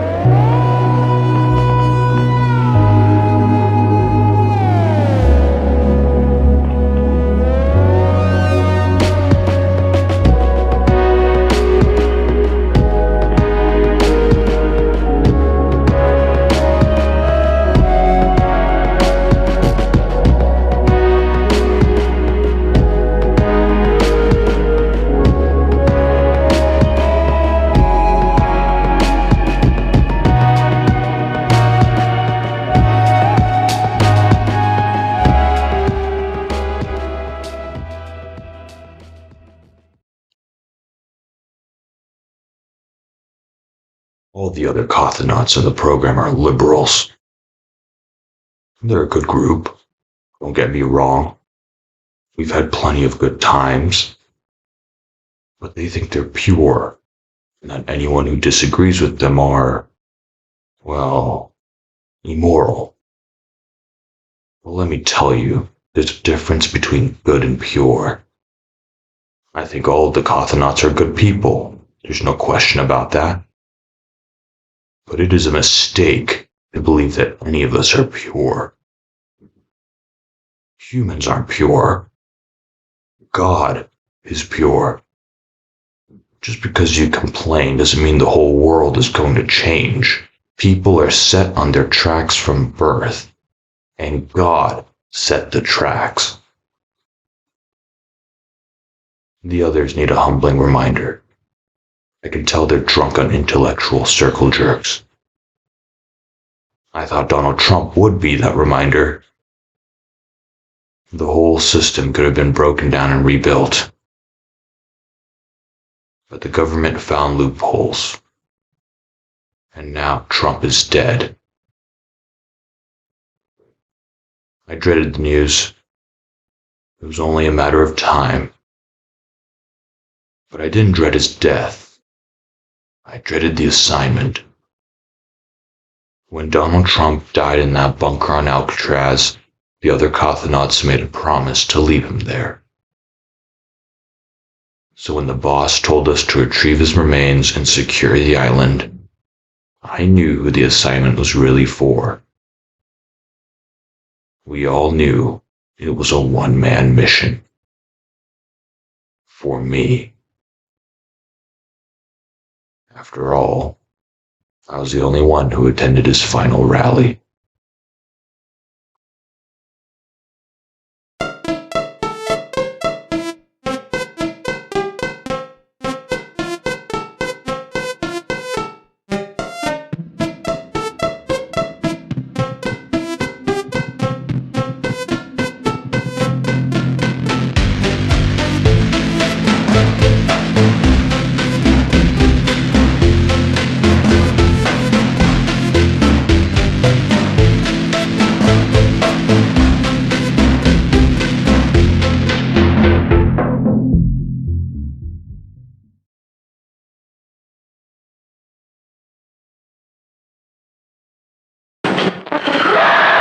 president.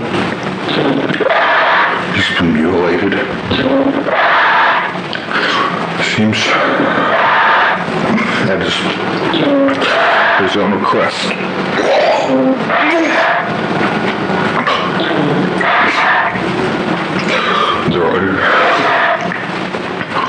There are other bodies here.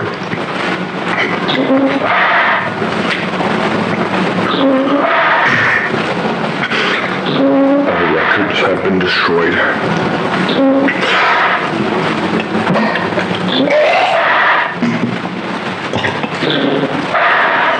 The exterior of the bunker is damaged. It appears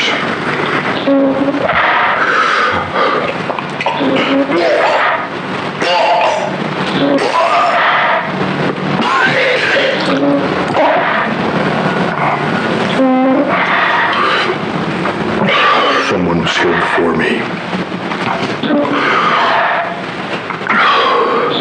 They may have taken the records. They may have assisted in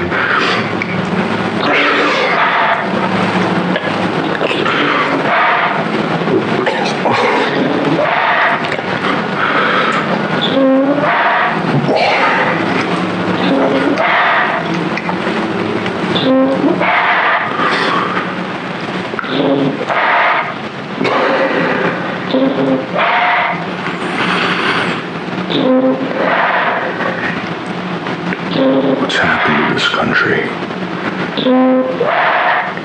This is our president.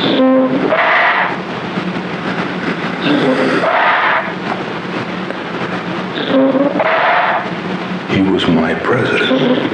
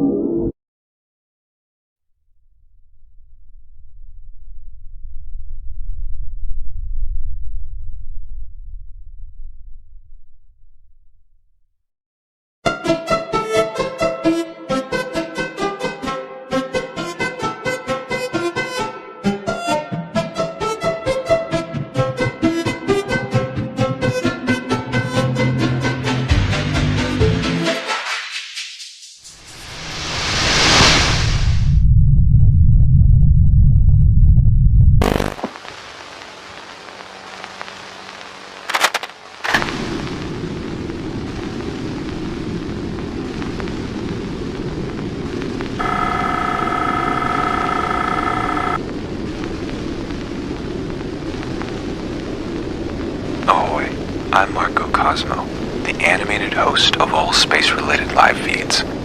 I deliver updates straight from the control room. We've received many emails with questions regarding today's event, so I'll be answering those throughout the broadcast. For those just tuning in, you're watching live footage of a black hole.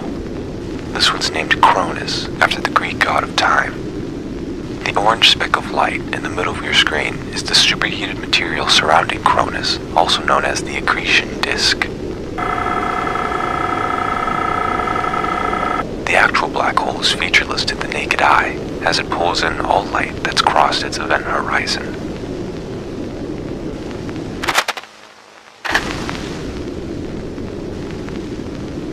In fact, the light from the accretion disk is over 18 years old, meaning that these images on your screen have already happened.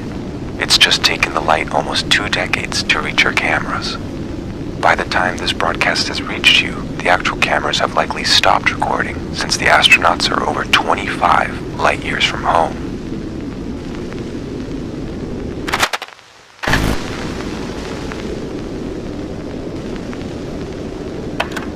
Black holes are created when nuclear reactions within massive stars stop, and the pressure drops drastically, resulting in the star collapsing on itself and acquiring a gravitational pull so strong that not even light can escape.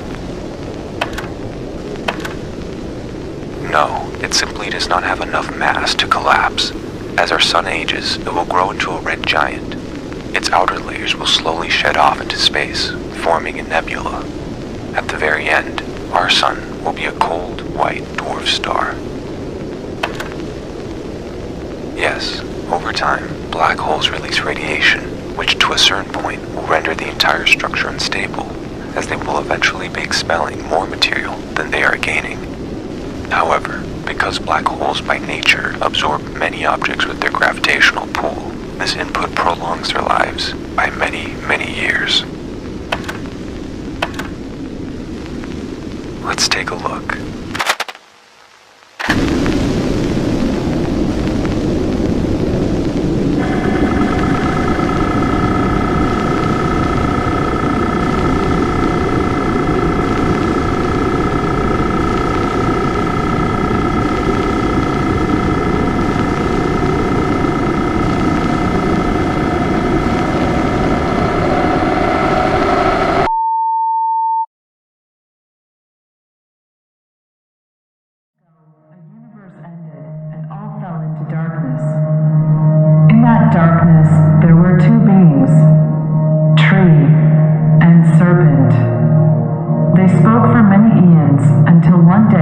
Serpent became bored.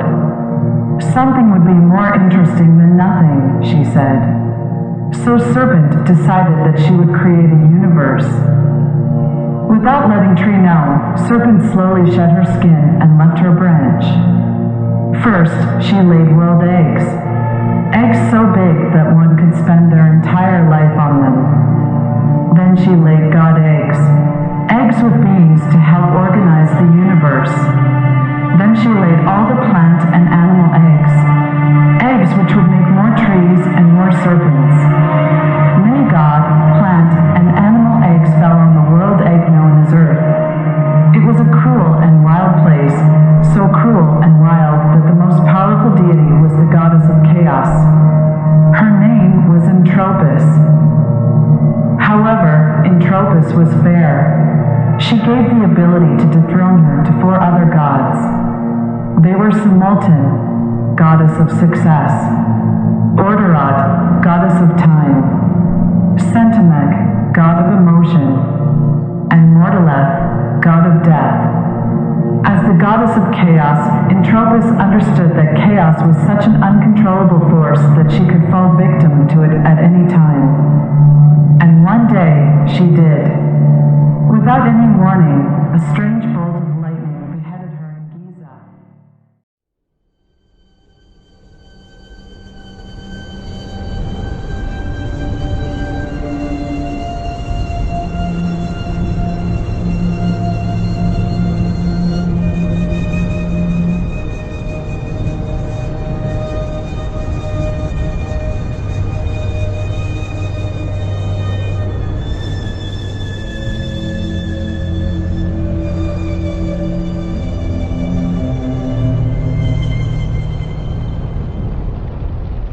Cryptozoologists love wildfires. The flames burn away the lush tree canopies to reveal the secret animals beneath. But once in a while, the fire reveals something inanimate. The cryptozoologist will call the park ranger, and the park ranger will call the police. When the police arrive, they cling to their Geiger counters and gas masks. Why? For decades, the government withheld information. Witnesses were chained and theorists were hushed. But I come from a world of terror. I know how to find dangerous information. I present to you the facts. I present to you the truth about the Trinity Desk.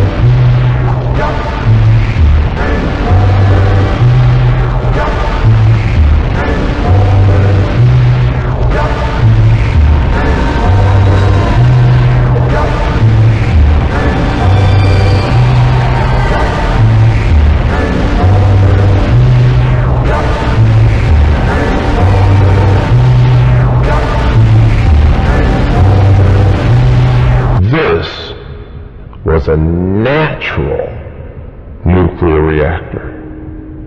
This was a natural nuclear reactor. This was a natural nuclear reactor. This was a natural nuclear reactor. This was a natural nuclear reactor.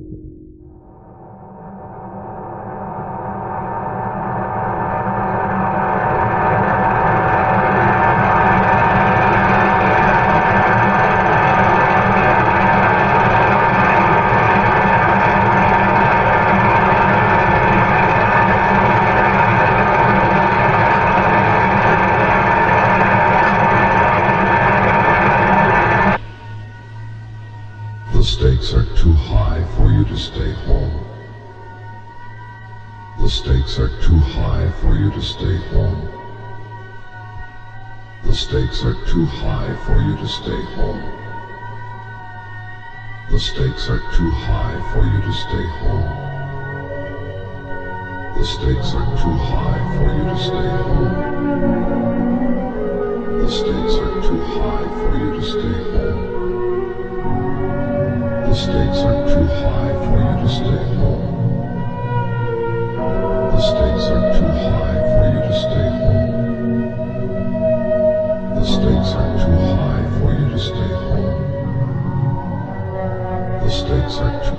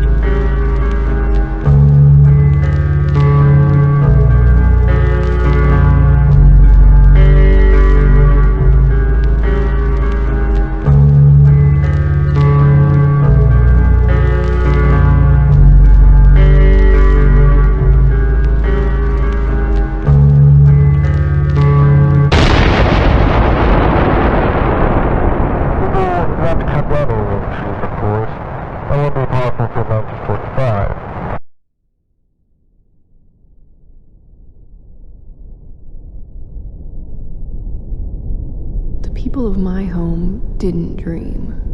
We dreaded every day, and our history was nightmarish. But when I came to this country, I woke up. Your home has a history of hope. Despite every disaster, the people still dream. The election of '68 perfectly captures this pattern. It's the reason why I've nicknamed your country. I am thankful to live in this Deanverse. But there is still so much to learn. Both old and new catastrophes feel less real to me. I must connect with your history. I must ask its unanswerable questions. Why did the government finally declassify footage of the horned serpent's inflamed lung? What aerial phenomena are they continuing to hide at Devil's Tower? Was that the same phenomena recorded on the White House grounds? What is America's true self? And one more question. Where is the Leonard Moreland I knew?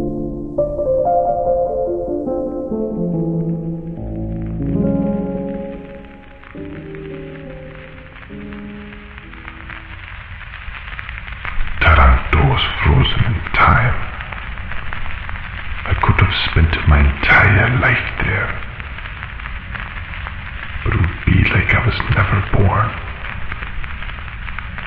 To stay in Taranto would be to stay asleep.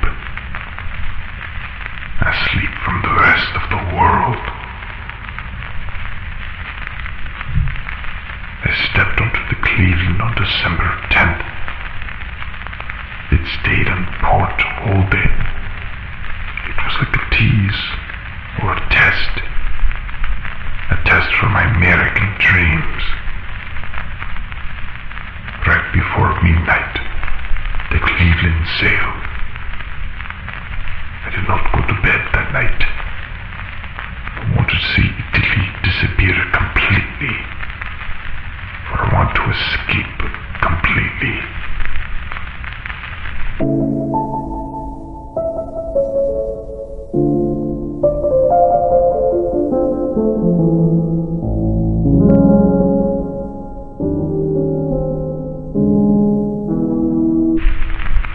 The Cleveland arrived in New York 2 days before Christmas. Inside the ship, there was so much life, warmth. It insulated our optimism. On deck, there was nothing of the sort. It was cold. It was rainy. It was quiet. In rain, the Statue of Liberty was almost invisible. This was America's welcome. America's cold breath.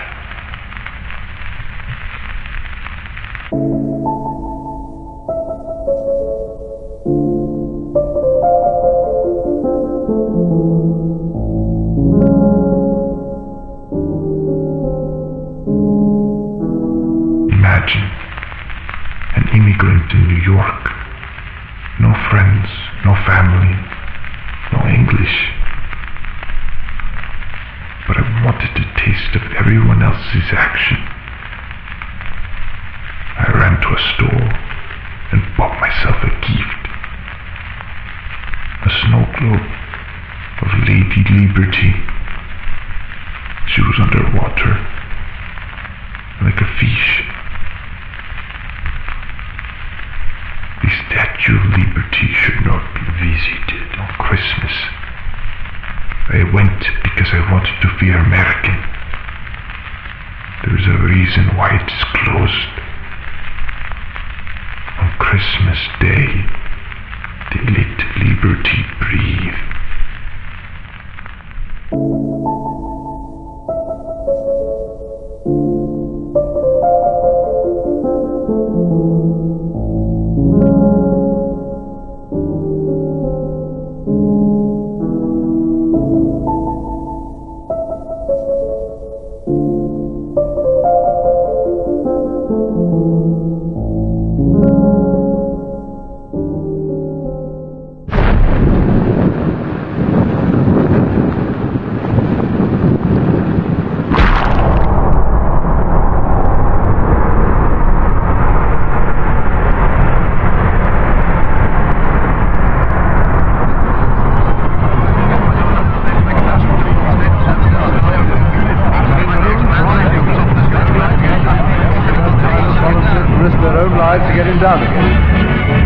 silly story, but what a lovely place to put Mussolini and Hitler after the war.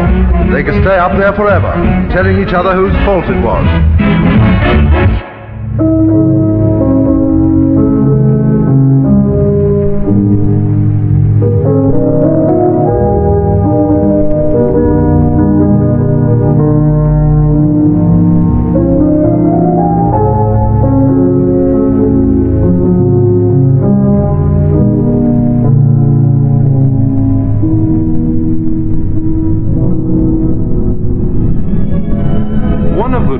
Wonders of the West, and all America for that matter, is Devil's Tower National Monument.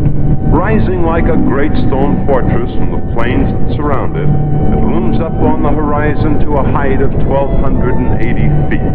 It was America's first national monument. Now behind this immense stump-like rock formation lies a fascinating...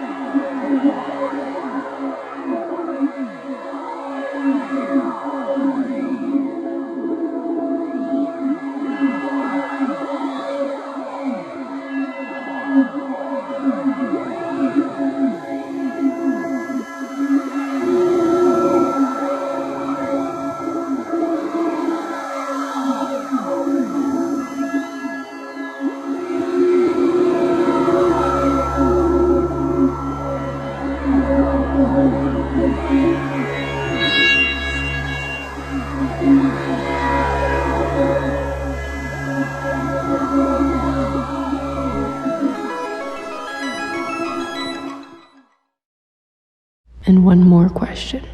Where is the Leonard Moreland I knew?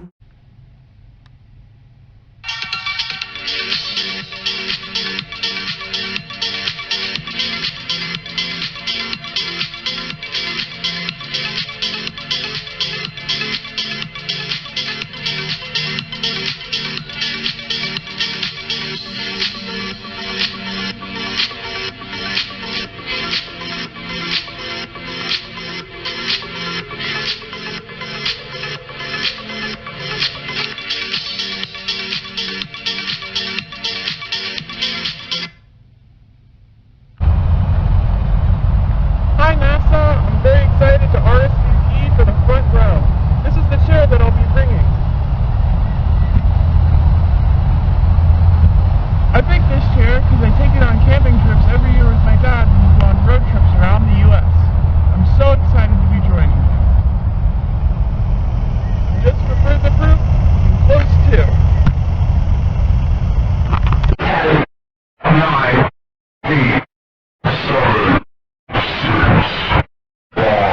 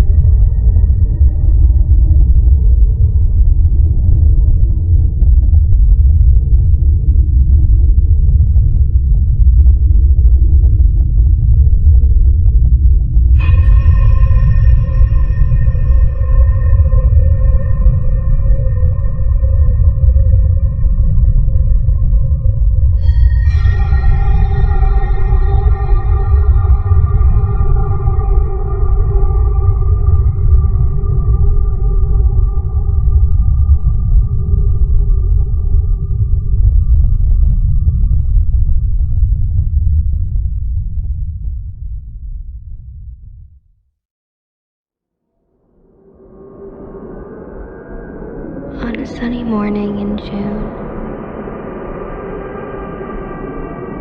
a woman took her dog for a walk.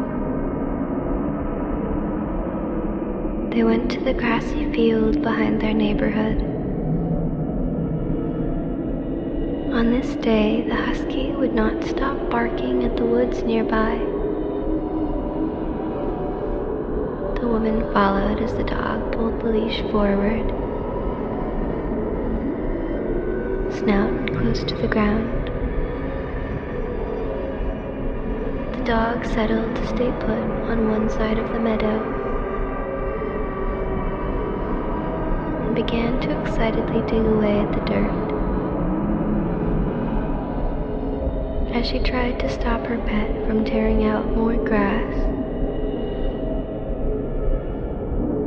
she noticed a video camera in the pit the dog had dug.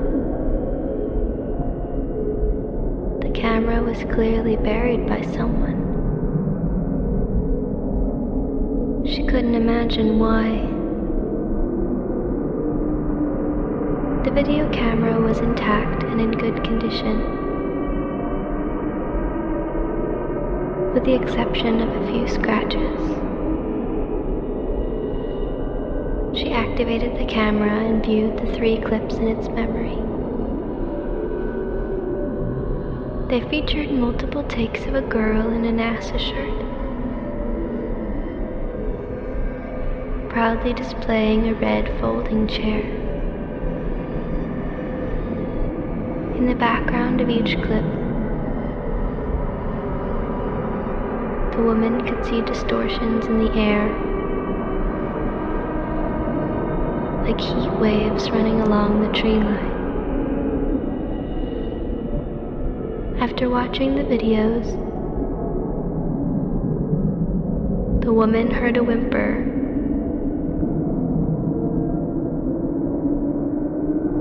She told police that the two invisible men in the footage were responsible.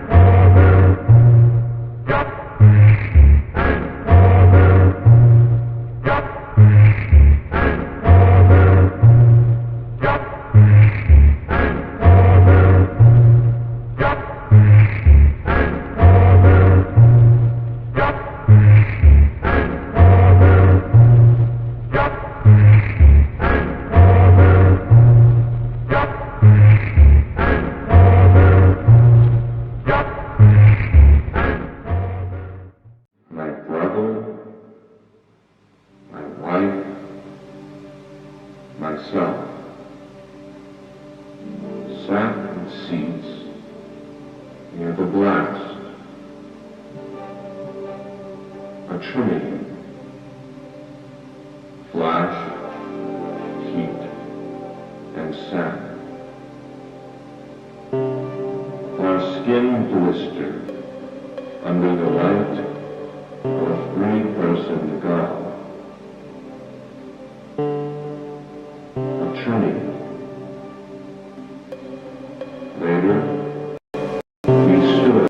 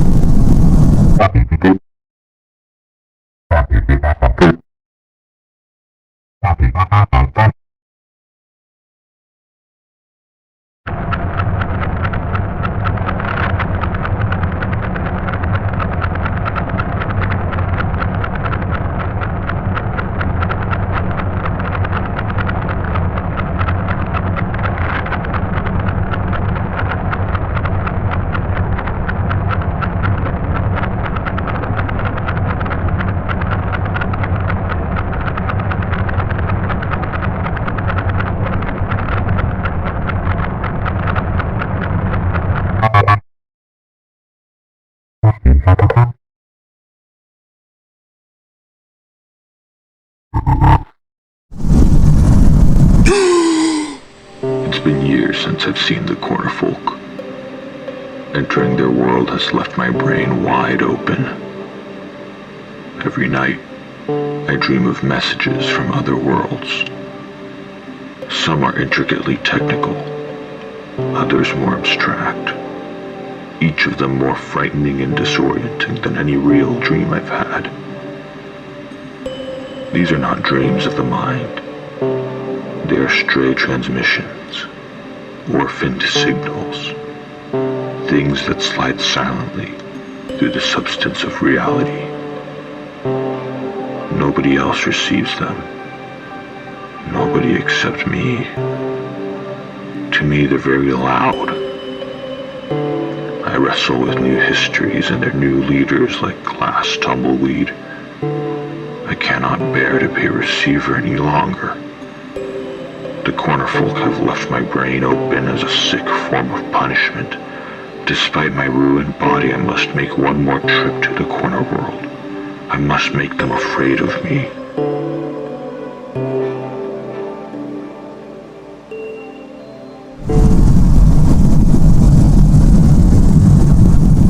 I need them all with fear and storm the world at any time.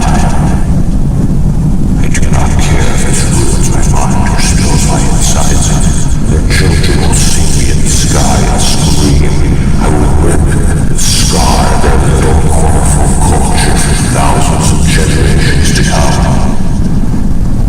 I am Riley Tillman, and I will breathe enemy air tonight.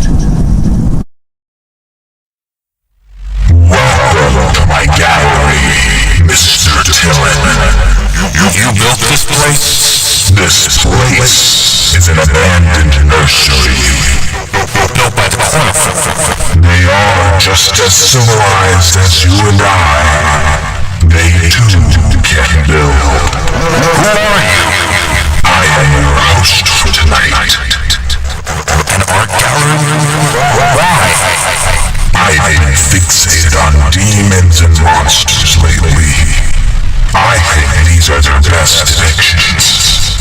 Collecting world art doesn't change the timeline too badly. This space preserves the art excellently. Soon, I hope to collect even larger artworks. Statues? Monuments, Mr. Tillman. Monuments. Well, I've arrived for the corner folk because I arrived angry for no damn reason. That's not true. I've been... You are wrong, Mr. Tillman. Respect the folk, or I'll have you evicted. Are you a god? There is only one god. Alcatraz. The island. You will never, ever understand. You could have sent me home already. Mr. Tillman, I've been alone here for ages. I've learned things in my isolation, and I have no one to share my thoughts with. I'm here. Mr. Tillman. I'm right. Humanity loves to divide itself. Heroes and fools, demons and monsters, good and evil. But the truth is, we are not our divisions. We cannot afford to divide ourselves any longer. We are made of other things. What are we made of? We are made of each other, Riley. I'll stay, Mr. Stay. A is the name. I'll stay. I'm burning back at home anyway. Would you like to help me add a few monuments to the place? I'll help you.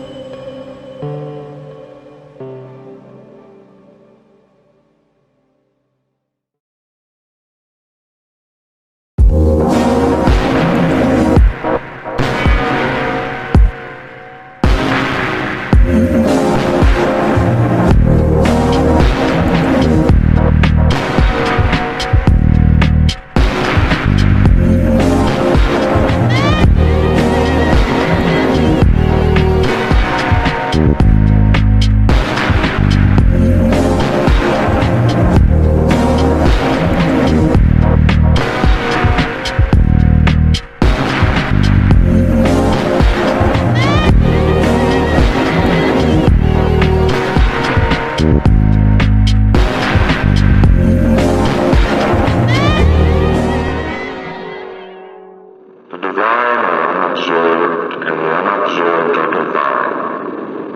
Unearthly beings described by man reside in that place unseen, clearer than air and purer too. If man should reach that place unseen, would he become divine unobserved? To become invisible is to become hidden from Creator. To become invisible is to become left out of laws of nature. To become invisible is to become superior. For an invisible man can rule the world.